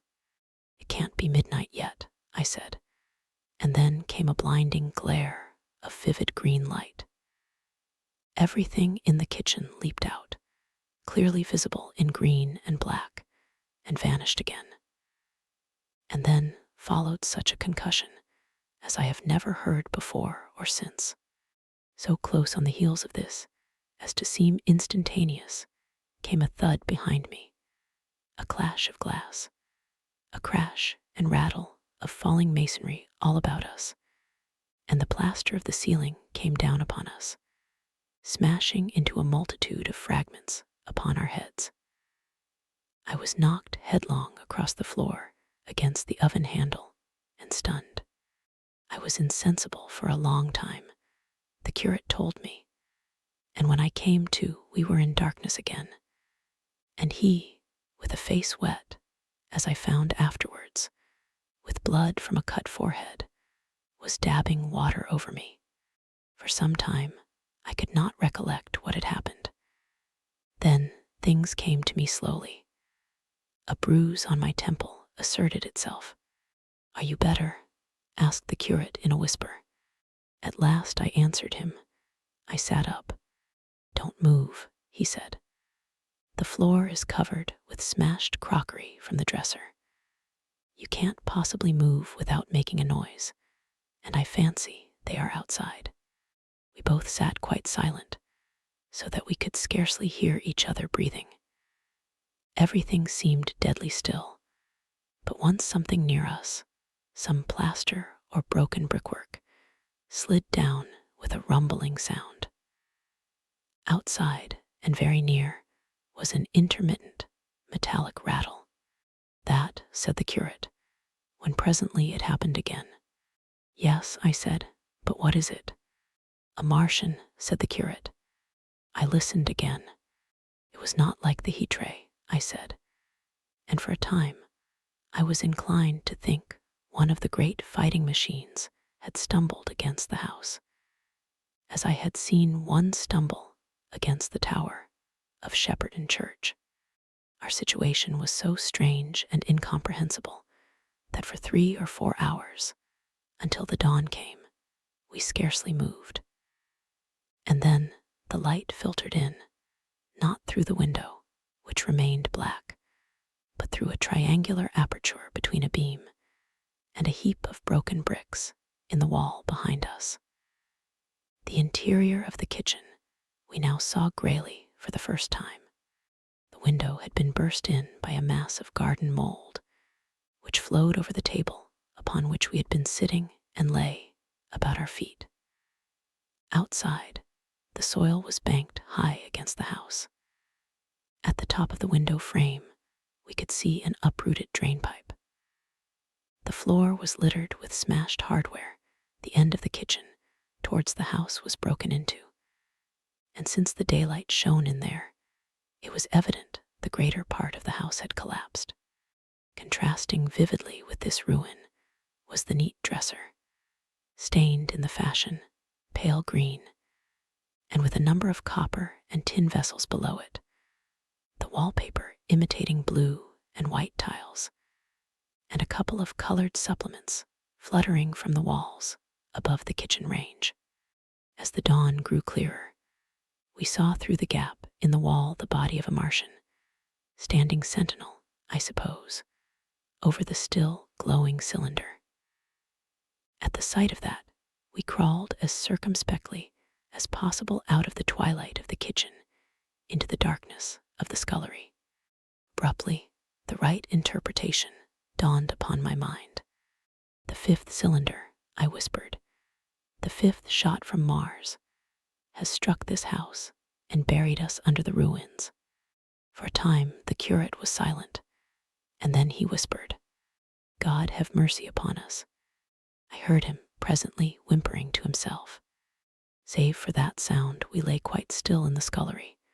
I for my part scarce dared breathe, and sat with my eyes fixed on the faint light of the kitchen door. I could just see the curate's face, a dim, oval shape, and his collar and cuffs. Outside, there began a metallic hammering, then a violent hooting, and then again, after a quiet interval, a hissing like the hissing of an engine. These noises, for the most part problematical, continued intermittently, and seemed, if anything, to increase in number as time wore on. Presently, a measured thudding and a vibration that made everything about us quiver, and the vessels in the pantry ring and shift, began and continued. Once the light was eclipsed, and the ghostly kitchen doorway became absolutely dark. For many hours, we must have crouched there, silent and shivering, until our tired attention failed. At last, I found myself awake and very hungry. I am inclined to believe we must have spent the greater portion of a day before that awakening. My hunger was at a stride so insistent that it moved me to action. I told the curate I was going to seek food and felt my way towards the pantry. He made me no answer, but so soon as I began eating, the faint noise I made stirred him up, and I heard him crawling after me. What we saw from the ruined house. After eating, we crept back to the scullery, and there I must have dozed again, for when presently I looked round, I was alone. The thudding vibration continued with wearisome persistence. I whispered for the curate several times, and at last felt my way to the door of the kitchen. It was still daylight, and I perceived him across the room, lying against the triangular hole that looked out upon the marshes. His shoulders were hunched, so that his head was hidden from me. I could hear a number of noises almost like those in an engine shed, and the place rocked with that beating thud. Through the aperture in the wall, I could see the top of a tree touched with gold and the warm blue of a tranquil evening sky. For a minute or so, I remained watching the curate, and then I advanced, crouching and stepping with extreme care amid the broken crockery that littered the floor. I touched the curate's leg, and he started so violently that a mass of plaster went sliding down outside and fell with a loud impact. I gripped his arm, fearing he might cry out, and for a long time we crouched motionless. Then I turned to see how much of our rampart remained. The detachment of the plaster had left a vertical slit open in the debris, and by raising myself cautiously across a beam, I was able to see out of this gap into what had been overnight a quiet suburban roadway. Vast indeed was the change that we beheld. Fifth cylinder must have fallen right into the midst of the house we had first visited. The building had vanished, completely smashed, pulverized, and dispersed by the blow. The cylinder lay now far beneath the original foundations, deep in a hole, already vastly larger than the pit I had looked into at walking. The earth all round it had splashed under that tremendous impact. Splashed is the only word, and lay in heaped piles that hid the masses of the adjacent houses. It had behaved exactly like mud under the violent blow of a hammer. Our house had collapsed backward. The front portion, even on the ground floor, had been destroyed completely. By a chance, the kitchen and scullery had escaped, and stood buried now under soil and ruins, closed in by tons of earth on every side save towards the cylinder. Over that aspect, we hung now on the very edge of the great circular pit the Martians were engaged in making. The heavy beating sound was evidently just behind us, and ever and again a bright green vapor drove up like a veil across our peephole. The cylinder was already opened in the center of the pit, and on the farther edge of the pit, amid the smashed and gravel-heaped shrubbery, one of the great fighting machines, deserted by its occupant, stood stiff and tall against the evening sky. At first, I scarcely noticed the pit and the cylinder, although it has been convenient to describe them first. On account of the extraordinary glittering mechanism I saw busy in the excavation, and on account of the strange creatures that were crawling slowly and painfully across the heaped mold near it. The mechanism it certainly was that held my attention first. It was one of those complicated fabrics that have since been called handling machines, and the study of which has already given such an enormous impetus to terrestrial invention. As it dawned upon me first, it presented a sort of metallic spider with 5 jointed, agile legs, and with an extraordinary number of jointed levers, bars, and reaching and clutching tentacles about its body. Most of its arms were retracted, but with 3 long tentacles, it was fishing out a number of rods, plates, and bars, which lined the covering and apparently strengthened the walls of the cylinder. These, as it extracted them, were lifted out and deposited upon a level surface of earth behind it. Its motion was so swift, complex, and perfect that at first I did not see it as a machine, in spite of its metallic glitter. The fighting machines were coordinated and animated to an extraordinary pitch, but nothing to compare with this. People who have never seen these structures and have only the ill-imagined efforts of artists or the imperfect descriptions of such eyewitnesses as myself to go upon, scarcely realize that living quality.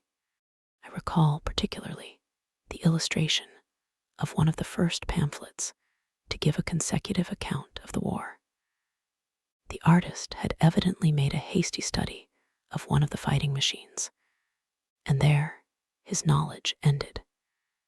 He presented them as tilted, stiff tripods, without either flexibility or subtlety, and with an altogether misleading monotony of effect. The pamphlet containing these renderings had a considerable vogue, and I mention them here simply to warn the reader against the impression they may have created.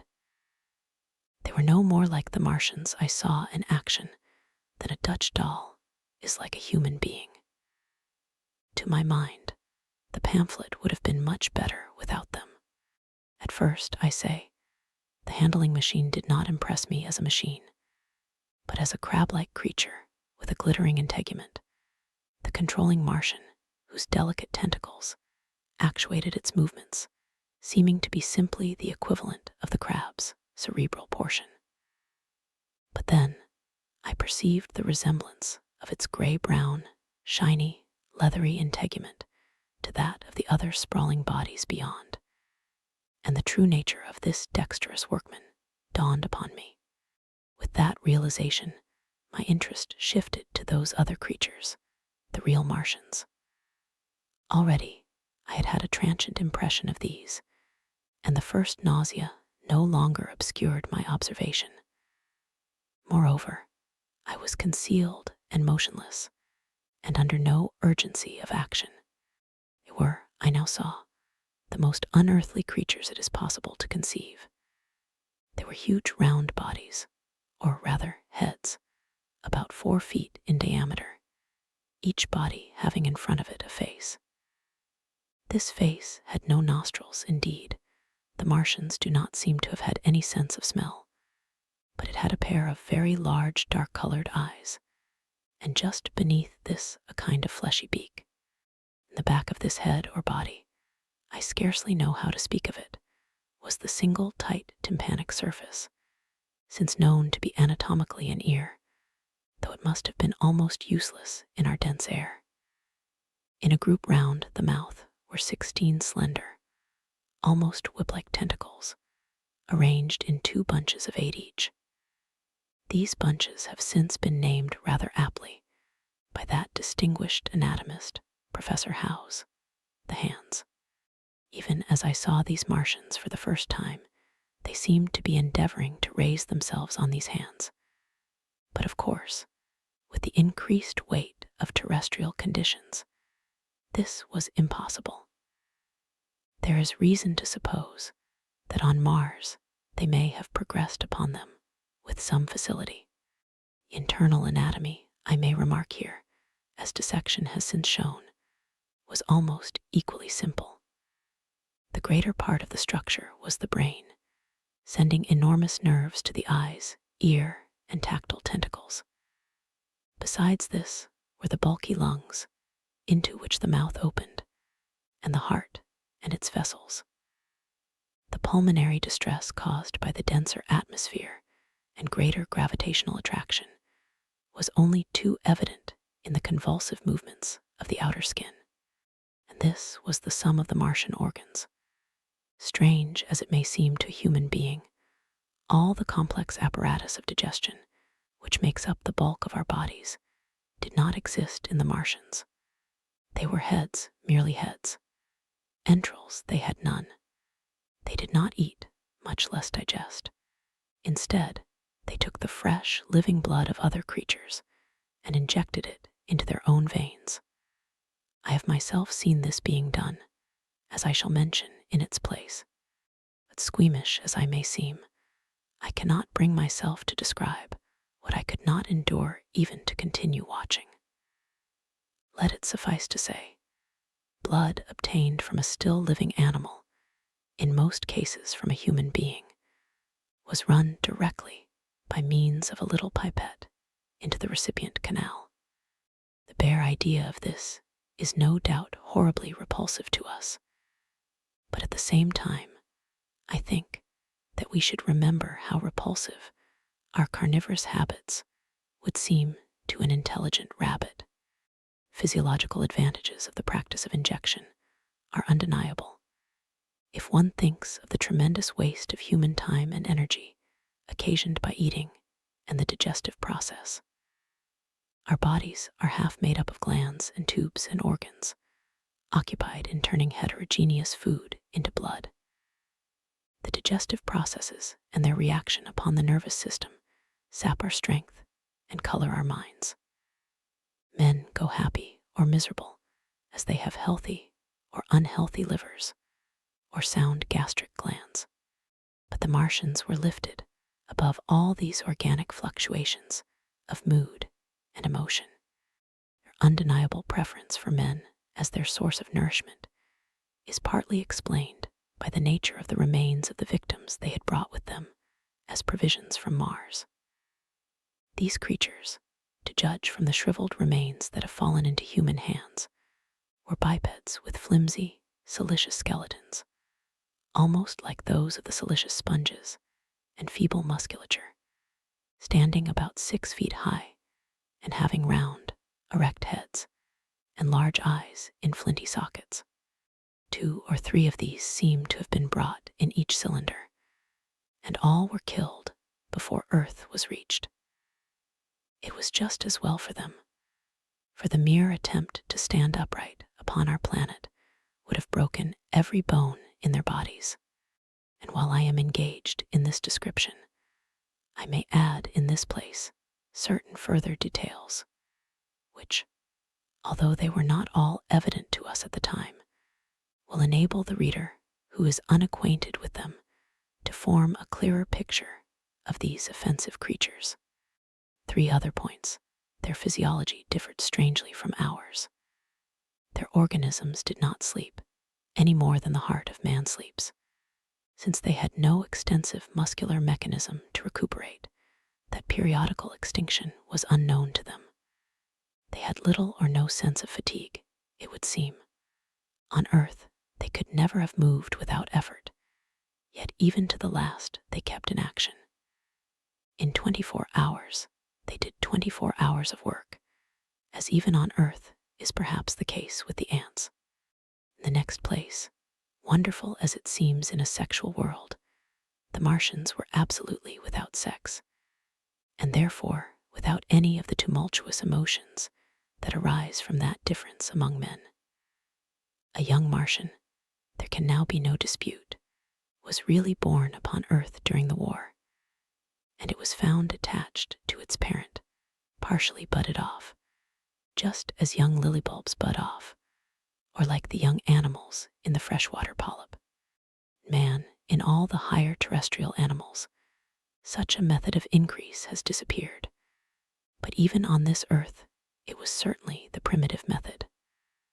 Among the lower animals, up even to those first cousins of the vertebrated animals, the tunicates, the two processes occur side by side. But finally, the sexual method superseded its competitor altogether. On Mars, however, just the reverse has apparently been the case. It is worthy of remark that a certain speculative writer of quasi-scientific repute, writing long before the Martian invasion, did forecast for man a final structure not unlike the actual Martian condition. His prophecy, I remember, appeared in November or December 1893 in a long-defunct publication, the Pall Mall Budget, and I recall a caricature of it in a pre-Martian periodical called Punch. He pointed out, writing in a foolish, facetious tone, that the perfection of mechanical appliances must ultimately supersede limbs, the perfection of chemical devices, digestion, that such organs as hair, external nose, teeth, ears, and chin were no longer essential parts of the human being, and that the tendency of natural selection would lie in the direction of their steady diminution through the coming ages. The brain alone remained a cardinal necessity. Only one other part of the body had a strong case for survival, and that was the hand, teacher and agent of the brain. While the rest of the body dwindled, the hands would grow larger. There's many a true word written in jest. And here in the Martians, we have beyond dispute the actual accomplishment of such a suppression of the animal side of the organism by the intelligence. To me, it is quite credible that the Martians may be descended from beings not unlike ourselves, by a gradual development of brain and hands, the latter giving rise to the two bunches of delicate tentacles at last, at the expense of the rest of the body. Without the body, the brain would, of course, become a mere selfish intelligence, without any of the emotional substratum of the human being.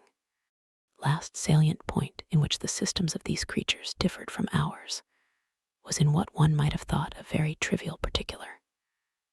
Microorganisms, which cause so much disease and pain on Earth, have either never appeared upon Mars, or Martian sanitary science eliminated them ages ago. 100 diseases, all the fevers and contagions of human life, consumption, cancers, tumors, and such morbidities, never enter the scheme of their life. And speaking of the differences between the life on Mars and terrestrial life, I may allude here to the curious suggestions of the red weed. Apparently the vegetable kingdom in Mars, instead of having green for a dominant color, is of a vivid blood-red tint. At any rate, the seeds which the Martians, intentionally or accidentally, brought with them gave rise in all cases to red-colored growths. Only that known popularly as the red weed, however, gained any footing in competition with terrestrial forms. The red creeper was quite a transitory growth, and few people have seen it growing. For a time, however, the red weed grew with astonishing vigor and luxuriance. It spread up the sides of the pit by the 3rd or 4th day of our imprisonment, and its cactus-like branches formed a carmine fringe to the edges of our triangular window. And afterwards, I found it broadcast throughout the country, and especially wherever there was a stream of water. The Martians had what appears to have been an auditory organ, a single round drum at the back of the head body, and eyes with a visual range not very different from ours, except that, according to Phillips, blue and violet were as black to them. It is commonly supposed that they communicated by sounds and tentacular gesticulations. This is asserted, for instance, in the able but hastily compiled pamphlet written, evidently by someone not an eyewitness of Martian actions, to which I have already alluded, and which, so far, has been the chief source of information concerning them. Now no surviving human being saw so much of the Martians in action as I did. I take no credit to myself for an accident, but the fact is so, and I assert that I watched them closely time after time, and that I have seen 4, 5, and once 6 of them sluggishly performing the most elaborately complicated operations together without either sound or gesture. Their peculiar hooting invariably preceded feeding. It had no modulation, and was, I believe, in no sense a signal, but merely the expiration of air preparatory to the suctional operation. I have a certain claim to at least an elementary knowledge of psychology, and in this matter I am convinced, as firmly as I am convinced of anything, that the Martians interchanged thoughts without any physical intermediation. And I have been convinced of this in spite of strong preconceptions. Before the Martian invasion, as an occasional reader here or there may remember, I had written with some little vehemence against the telepathic theory. Martians wore no clothing. Their conceptions of ornament and decorum were necessarily different from ours, and not only were they evidently much less sensible of changes of temperature than we are, but changes of pressure do not seem to have affected their health at all seriously. Yet, though they wore no clothing, it was in the other artificial additions to their bodily resources that their great superiority over man lay. We men, with our bicycles and road skates, our Lilienthal soaring machines, our guns and sticks, and so forth, are just in the beginning of the evolution that the Martians have worked out. They have become practically mere brains, wearing different bodies according to their needs, just as men wear suits of clothes, and take a bicycle in a hurry or an umbrella in the wet. And of their appliances, perhaps nothing is more wonderful to man than the curious fact that what is the dominant feature of almost all human devices in mechanism is absent. The wheel is absent. Among all the things they brought to earth, there is no trace or suggestion of their use of wheels. One would have at least expected it in locomotion.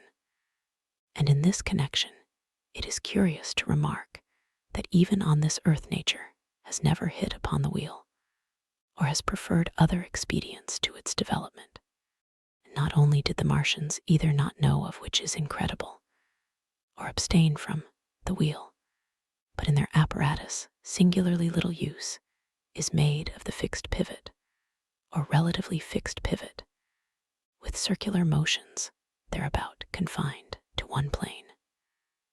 Almost all the joints of the machinery present a complicated system of sliding parts, moving over small but beautifully curved friction bearings. And while upon this matter of detail, it is remarkable that the long leverages of their machines are in most cases actuated by a sort of sham musculature of the discs in an elastic sheath. These discs become polarized and drawn closely and powerfully together when traversed by a current of electricity. In this way, the curious parallelism to animal motions, which was so striking and disturbing to the human beholder, was attained. Such quasi-muscles abounded in the crab-like handling machine, which, on my first peeping out of the slit, I watched unpacking the cylinder.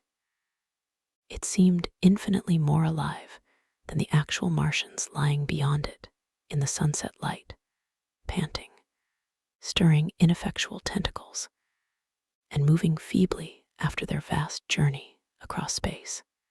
While I was still watching their sluggish motions in the sunlight and noting each strange detail of their form, the curate reminded me of his presence by pulling violently at my arm. I turned to a scowling face and silent, eloquent lips, He wanted the slit, which permitted only one of us to peep through, and so I had to forgo watching them for a time while he enjoyed that privilege. When I looked again, the busy handling machine had already put together several of the pieces of apparatus it had taken out of the cylinder into a shape having an unmistakable likeness to its own. And down on the left, a busy little digging mechanism had come into view, emitting jets of green vapor and working its way round the pit, excavating and embanking in a methodical and discriminating manner. This it was which had caused the regular beating noise and the rhythmic shocks that had kept our ruinous refuge quivering. It piped and whistled as it worked. So far as I could see, the thing was without a directing Martian at all. The days of imprisonment, the arrival of a second fighting machine, drove us from our peephole into the scullery, for we feared that from his elevation the Martian might see down upon us behind our barrier. At a later date, we began to feel less in danger of their eyes, for an eye in the dazzle of the sunlight outside our refuge must have been blank blackness. But at first, the slightest suggestion of approach drove us into the scullery in heart-throbbing retreat. Yet terrible as was the danger we incurred, the attraction of peeping was for both of us irresistible. And I recall now with a sort of wonder that, in spite of the infinite danger in which we were between starvation and a still more terrible death, we could yet struggle bitterly for that horrible privilege of sight. We would race across the kitchen in a grotesque way between eagerness and the dread of making a noise, and strike each other, and thrust and kick within a few inches of exposure. Fact is that we had absolutely incompatible dispositions and habits of thought and action, and our danger and isolation only accentuated the incompatibility. At Halliford, I had already come to hate the curate's trick of helpless exclamation, his stupid rigidity of mind. His endless muttering monologue vitiated every effort I made to think out a line of action, and drove me at times, thus pent up and intensified, almost to the verge of craziness. He was as lacking in restraint as a silly woman. He would weep for hours together, and I verily believe that to the very end this spoiled child of life thought his weak tears in some way efficacious. And I would sit in the darkness, unable to keep my mind off him by reason of his importunities. He ate more than I did, and it was in vain I pointed out that our only chance of life was to stop in the house until the Martians had done with their pit, that in that long patience a time might presently come when we should need food. He ate and drank impulsively in heavy meals at long intervals. He slept little. As the days wore on, his utter carelessness of any consideration so intensified our distress and danger that I had, much as I loathed doing it, to resort to threats, and at last to blows. That brought him to reason for a time. But he was one of those weak creatures, void of pride, timorous, anemic, hateful souls, full of shifty cunning, who face neither God nor man, who face not even themselves. It is disagreeable for me to recall and write these things, but I set them down that my story may lack nothing.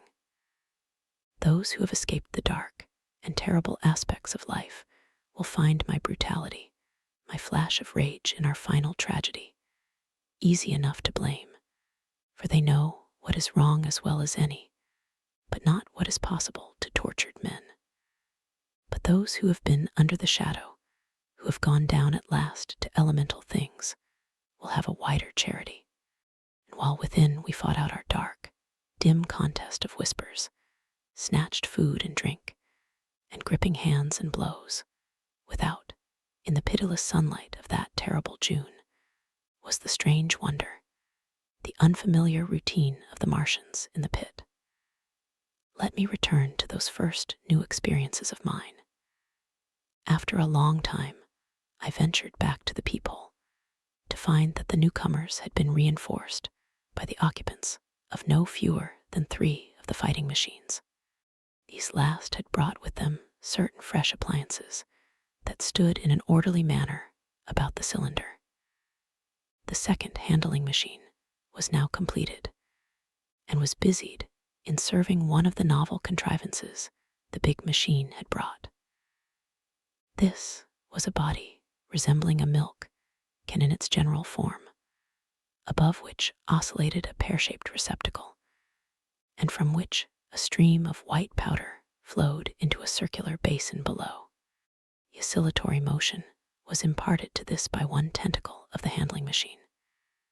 With 2 spatulate hands, the handling machine was digging out and flinging masses of clay into the pear-shaped receptacle above, while with another arm it periodically opened a door and removed rusty and blackened clinkers from the middle part of the machine. Another steely tentacle directed the powder from the basin along a ribbed channel towards some receiver that was hidden from me by the mound of bluish dust. From this unseen receiver a little thread of green smoke rose vertically into the quiet air. As I looked, the handling machine, with a faint and musical clinking, extended telescopic fashion, a tentacle that had been a moment before a mere blunt projection, until its end was hidden behind the mound of clay. In another second, it had lifted a bar of white aluminum into sight, untarnished as yet, and shining dazzlingly, and deposited it in a growing stack of bars that stood at the side of the pit. Between sunset and starlight, this dexterous machine must have made more than 100 such bars out of the crude clay, and the mound of bluish dust rose steadily until it topped the side of the pit. The contrast between the swift and complex movements of these contrivances and the inert, panting clumsiness of their masters was acute, and for days I had to tell myself repeatedly that these latter were indeed the living of the 2 things. The curate had possession of the slit when the first men were brought to the pit. I was sitting below, huddled up, listening with all my ears. He made a sudden movement backward, and I, fearful that we were observed, crouched in a spasm of terror. He came sliding down the rubbish and crept beside me in the darkness, inarticulate, gesticulating. And for a moment, I shared his panic. His gesture suggested a resignation of the slit, and after a little while, my curiosity gave me courage, and I rose up, stepped across him, and clambered up to it. At first, I could see no reason for his frantic behavior. The twilight had now come. The stars were little and faint, but the pit was illuminated by the flickering green fire that came from the aluminum making. The whole picture was a flickering scheme of green gleams and shifting rusty black shadows, strangely trying to the eyes. Over and through it all went the bats, heeding it not at all. The sprawling Martians were no longer to be seen. The mound of blue-green powder had risen to cover them from sight, and a fighting machine, with its legs contracted, crumpled, and abbreviated, stood across the corner of the pit. And then, amid the clangor of the machinery, came a drifting suspicion of human voices that I entertained at first only to dismiss. I crouched, watching this fighting machine closely, satisfying myself now for the first time that the hood did indeed contain a Martian. As the green flames lifted, I could see the oily gleam of his integument and the brightness of his eyes. And suddenly, I heard a yell and saw a long tentacle reaching over the shoulder of the machine to the little cage that hunched upon its back. And something struggling violently was lifted high against the sky, a black, vague enigma against the starlight. And as this black object came down again, I saw by the green brightness that it was a man. For an instant, he was clearly visible. He was a stout, ruddy, middle-aged man, well-dressed 3 days before. He must have been walking the world, a man of considerable consequence. I could see his staring eyes and gleams of light on his studs and watch chain. He vanished behind the mound, and for a moment there was silence. And then began a shrieking and a sustained and cheerful hooting from the Martians. I slid down the rubbish, struggled to my feet, clapped my hands over my ears, and bolted into the scullery. The curate, who had been crouching silently with his arms over his head, looked up as I passed, cried out quite loudly at my desertion of him, and came running after me. At night, as we lurked in the scullery, balanced between our horror and the terrible fascination this peeping had, although I felt an urgent need of action, I tried in vain to conceive some plan of escape. But afterwards, during the second day, I was able to consider our position with great clearness. The curate, I found, was quite incapable of discussion. This new and culminating atrocity had robbed him of all vestiges of reason or forethought. Practically, he had already sunk to the level of an animal. But as the saying goes, I gripped myself with both hands. It grew upon my mind, once I could face the facts, that terrible as our position was, there was as yet no justification for absolute despair. Our chief chance lay in the possibility of the Martians making the pit nothing more than a temporary encampment. Or even if they kept it permanently, they might not consider it necessary to guard it, and a chance of escape might be afforded us. I also weighed very carefully the possibility of our digging a way out in a direction away from the pit. But the chances of our emerging within sight of some sentinel fighting machine seemed at first too great, and I should have had to do all the digging myself. The curate would certainly have failed me. It was on the third day, if my memory serves me right, that I saw the lad killed. It was the only occasion on which I actually saw the Martians feed. After that experience, I avoided the hole in the wall for the better part of a day.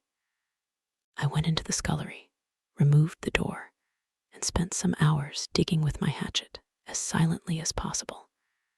But when I had made a hole about a couple of feet deep, the loose earth collapsed noisily, and I did not dare continue. I lost heart and lay down on the scullery floor for a long time, having no spirit even to move. And after that, I abandoned altogether the idea of escaping by excavation. It says much for the impression the Martians had made upon me, that at first I entertained little or no hope of our escape being brought about by their overthrow through any human effort.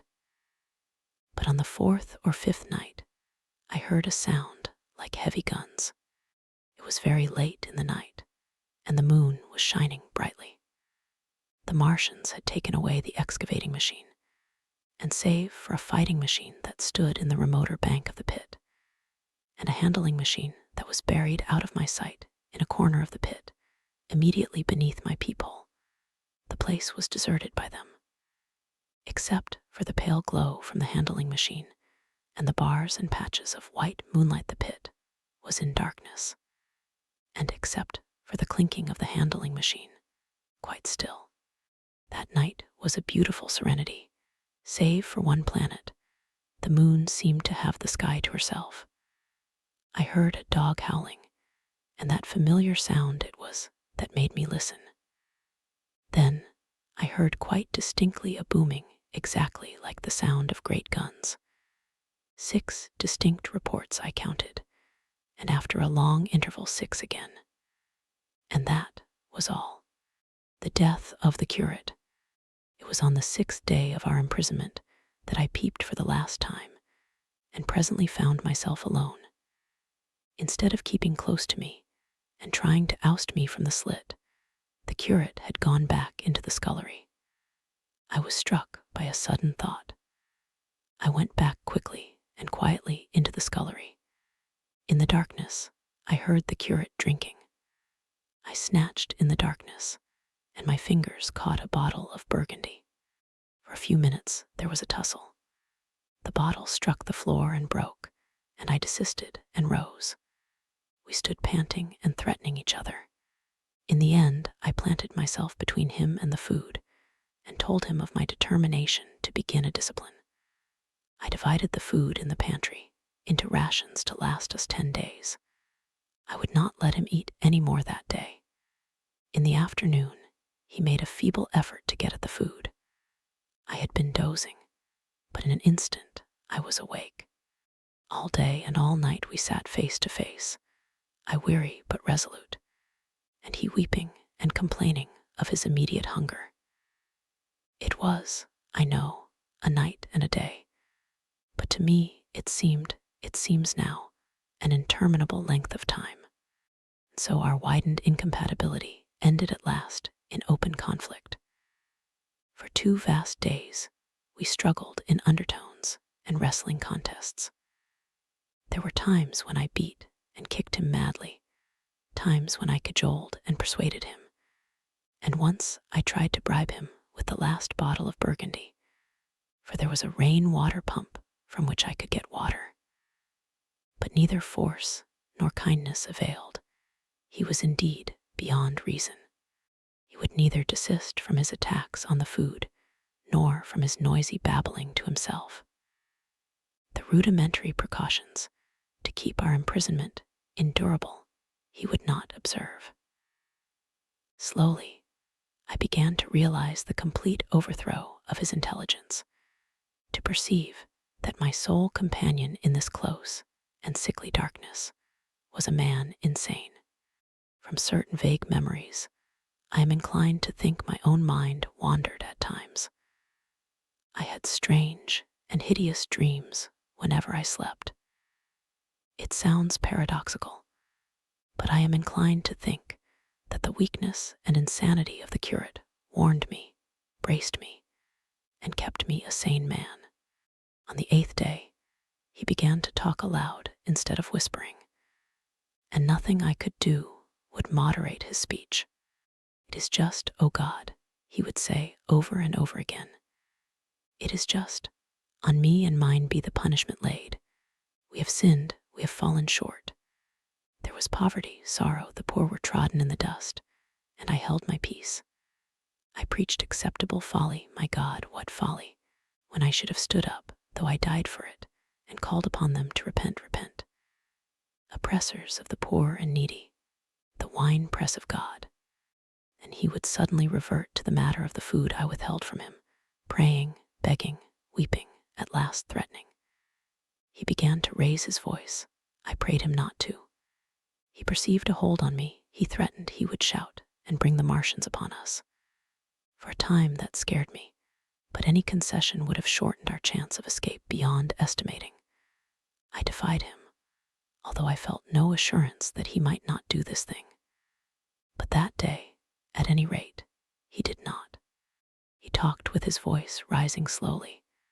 Through the greater part of the 8th and 9th days, threats, entreaties, mingled with a torrent of half-sane, and always frothy repentance for his vacant sham of God's service, such as made me pity him. Then he slept a while, and began again with renewed strength, so loudly that I must needs make him desist. Be still, I implored. He rose to his knees, for he had been sitting in the darkness near the copper. I have been still too long, he said, in a tone that must have reached the pit, and now I must bear my witness. Woe unto this unfaithful city! Woe, woe, woe, woe, woe, to the inhabitants of the earth by reason of the other voices of the trumpet. Shut up, I said, rising to my feet, and in a terror lest the Martians should hear us.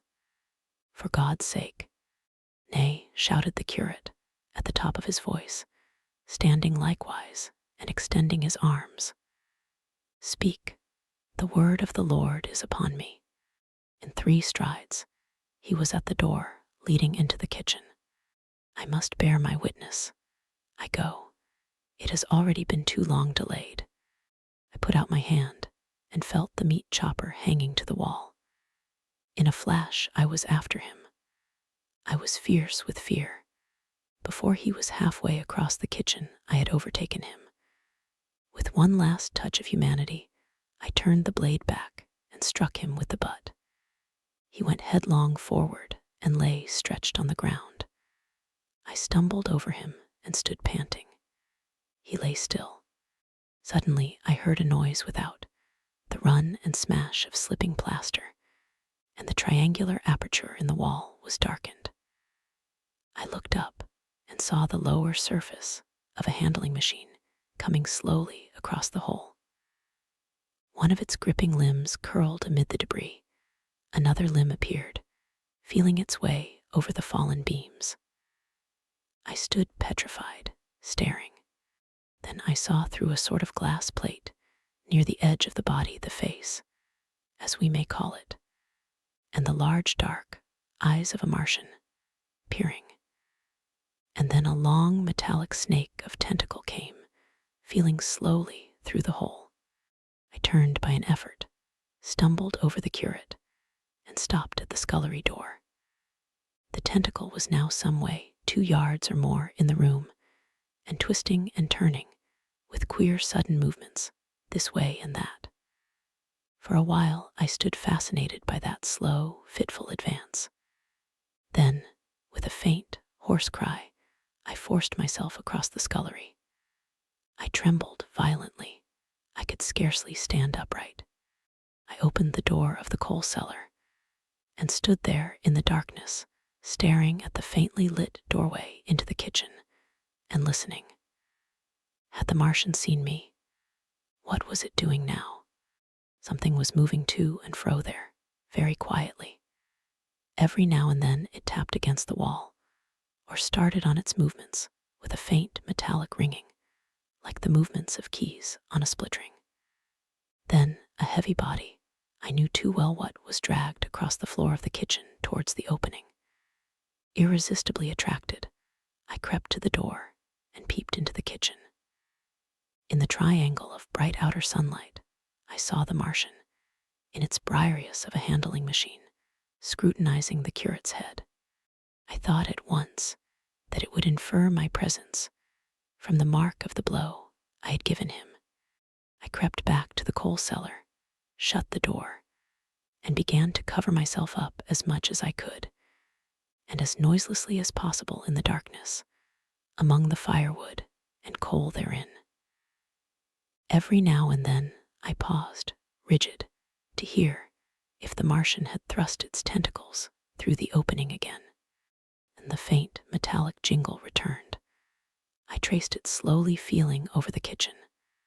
Presently I heard it nearer in the scullery, as I judged. I thought that its length might be insufficient to reach me. I prayed copiously. It passed, scraping faintly across the cellar door. An age of almost intolerable suspense intervened. Then I heard it fumbling at the latch.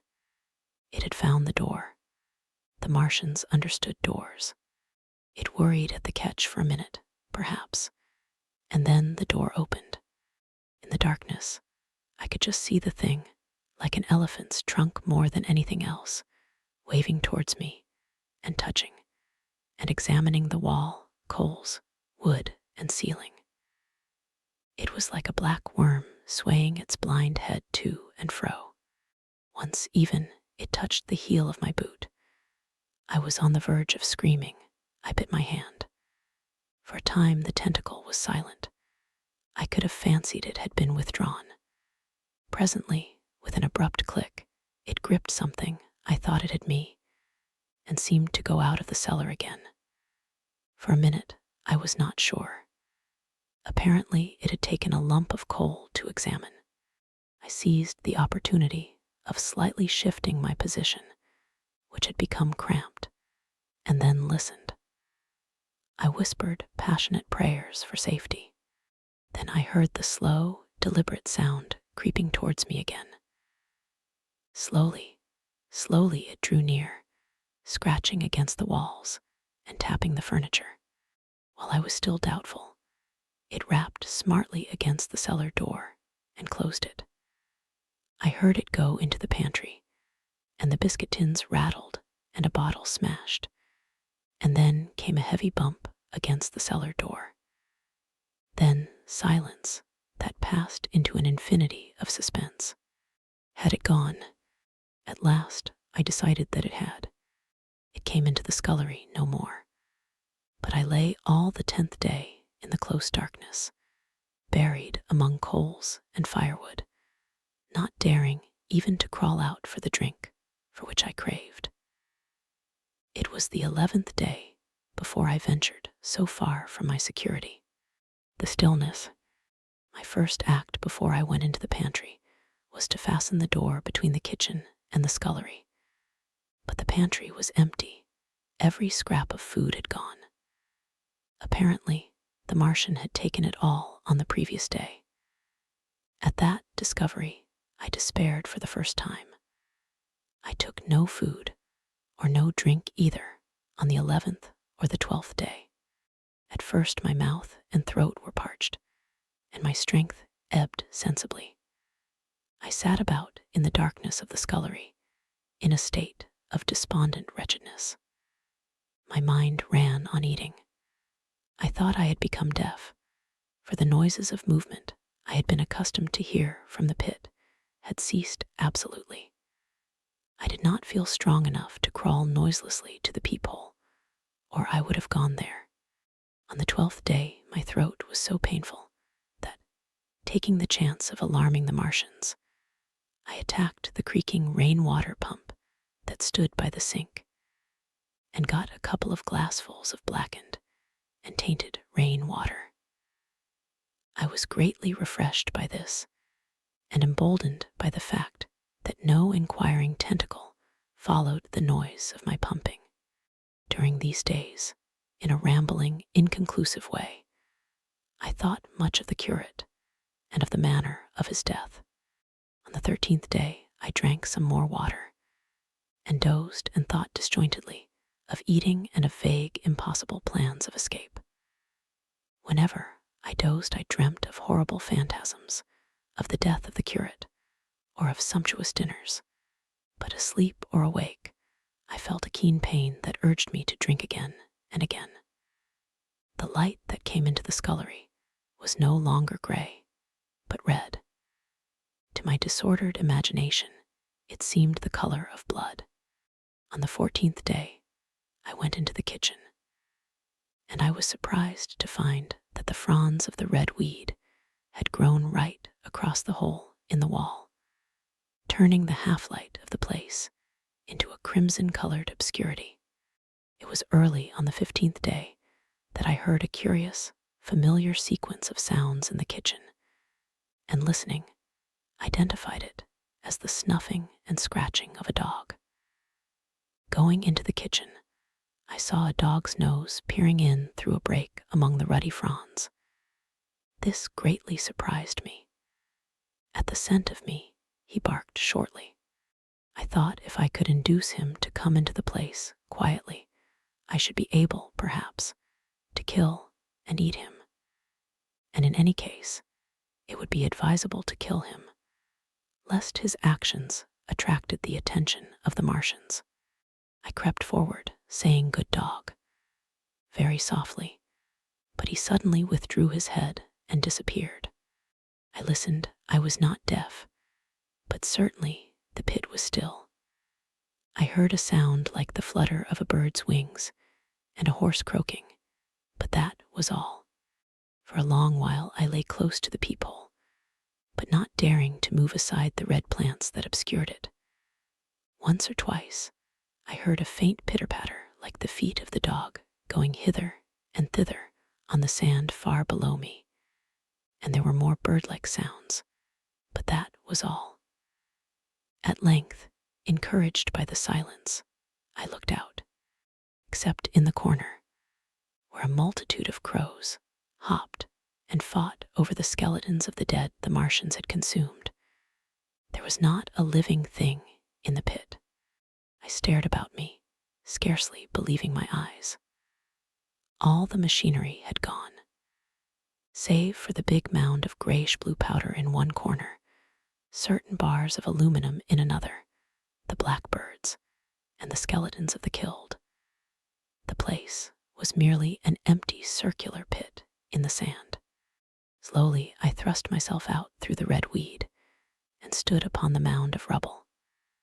I could see in any direction save behind me, to the north, and neither Martians nor sign of Martians were to be seen.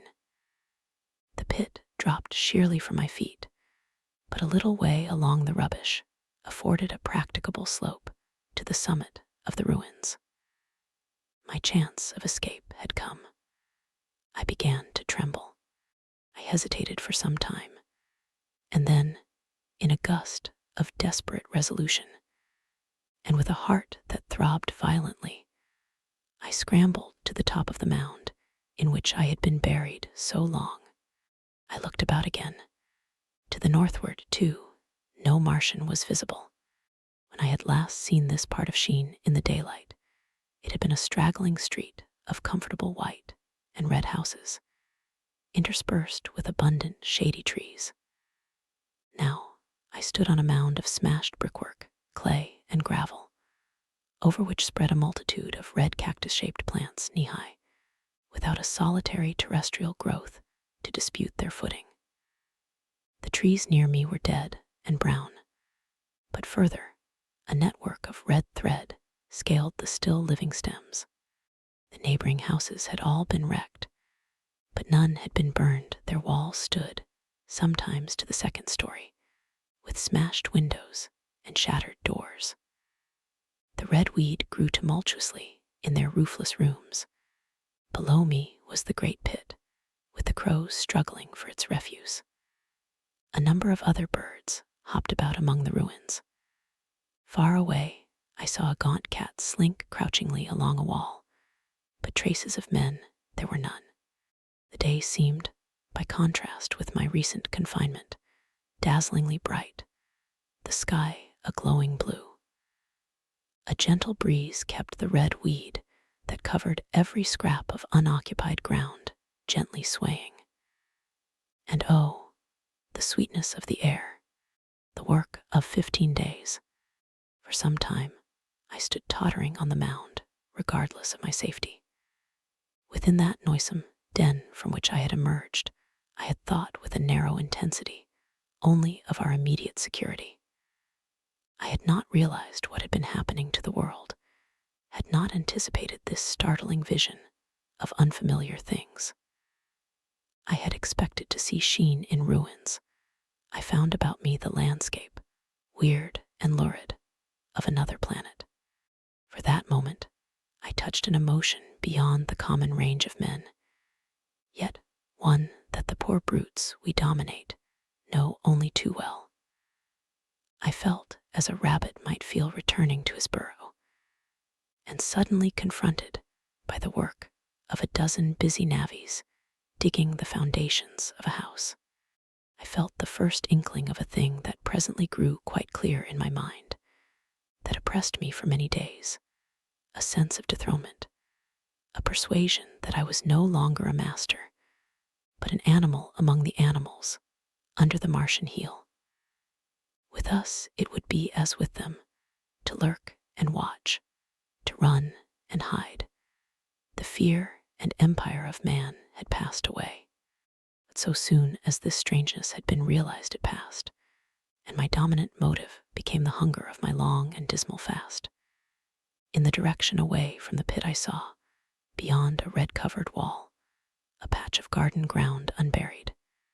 This gave me a hint, and I went knee-deep, and sometimes neck-deep, in the red weed. The density of the weed gave me a reassuring sense of hiding. The wall was some 6 feet high, and when I attempted to clamber it, I found I could not lift my feet to the crest.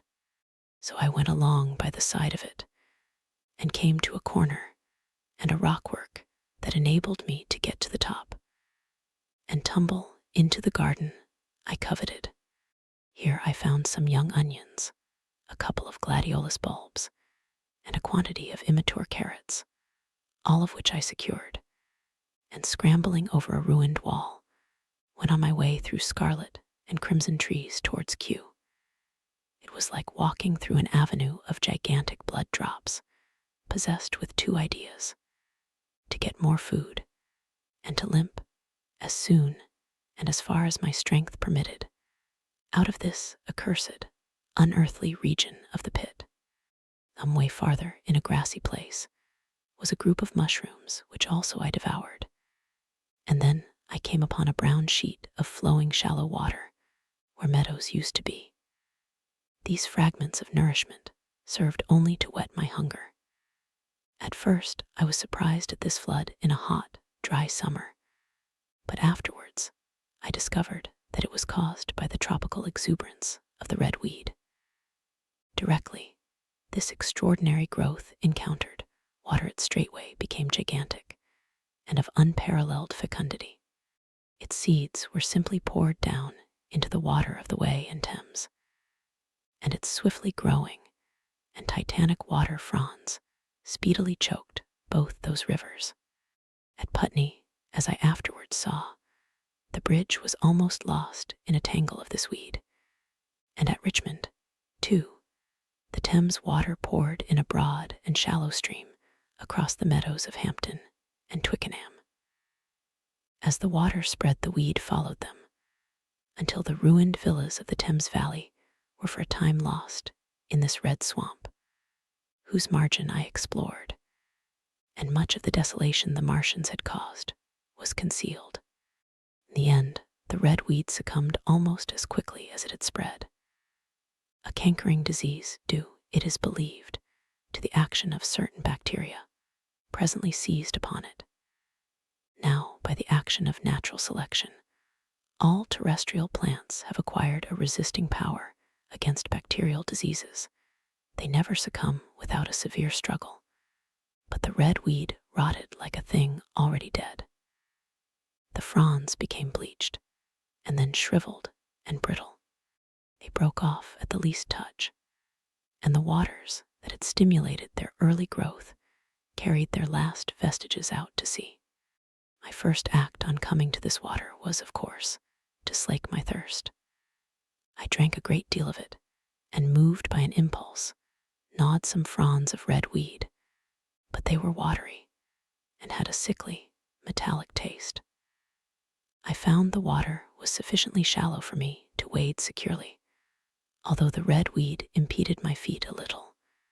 But the flood evidently got deeper towards the river, and I turned back to Mortlake. I managed to make out the road by means of occasional ruins of its villas and fences and lamps, and so presently I got out of this spate and made my way to the hill going up towards Roehampton, and came out on Putney Common. Here the scenery changed from the strange and unfamiliar to the wreckage of the familiar. Patches of ground exhibited the devastation of a cyclone, and in a few score yards I would come upon perfectly undisturbed spaces, houses with their blinds trimly drawn and doors closed, as if they had been left for a day by the owners, or as if their inhabitants slept within. The red weed was less abundant. The tall trees along the lane were free from the red creeper.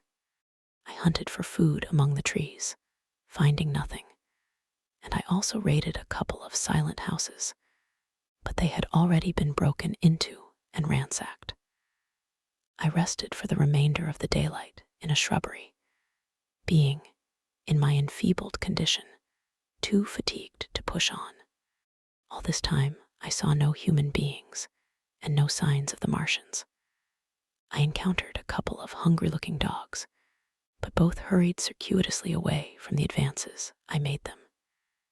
Near Roehampton, I had seen 2 human skeletons, not bodies, but skeletons, picked clean, and in the wood by me, I found the crushed and scattered bones of several cats and rabbits, and the skull of a sheep.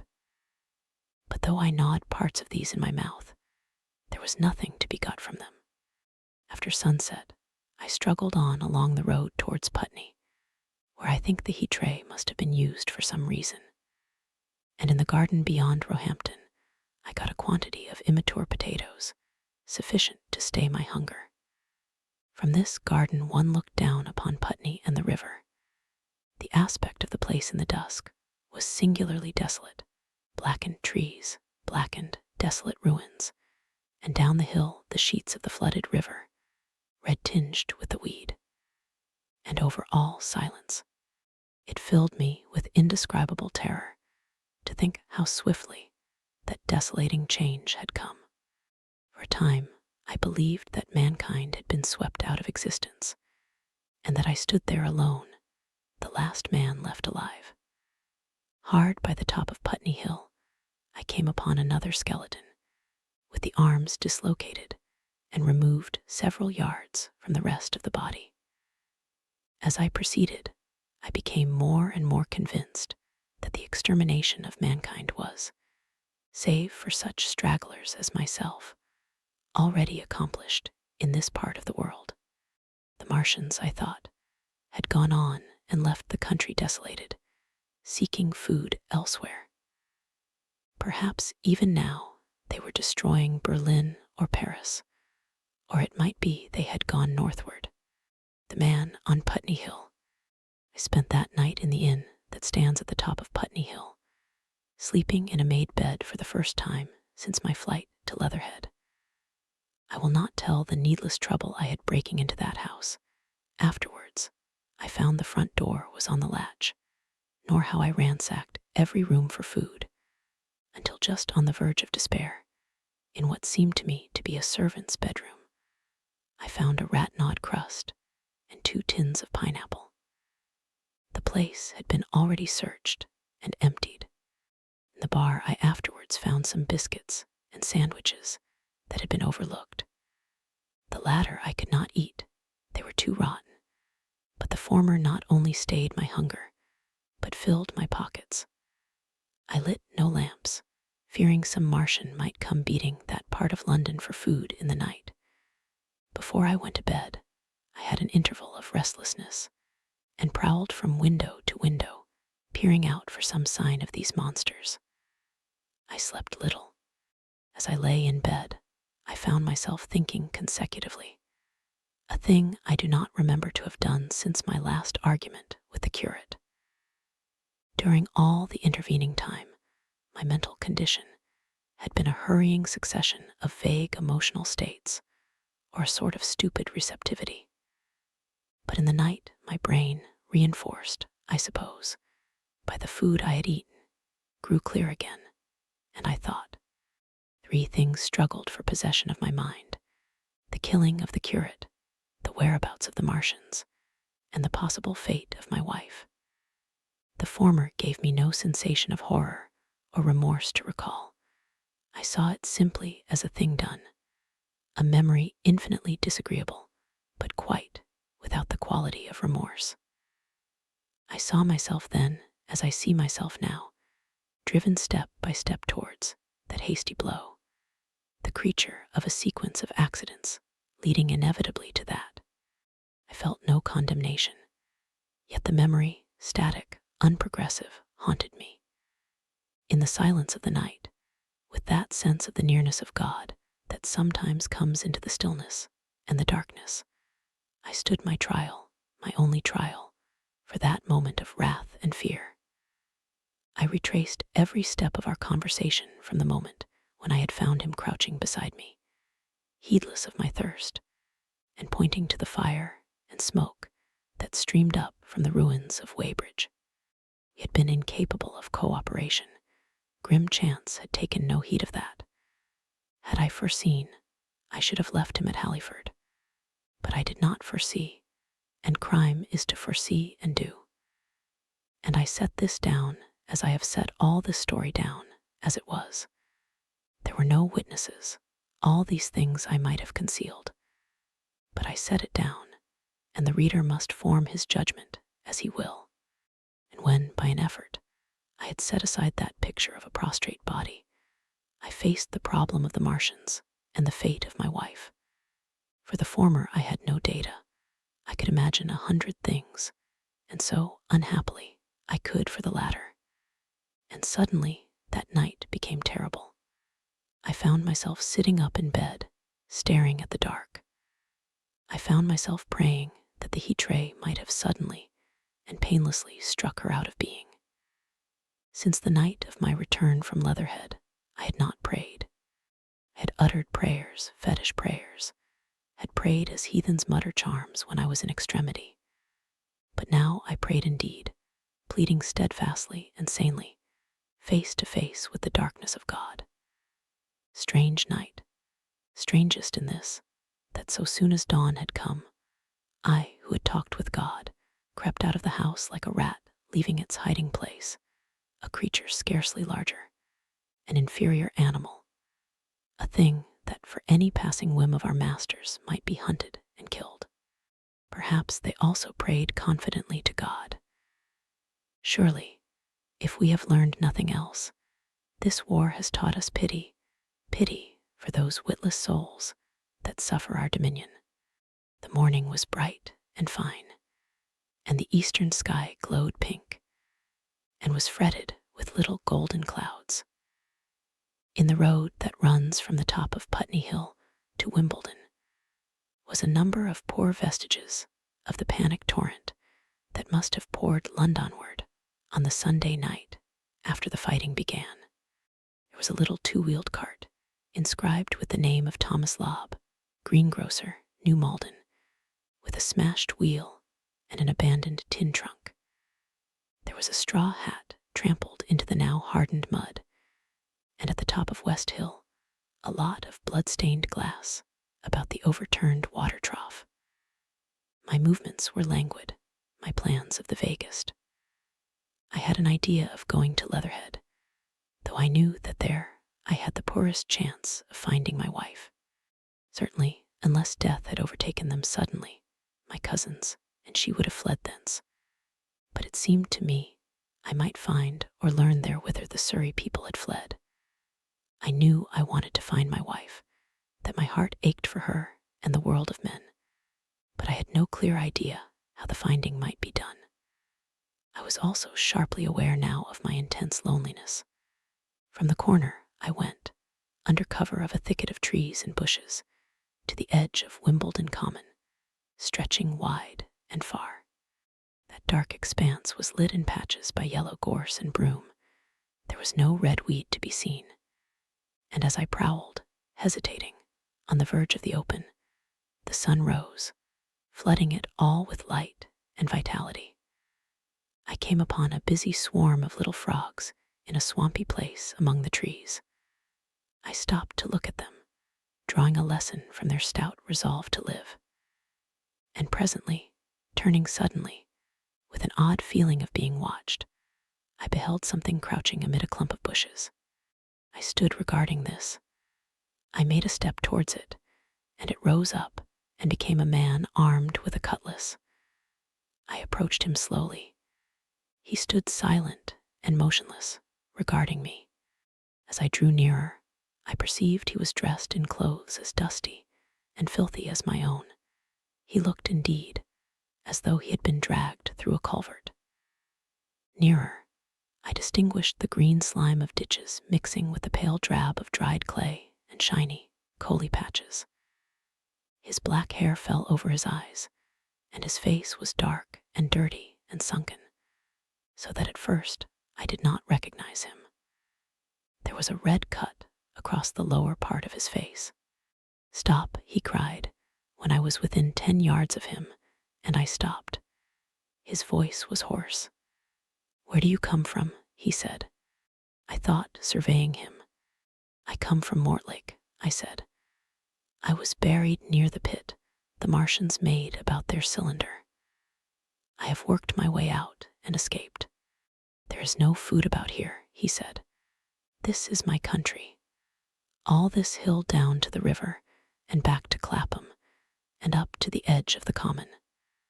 There is only food for one. Which way are you going?" I answered slowly. "I don't know," I said.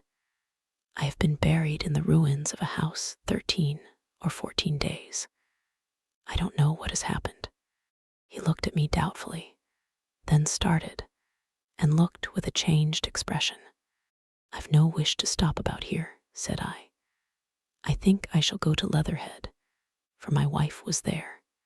He shot out a pointing finger. "It is you," said he, "the man from Woking, and you weren't killed at Weybridge." I recognized him at the same moment. "You are the artilleryman who came into my garden."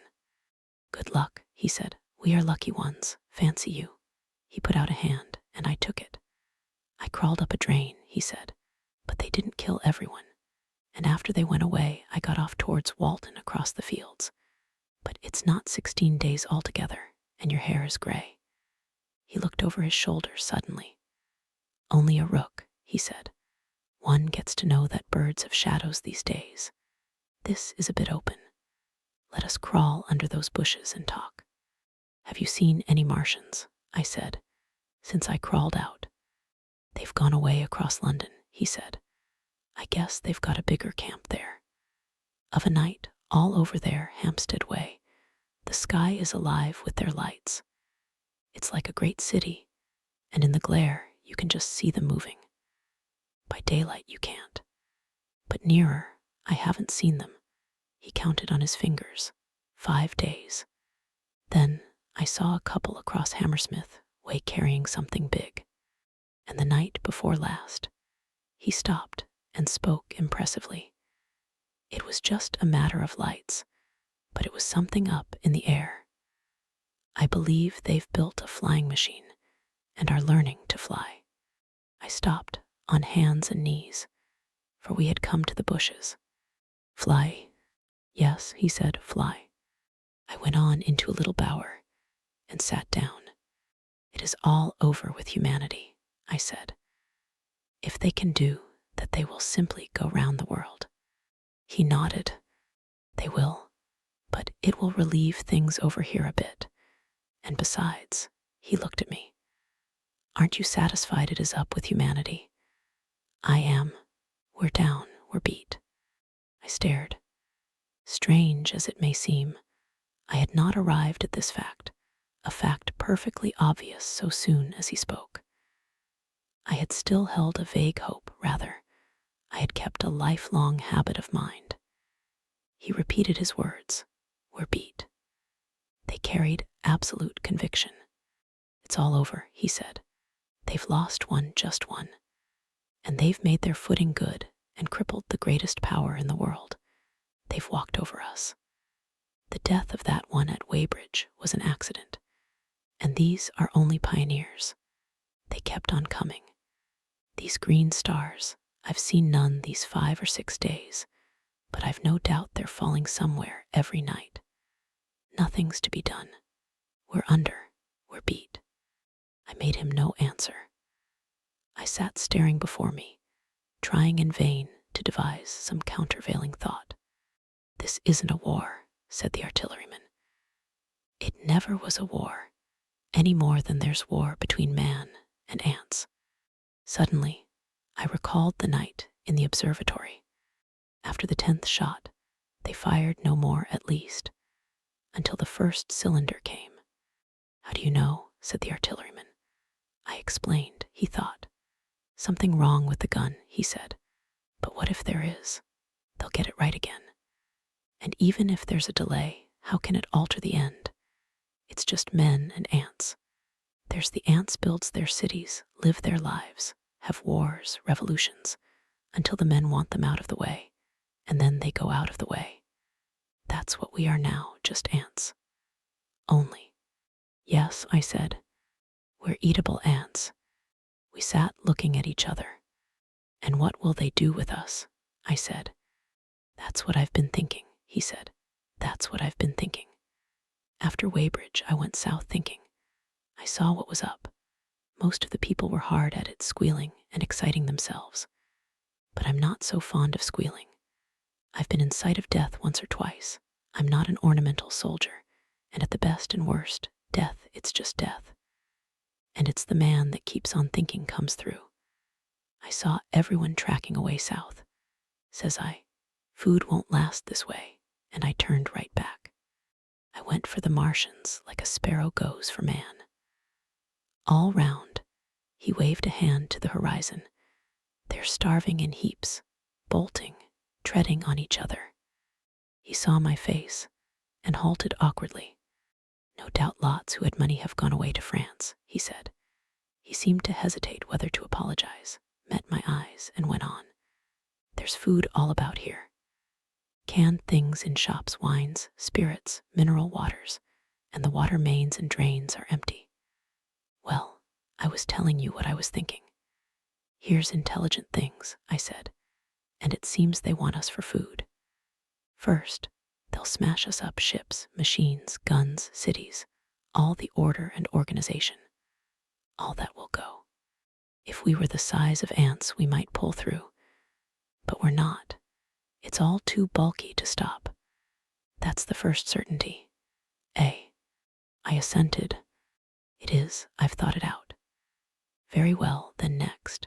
At present we're caught as we're wanted. A Martian has only to go a few miles to get a crowd on the run.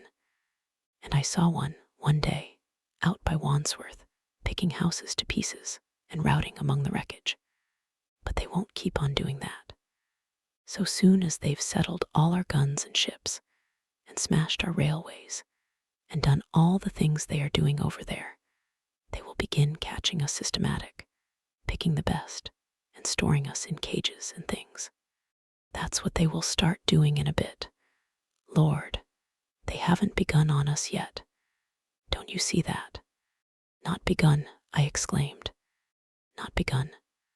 All that's happened so far is through our not having the sense to keep quiet, worrying them with guns and such foolery, and losing our heads and rushing off in crowds to where there wasn't any more safety than where we were. They don't want to bother us yet. They're making their things, making all the things they couldn't bring with them, getting things ready for the rest of their people.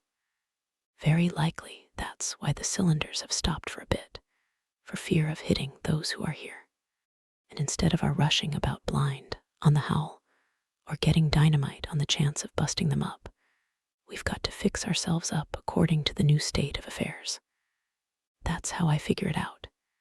It isn't quite according to what a man wants for his species, but it's about what the facts point to. And that's the principle I acted upon.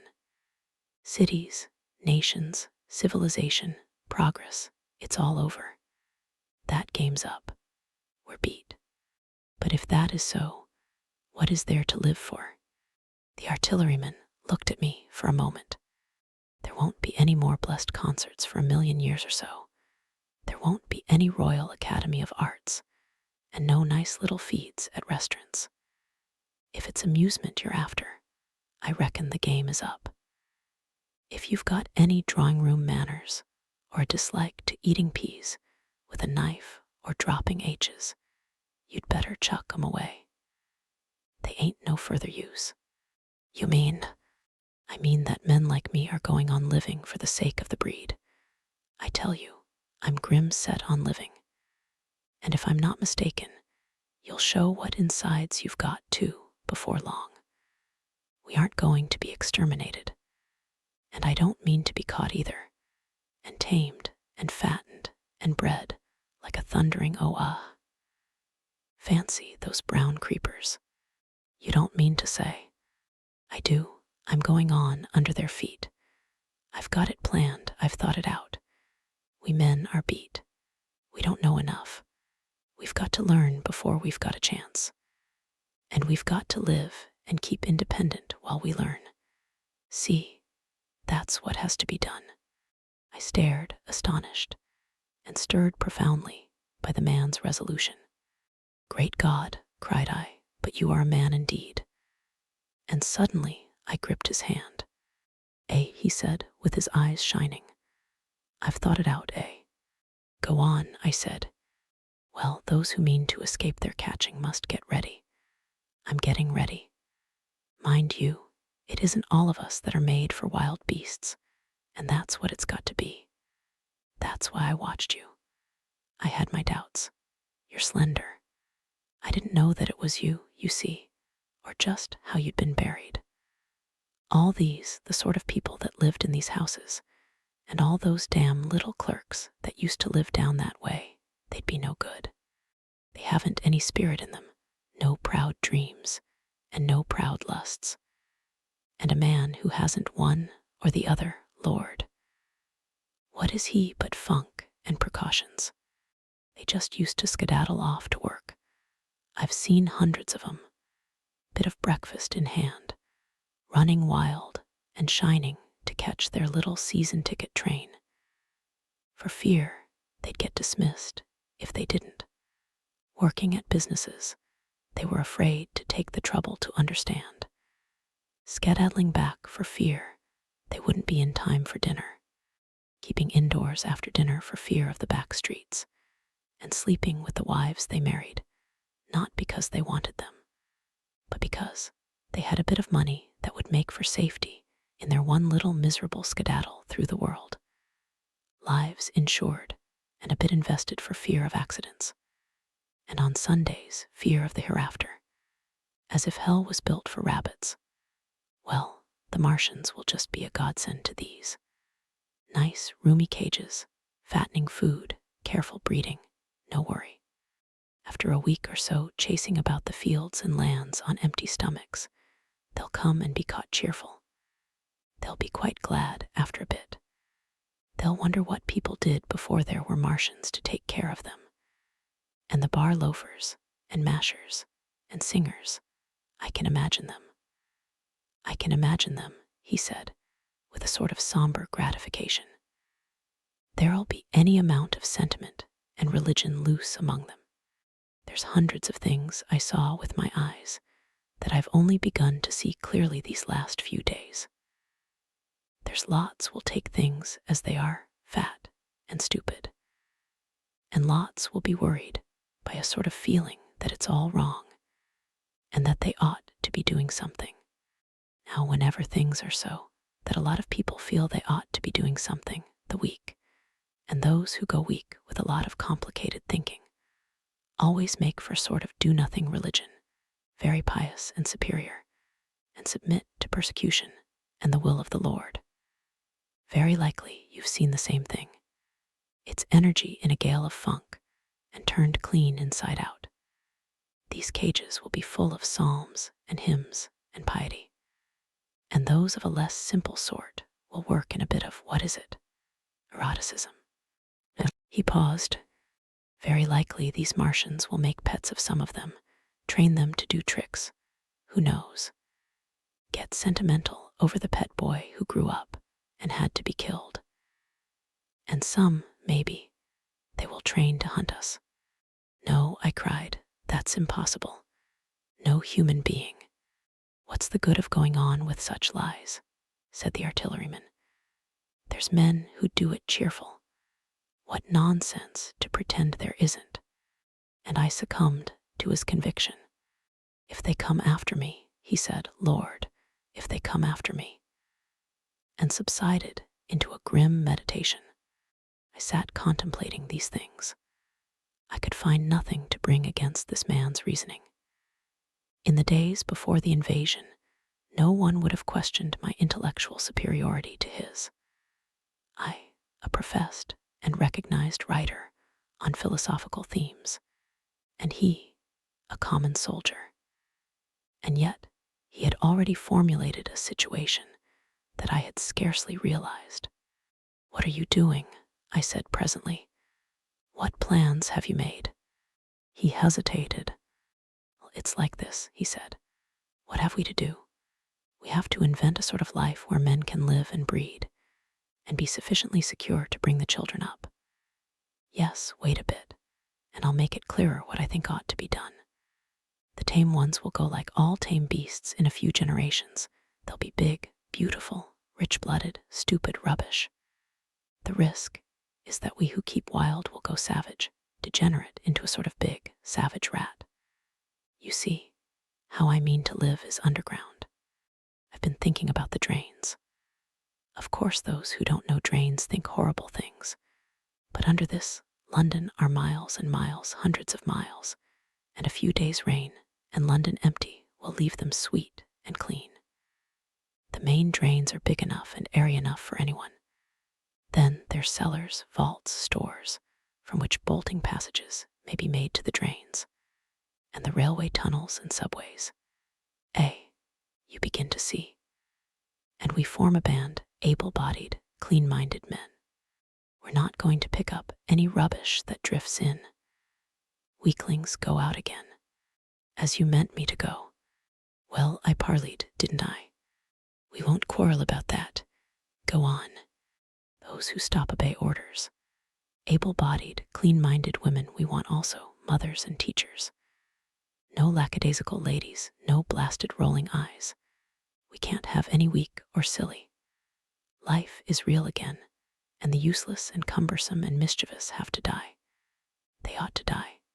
They ought to be willing to die. It's a sort of disloyalty, after all, to live and taint the race. And they can't be happy. Moreover, dying's none so dreadful. It's the funking makes it bad. And in all those places we shall gather. Our district will be London, and we may even be able to keep a watch and run about in the open when the Martians keep away. Play cricket, perhaps. That's how we shall save the race. It's a possible thing. But saving the race is nothing in itself. As I say, that's only being rats. It's saving our knowledge and adding to it is the thing. There are men like you come in. There's books, there's models. We must make great safe places down deep and get all the books we can, not novels and poetry swipes, but ideas, science books. That's where men like you come in. We must go to the British Museum and pick all those books through. Especially, we must keep up our science, learn more. We must watch these Martians. Some of us must go as spies. When it's all working, perhaps I will. Get caught, I mean. And the great thing is, we must leave the Martians alone. We mustn't even steal. If we get in their way, we clear out. We must show them we mean no harm. Yes, I know. But they're intelligent things, and they won't hunt us down if they have all they want, and think we're just harmless vermin. The artilleryman paused and laid a brown hand upon my arm. After all, it may not be so much we may have to learn before. Just imagine this. 4 or 5 of their fighting machines suddenly starting off, he trays right and left, and not a Martian in 'em. Not a Martian in 'em, but men who have learned the way how. It may be in my time, even those men. Fancy having one of them lovely things, with its heat tray wide and free. Fancy having it in control. What would it matter if you smashed to smithereens at the end of the run after a bust like that? I reckon the Martians'll open their beautiful eyes. Can't you see them, man? Can't you see them hurrying, puffing and blowing and hooting to their other mechanical affairs? Something out of gear in every case. And swish, bang, rattle, swish. Just as they are fumbling over it, swish comes the heat tray, and behold, man has come back to his own. For a while, the imaginative daring of the artilleryman and the tone of assurance and courage he assumed completely dominated my mind. I believed unhesitatingly both in his forecast of human destiny and in the practicability of his astonishing scheme. And the reader who thinks me susceptible and foolish must contrast his position, reading steadily with all his thoughts about his subject, and mine, crouching fearfully in the bushes and listening, distracted by apprehension. We talked in this manner through the early morning time, and later crept out of the bushes, and after scanning the sky for Martians, hurried precipitately to the house on Putney Hill, where he had made his lair. It was the coal cellar of the place, and when I saw the work he had spent a week upon, it was a burrow scarcely 10 yards long, which he designed to reach to the main drain on Putney Hill. I had my first inkling of the gulf between his dreams and his powers. Such a hole I could have dug in a day, but I believed in him sufficiently to work with him all that morning until past midday at his digging. We had a garden barrow, and shot the earth we removed against the kitchen range. We refreshed ourselves with a tin of mock turtle soup and wine from the neighboring pantry. I found a curious relief from the aching strangeness of the world in this steady labor. As we worked, I turned his project over in my mind, and presently objections and doubts began to arise. But I worked there all the morning. So glad was I to find myself with a purpose again. After working an hour, I began to speculate on the distance one had to go before the cloaca was reached, the chances we had of missing it altogether.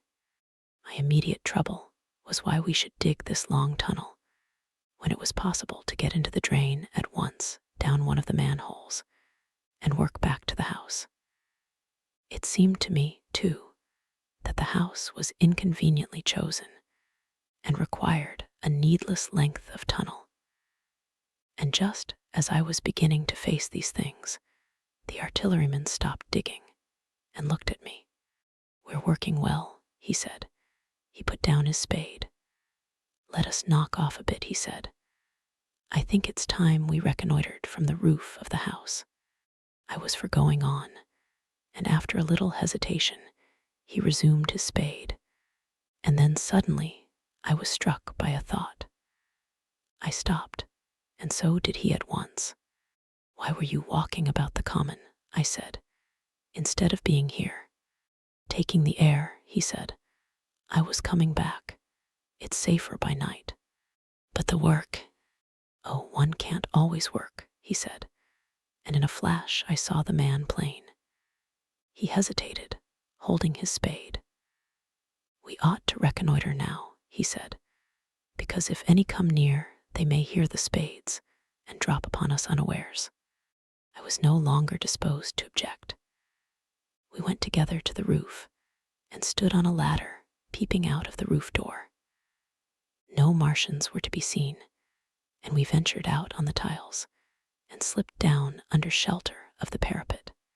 From this position, a shrubbery hid the greater portion of Putney, but we could see the river below, a bubbly mass of red weed, and the low parts of Lambeth flooded and red.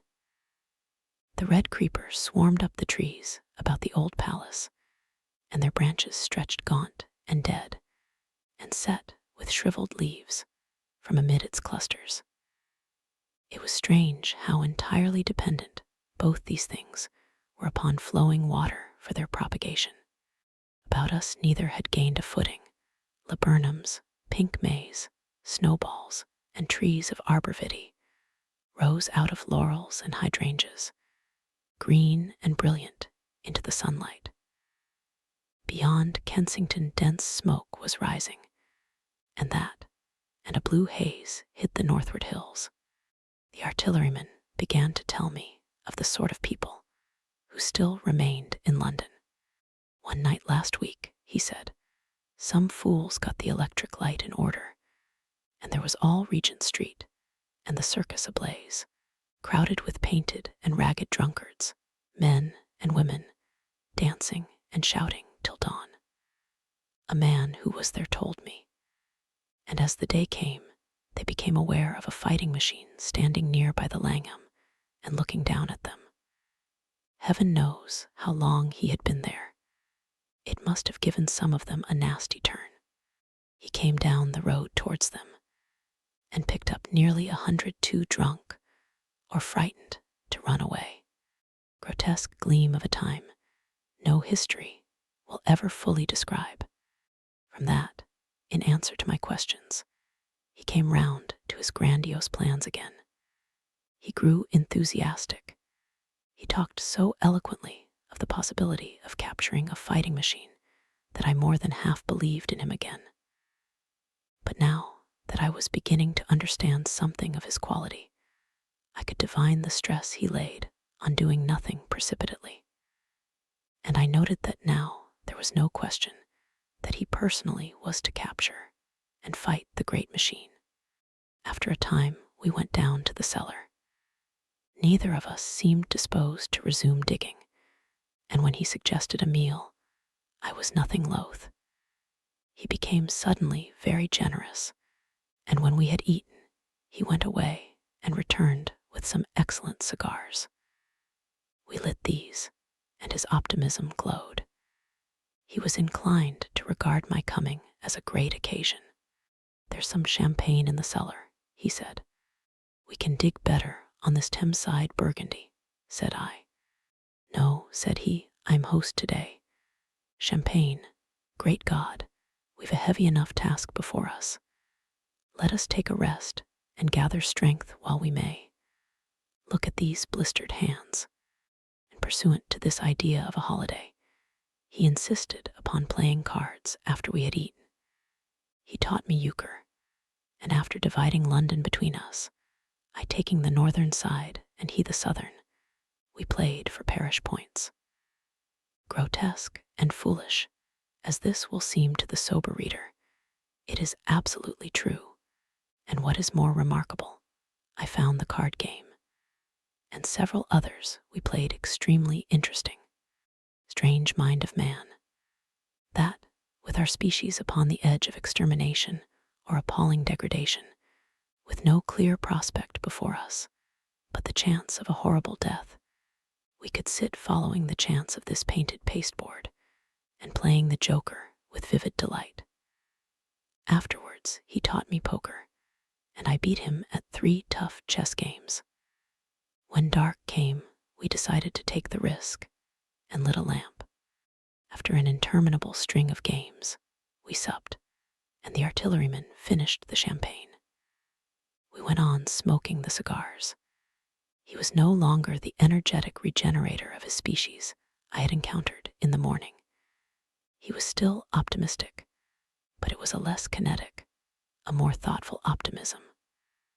I remember he wound up with my health, proposed in a speech of small variety and considerable intermittence. I took a cigar and went upstairs to look at the lights of which he had spoken that blazed so greenly along the Highgate hills. At first I stared unintelligently across the London valley.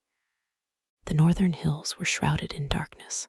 The fires near Kensington glowed redly, and now and then an orange-red tongue of flame flashed up and vanished in the deep blue night.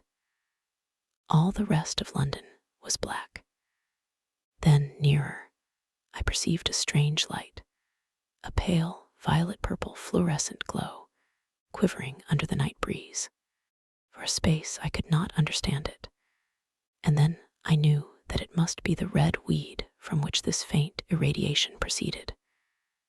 With that realization, my dormant sense of wonder, my sense of the proportion of things, awoke again.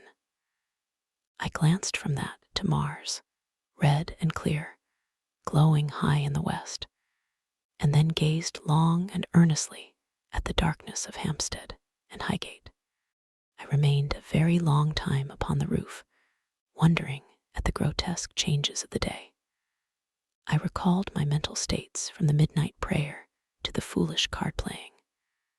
I had a violent revulsion of feeling. I remember I flung away the cigar with a certain wasteful symbolism. My folly came to me with glaring exaggeration. I seemed a traitor to my wife and to my kind. I was filled with remorse. I resolved to leave this strange, undisciplined dreamer of great things to his drink and gluttony, and to go on into London.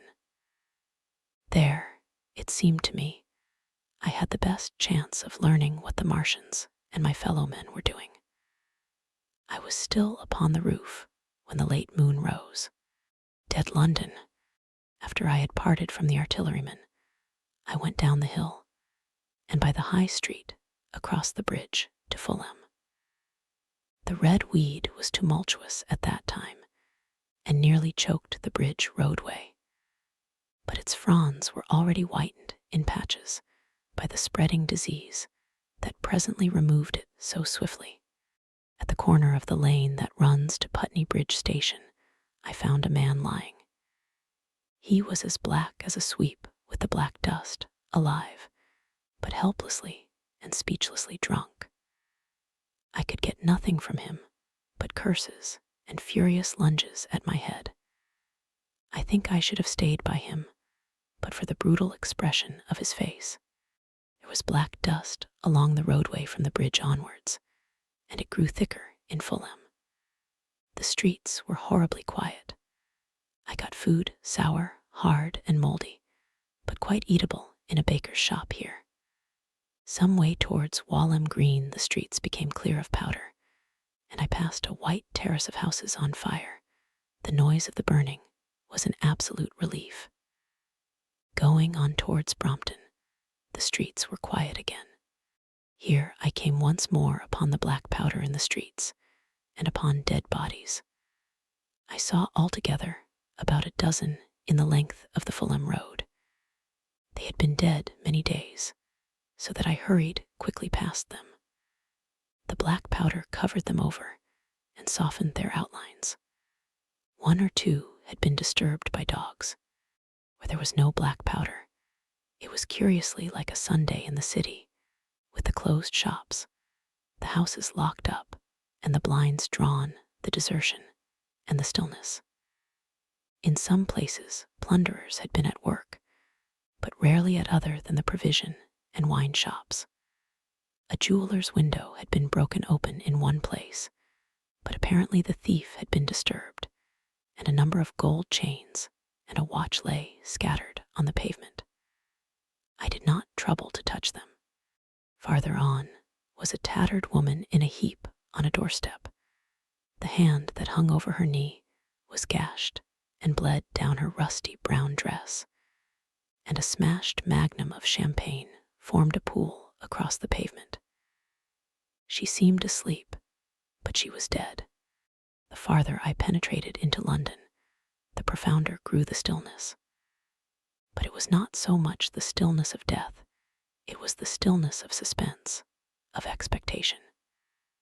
At any time, the destruction that had already singed the northwestern borders of the metropolis and had annihilated Ealing and Kilburn might strike among these houses and leave them smoking ruins. It was a city condemned and derelict. In South Kensington, the streets were clear of dead and of black powder. It was near South Kensington that I first heard the howling. It crept almost imperceptibly upon my senses.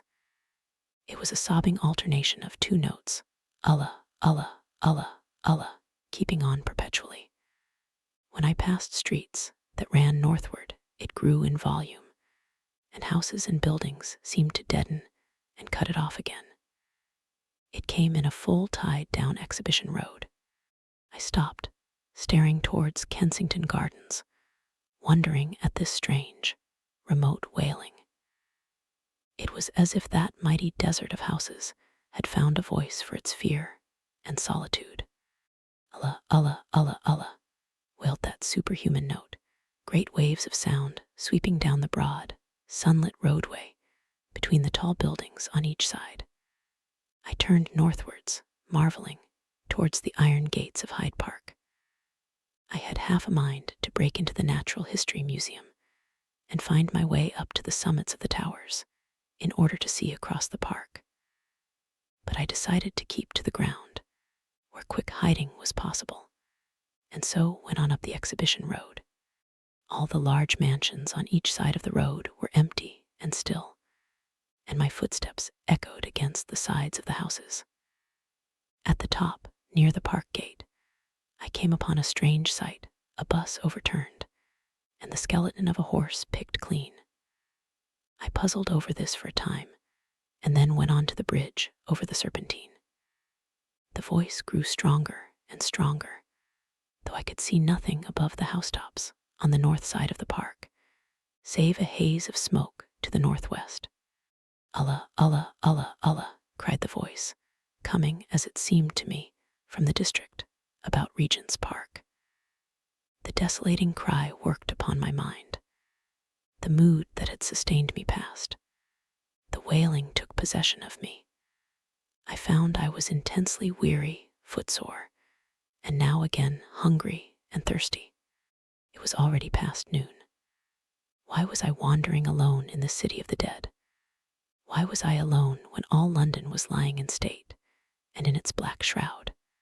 I felt intolerably lonely. My mind ran on old friends that I had forgotten for years. I thought of the poisons in the chemist's shops, of the liquors the wine merchants stored. I recalled the two sodden creatures of despair, who, so far as I knew, shared the city with myself. I came into Oxford Street by the Marble Arch, and here again were black powder and several bodies, and an evil, ominous smell from the gratings of the cellars of some of the houses. I grew very thirsty after the heat of my long walk. With infinite trouble, I managed to break into a public house and get food and drink. I was weary after eating and went into the parlor behind the bar and slept on a black horsehair sofa I found there. I awoke to find that dismal howling still in my ears. Allah, Allah, Allah, Allah. It was now dusk, and after I had rooted out some biscuits and a cheese in the bar, there was a meat safe, but it contained nothing but maggots. I wandered on through the silent residential squares to Baker Street. Portman Square is the only one I can name, and so came out at last upon Regent's Park.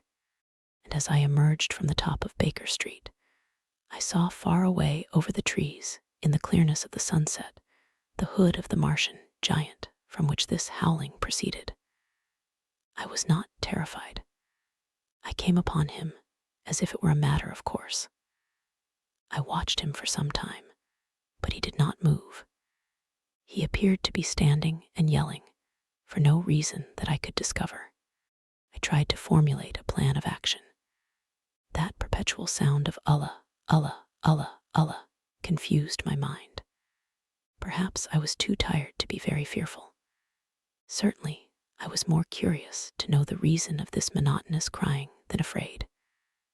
I turned back away from the park and struck into Park Road, intending to skirt the park, went along under the shelter of the terraces, and got a view of this stationary, howling Martian from the direction of St. John's Wood.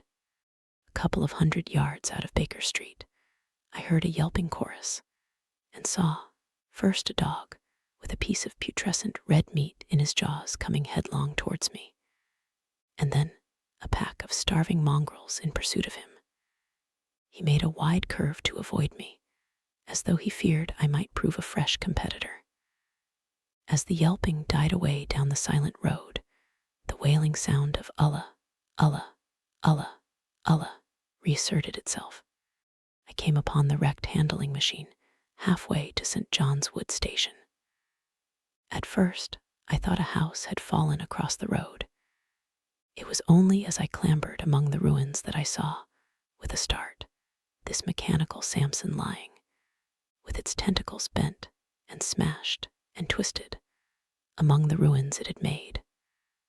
The forepart was shattered. It seemed as if it had driven blindly straight at the house and had been overwhelmed in its overthrow. It seemed to me then that this might have happened by a handling machine escaping from the guidance of its Martian. I could not clamber among the ruins to see it, and the twilight was now so far advanced that the blood with which its seat was smeared, and the gnawed gristle of the Martian that the dogs had left, were invisible to me. Wondering still more at all that I had seen, I pushed on towards Primrose Hill. Far away, through a gap in the trees, I saw a second Martian, as motionless as the first, standing in the park towards the zoological gardens, and silent. A little beyond the ruins, about the smashed handling machine, I came upon the red weed again, and found the Regent's Canal, a spongy mass of dark red vegetation. As I crossed the bridge, the sound of Allah, Allah, Allah, Allah ceased. It was, as it were, cut off. The silence came like a thunderclap. The dusky houses about me stood faint, and tall and dim, the trees towards the park were growing black. All about me, the red weed clambered among the ruins, writhing to get above me in the dimness. Night the mother of fear and mystery, was coming upon me. But while that voice sounded the solitude, the desolation, had been endurable by virtue of it, London had still seemed alive, and the sense of life about me had upheld me. Then suddenly a change, the passing of something, I knew not what, and then a stillness that could be felt. Nothing but this gaunt quiet. London about me gazed at me spectrally. The windows in the white houses were like the eye sockets of skulls. About me, my imagination found 1,000 noiseless enemies moving. Terror seized me, a horror of my temerity. In front of me, the road became pitchy black, as though it was tarred, and I saw a contorted shape lying across the pathway. I could not bring myself to go on. I turned down St. John's Wood Road and ran headlong from this unendurable stillness towards Kilburn. I hid from the night and the silence until long after midnight in a cabman's shelter in Harrow Road. But before the dawn, my courage returned, and while the stars were still in the sky, I turned once more towards Regent's Park. I missed my way among the streets and presently saw down a long avenue in the half-light of the early dawn the curve of Primrose Hill. On the summit, towering up to the fading stars, was a third Martian, erect and motionless like the others. An insane resolve possessed me. I would die and end it, and I would save myself even the trouble of killing myself. I marched on recklessly towards this Titan, and then, as I drew nearer and the light grew, I saw that a multitude of blackbirds was circling and clustering about the hood. At that, my heart gave a bound, and I began running along the road. I hurried through the red weed that choked St. Edmund's Terrace. I waded breast-high across a torrent of water that was rushing down from the waterworks towards the Albert Road, and emerged upon the grass before the rising of the sun. Great mounds had been heaped about the crest of the hill, making a huge redoubt of it. It was the final and largest place the Martians had made, and from behind these heaps there rose a thin smoke against the sky. Against the skyline, an eager dog ran and disappeared. The thought that had flashed into my mind grew real, grew credible. I felt no fear, only a wild, trembling exultation as I ran up the hill towards the motionless monster. Out of the hood hung lank shreds of brown, at which the hungry birds pecked and tore. In another moment, I had scrambled up the earthen rampart and stood upon its crest, and the interior of the redoubt was below me. A mighty space it was, with gigantic machines here and there within it, huge mounds of material and strange shelter places, and scattered about it, some in their overturned war machines, some in the now rigid handling machines, and a dozen of them stark and silent and laid in a row, were the Martians dead, slain by the putrefactive and disease bacteria against which their systems were unprepared, slain as the red weed was being slain, after all man's devices had failed, by the humblest things that God, in his wisdom, has put upon this earth. For so it had come about, as indeed I and many men might have foreseen had not terror and disaster blinded our minds. These germs of disease have taken toll of humanity since the beginning of things, taken toll of our prehuman ancestors since life began here. By virtue of this natural selection of our kind, we have developed resisting power. To no germs do we succumb without a struggle, and to many, those that cause putrefaction in dead matter, for instance, our living frames are altogether immune. But there are no bacteria in Mars, and directly these invaders arrived, directly they drank and fed, our microscopic allies began to work their overthrow. Already, when I watched them, they were irrevocably doomed, dying and rotting, even as they went to and fro. It was inevitable. By the toll of a billion deaths man has bought his birthright of the earth, and it is his against all comers. It would still be his were the Martians 10 times as mighty as they are. For neither do men live nor die in vain. Here and there they were scattered, nearly 50 altogether, in that great gulf they had made, overtaken by a death that must have seemed to them as incomprehensible as any death could be. To me also at that time, this death was incomprehensible. All I knew was that these things that had been alive and so terrible to men were dead. For a moment, I believed that the destruction of Sennacherib had been repeated, that God had repented, that the angel of death had slain them in the night. I stood staring into the pit, and my heart lightened gloriously, even as the rising sun struck the world to fire about me with his rays. The pit was still in darkness. The mighty engines, so great and wonderful in their power and complexity, so unearthly in their tortuous forms, rose weird and vague and strange out of the shadows towards the light. A multitude of dogs, I could hear, fought over the bodies that lay darkly in the depth of the pit, far below me. Across the pit on its farther lip, flat and vast and strange, lay the great flying machine with which they had been experimenting upon our denser atmosphere when decay and death arrested them. Death had come not a day too soon. At the sound of a cawing overhead, I looked up at the huge fighting machine that would fight no more forever, at the tattered red shreds of flesh that dripped down upon the overturned seats on the summit of Primrose Hill. I turned and looked down the slope of the hill to where, enhallowed now in birds, stood those other 2 Martians that I had seen overnight, just as death had overtaken them. The one had died, even as it had been crying to its companions. Perhaps it was the last to die, and its voice had gone on perpetually until the force of its machinery was exhausted. They glittered now, harmless tripod towers of shining metal in the brightness of the rising sun, all about the pit, and saved as by a miracle from everlasting destruction, stretched the great mother of cities.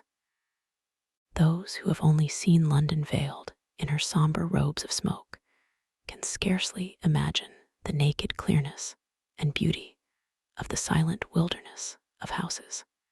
Eastward, over the blackened ruins of the Albert Terrace and the splintered spire of the church, the sun blazed dazzling in a clear sky, and here and there some facet in the great wilderness of roofs caught the light and glared with a white intensity.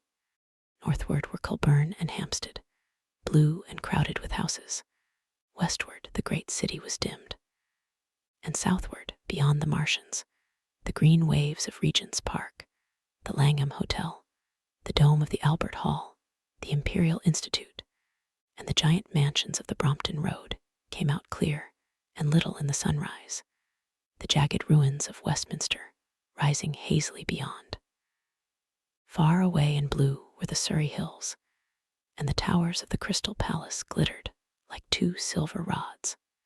The dome of St. Paul's was dark against the sunrise, and injured, I saw for the first time, by a huge gaping cavity on its western side. As I looked at this wide expanse of houses and factories and churches, silent and abandoned, as I thought of the multitudinous hopes and efforts, the innumerable hosts of lives that had gone to build this human reef, and of the swift and ruthless destruction that had hung over it all, when I realized that the shadow had been rolled back, and that men might still live in the streets, and this dear vast dead city of mine be once more alive and powerful, I felt a wave of emotion that was near akin to tears. The torment was over. Even that day the healing would begin. The survivors of the people scattered over the country, leaderless, lawless, foodless, like sheep without a shepherd, the thousands who had fled by sea, would begin to return, the pulse of life, growing stronger and stronger, would beat again in the empty streets and pour across the vacant squares. Whatever destruction was done, the hand of the destroyer was stayed. All the gaunt wrecks, the blackened skeletons of houses that stared so dismally at the sunlit grass of the hill, would presently be echoing with the hammers of the restorers and ringing with the tapping of their trowels. At the thought, I extended my hands towards the sky and began thanking God. In a year, thought I, in a year, with overwhelming force came the thought of myself, of my wife, and the old life of hope and tender helpfulness that had ceased forever. Wreckage, and now comes the strangest thing in my story. Yet, perhaps, it is not altogether strange. I remember, clearly and coldly and vividly, all that I did that day, until the time that I stood weeping and praising God upon the summit of Primrose Hill. And then I forget. For the next 3 days, I know nothing. I have learned since that, so far from my being the first discoverer of the Martian overthrow, several such wanderers as myself had already discovered this on the previous night. One man, the first, had gone to St. Martin's-le-Grand, and while I sheltered in the cabman's hut, had contrived to telegraph to Paris. Thence the joyful news had flashed all over the world. 1,000 cities, chilled by ghastly apprehensions, suddenly flashed into frantic illuminations. They knew of it in Dublin, Edinburgh, Manchester, Birmingham, at the time when I stood upon the verge of the pit. Already men, weeping with joy, as I have heard, shouting and staying their work to shake hands and shout, were making up trains, even as near as Crewe, to descend upon London. The church bells that had ceased a fortnight since suddenly caught the news, until all England was bell-ringing. Men on cycles, lean-faced, unkempt, scorched along every country lane shouting of unhoped deliverance, shouting to gaunt, staring figures of despair. And for the food, across the Channel, across the Irish Sea, across the Atlantic, corn, bread, and meat were tearing to our relief. All the shipping in the world seemed going Londonward in those days. But of all this, I have no memory. I drifted a demented man. I found myself in a house of kindly people, who had found me on the 3rd day wandering, weeping, and raving through the streets of St. John's Wood. They have told me since that I was singing some insane doggerel about the last man left alive. Hurrah, the last man left alive. Troubled as they were with their own affairs, these people, whose name, much as I would like to express my gratitude to them, I may not even give here, nevertheless cumbered themselves with me, sheltered me, and protected me from myself. Apparently, they had learned something of my story from me during the days of my lapse. Very gently, when my mind was assured again, did they break to me what they had learned of the fate of Leatherhead. 2 days after I was imprisoned, it had been destroyed, with every soul in it, by a Martian. He had swept it out of existence, as it seemed, without any provocation, as a boy might crush an ant-hill in the mere wantonness of power. I was a lonely man, and they were very kind to me. I was a lonely man and a sad one, and they bore with me. I remained with them 4 days after my recovery. All that time I felt a growing craving to look once more on whatever remained of the little life that seemed so happy and bright in my past. It was a mere hopeless desire to feast upon my misery. They dissuaded me. They did all they could to divert me from this morbidity.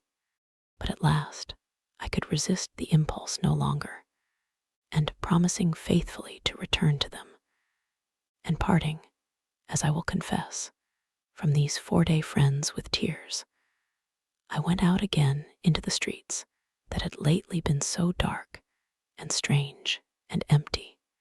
Already they were busy with returning people. In places, even there were shops open, and I saw a drinking fountain, running water.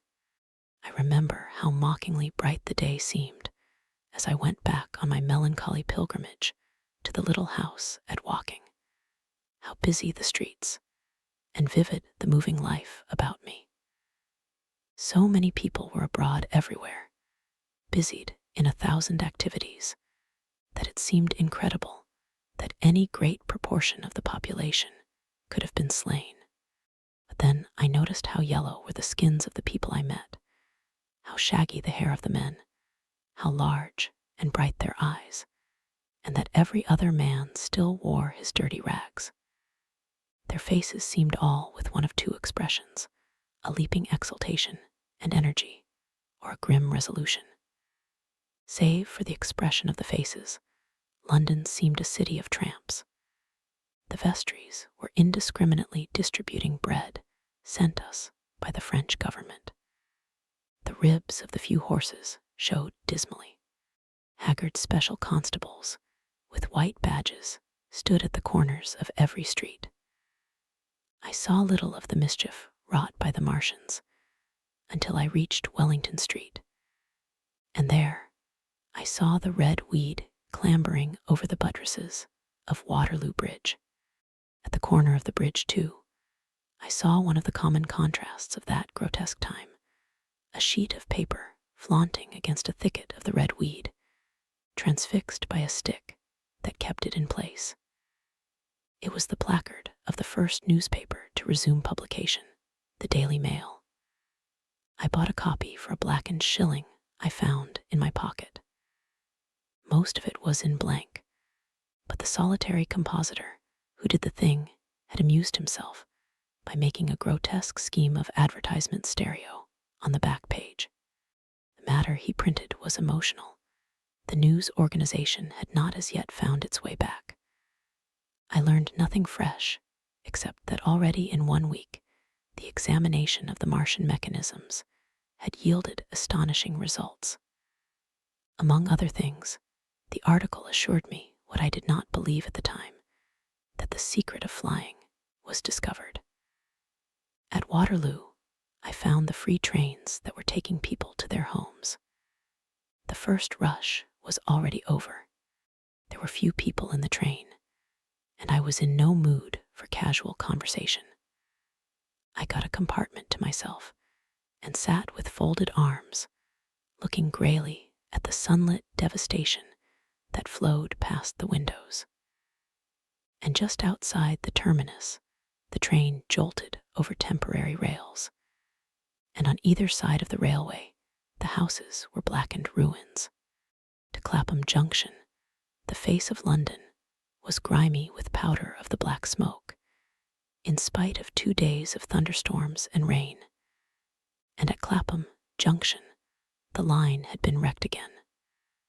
There were hundreds of out-of-work clerks and shopmen working side by side with the customary navvies, and we were jolted over a hasty relaying. All down the line from there, the aspect of the country was gaunt and unfamiliar. Wimbledon particularly had suffered. Walton, by virtue of its unburned pine woods, seemed the least hurt of any place along the line. The Wandle, the Mole, every little stream, was a heaped mass of red weed, in appearance between butcher's meat and pickled cabbage. The Surrey pine woods were too dry, however, for the festoons of the red climber. Beyond Wimbledon, within sight of the line, in certain nursery grounds, were the heaped masses of earth about the 6th cylinder. A number of people were standing about it, and some sappers were busy in the midst of it. Over it flaunted a Union Jack, flapping cheerfully in the morning breeze. The nursery grounds were everywhere crimson with the weed, a wide expanse of livid color cut with purple shadows, and very painful to the eye.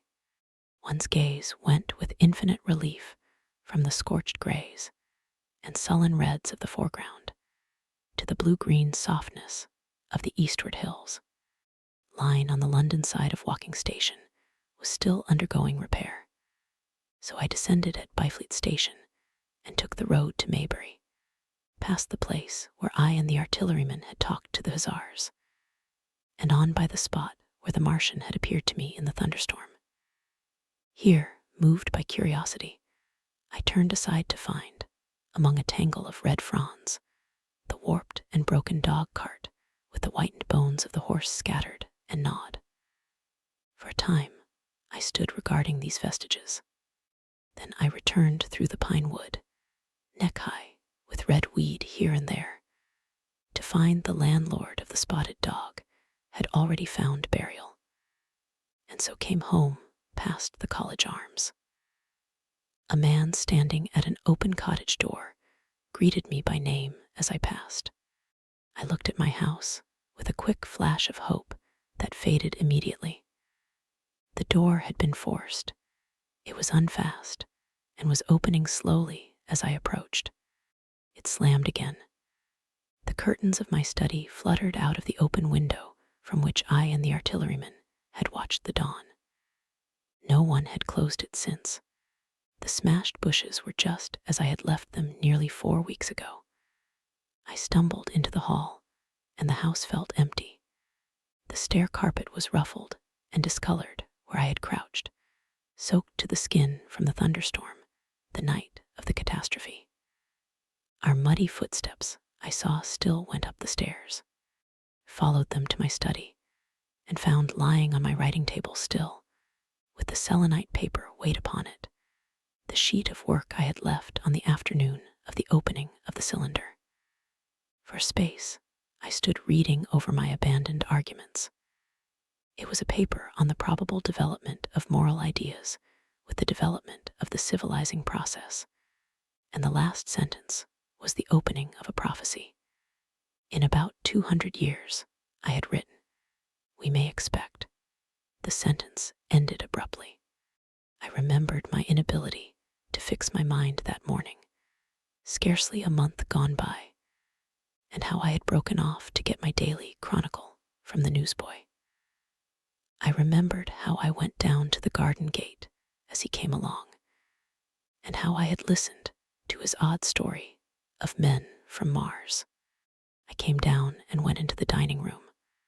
There were the mutton and the bread, both far gone now in decay, and a beer bottle overturned, just as I and the artilleryman had left them. My home was desolate. I perceived the folly of the faint hope I had cherished so long, and then a strange thing occurred. It is no use, said a voice. The house is deserted. No one has been here these 10 days. Do not stay here to torment yourself. No one escaped but you. I was startled. Had I spoken my thought aloud? I turned, and the French window was open behind me. I made a step to it and stood looking out. And there, amazed and afraid, even as I stood amazed and afraid, were my cousin and my wife white and tearless. She gave a faint cry. I came, she said. I knew. She put her hand to her throat, swayed. I made a step forward and caught her in my arms. The epilogue. I cannot but regret, now that I am concluding my story, how little I am able to contribute to the discussion of the many debatable questions which are still unsettled.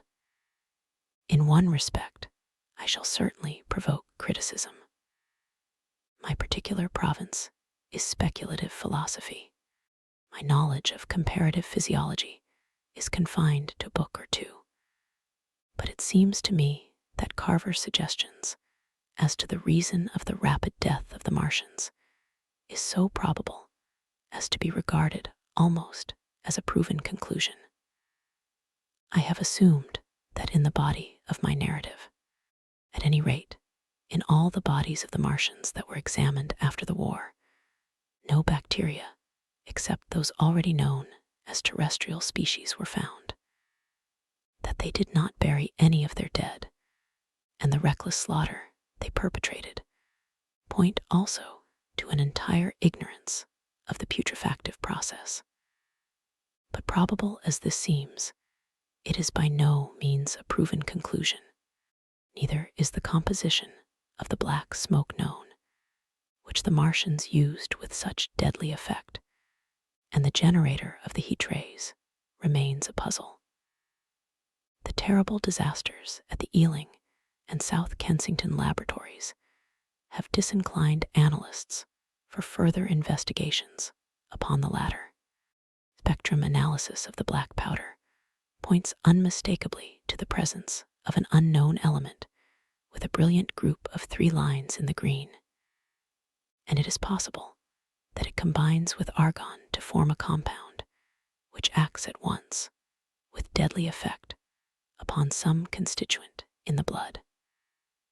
But such unproven speculations will scarcely be of interest to the general reader, to whom this story is addressed. None of the brown scum that drifted down the Thames after the destruction of Shepperton was examined at the time, and now none is forthcoming. The results of an anatomical examination of the Martians, so far as the prowling dogs had left such an examination possible, I have already given. But everyone is familiar with the magnificent and almost complete specimen in spirits at the Natural History Museum, and the countless drawings that have been made from it. And beyond that, the interest of their physiology and structure is purely scientific. A question of graver and universal interest is the possibility of another attack from the Martians. I do not think that nearly enough attention is being given to this aspect of the matter. At present, the planet Mars is in conjunction, but with every return to opposition I, for one, anticipate a renewal of their adventure. In any case, we should be prepared. It seems to me that it should be possible to define the position of the gun from which the shots are discharged, to keep a sustained watch upon this part of the planet, and to anticipate the arrival of the next attack. In that case, the cylinder might be destroyed with dynamite or artillery before it was sufficiently cool for the Martians to emerge, or they might be butchered by means of guns so soon as the screw opened. It seems to me that they have lost a vast advantage in the failure of their first surprise. Possibly they see it in the same light. Lessing has advanced excellent reasons for supposing that the Martians have actually succeeded in effecting a landing on the planet Venus. 7 months ago now, Venus and Mars were in alignment with the Sun.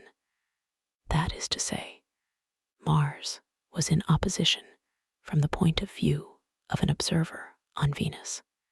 Subsequently, a peculiar luminous and sinuous marking appeared on the unillumined half of the inner planet, and almost simultaneously, a faint dark mark of a similar sinuous character was detected upon a photograph of the Martian disk. One needs to see the drawings of these appearances in order to appreciate fully their remarkable resemblance in character.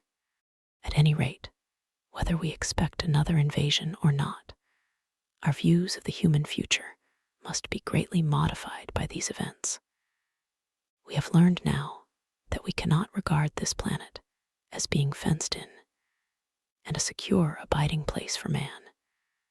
We can never anticipate the unseen good or evil that may come upon us suddenly out of space.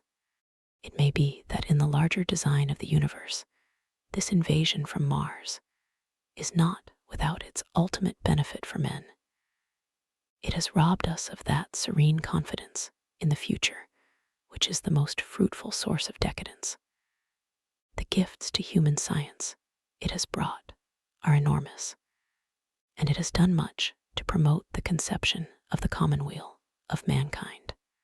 It may be that across the immensity of space, the Martians have watched the fate of these pioneers of theirs and learned their lesson, and that on the planet Venus they have found a securer settlement. Be that as it may, for many years yet, there will certainly be no relaxation of the eager scrutiny of the Martian disk, and those fiery darts of the sky, the shooting stars, will bring with them, as they fall, an unavoidable apprehension to all the sons of men. The broadening of men's views that has resulted can scarcely be exaggerated. Before the cylinder fell, there was a general persuasion that through all the deep of space no life existed beyond the petty surface of our minute sphere. Now we see further. If the Martians can reach Venus, there is no reason to suppose that the thing is impossible for men. And when the slow cooling of the sun makes this earth uninhabitable, as at last it must do, it may be that the thread of life that has begun here will have streamed out and caught our sister planet within its toils. Dim and wonderful is the vision I have conjured up in my mind of life, spreading slowly from this little seed bed of the solar system throughout the inanimate vastness of sidereal space. But that is a remote dream. It may be, on the other hand, that the destruction of the Martians is only a reprieve. To them, and not to us perhaps, is the future ordained. I must confess the stress and danger of the time have left an abiding sense of doubt and insecurity in my mind. I sit in my study writing by lamplight, and suddenly I see again the healing valley below set with writhing flames, and feel the house behind and about me empty and desolate. I go out into the Byfleet Road, and vehicles pass me, a butcher boy in a cart, a cab full of visitors, a workman on a bicycle, children going to school, and suddenly they become vague and unreal, and I hurry again with the artilleryman through the hot, brooding silence. Of a night, I see the black powder darkening the silent streets, and the contorted bodies shrouded in that layer. They rise upon me tattered and dog-bitten. They gibber and grow fiercer, paler, uglier, mad distortions of humanity at last. And I wake, cold and wretched, in the darkness of the night.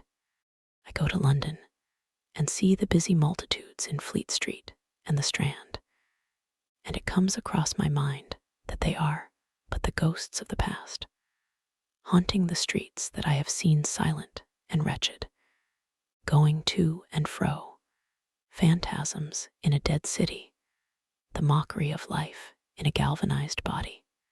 And strange, too, it is to stand on Primrose Hill, as I did but a day before writing this last chapter, to see the great province of houses, dim and blue through the haze of the smoke and mist, vanishing at last into the vague lower sky, to see the people walking to and fro among the flower beds on the hill, to see the sightseers about the Martian machine that stands there still, to hear the tumult of playing children, and to recall the time when I saw it all bright and clear-cut, hard and silent, under the dawn of that last great day.